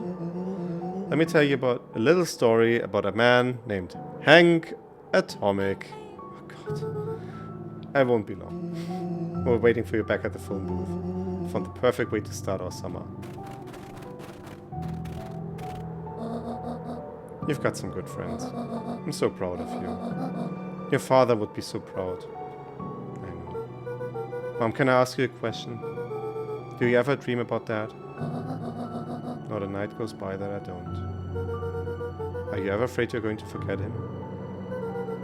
Forget what he looked like? Forget his voice? No. Because so much of him lives on in you.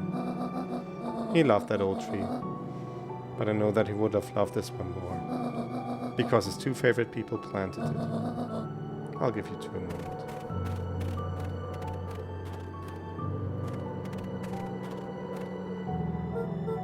Hey, Dad. Dr. Modwell says that over the next few years this place should warm up. So you won't have to be so cold for much longer. I think I finally understand why you left that night. There were things you believed in. Big things. Those beliefs were the things that made you, you. If you wouldn't have stood up sharper, stood up for what you believed in, you wouldn't have been the same person anymore. You had to go. But that didn't mean you loved us any less.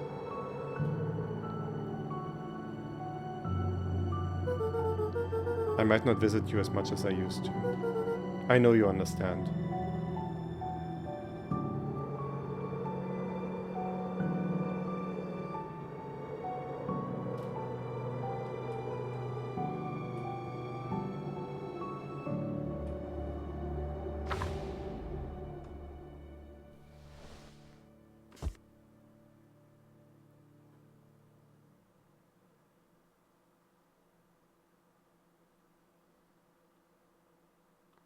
Is the flame trying to go out, or what is it telling me?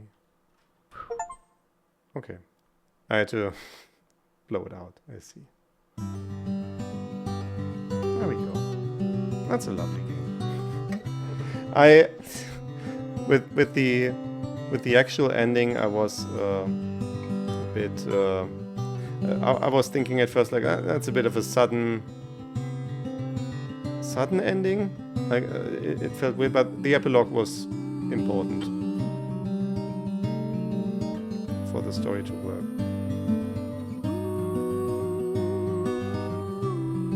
Very good.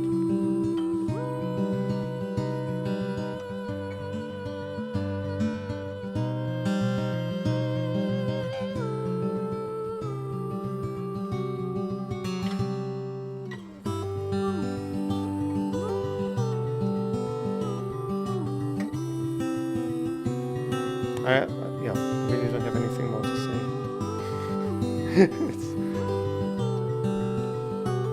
I've been talking for over 4 hours, so it's quite fine. As I said, we'll talk about what game comes next very briefly after this, but of course we need to let the credits play out. Also, I need to sit down. 4.5 hours is about as much time as I can muster standing before I truly, desperately need to sit down. Oh, we're back. This is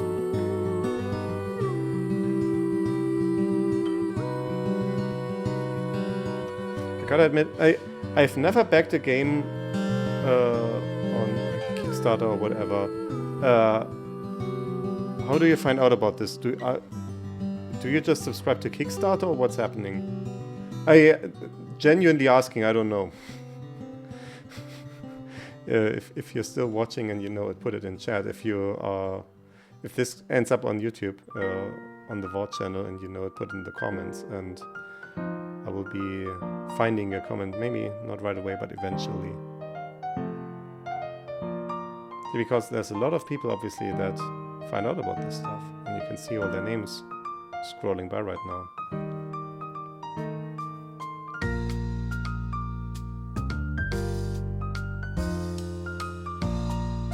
Maybe I'll just sit down, you know.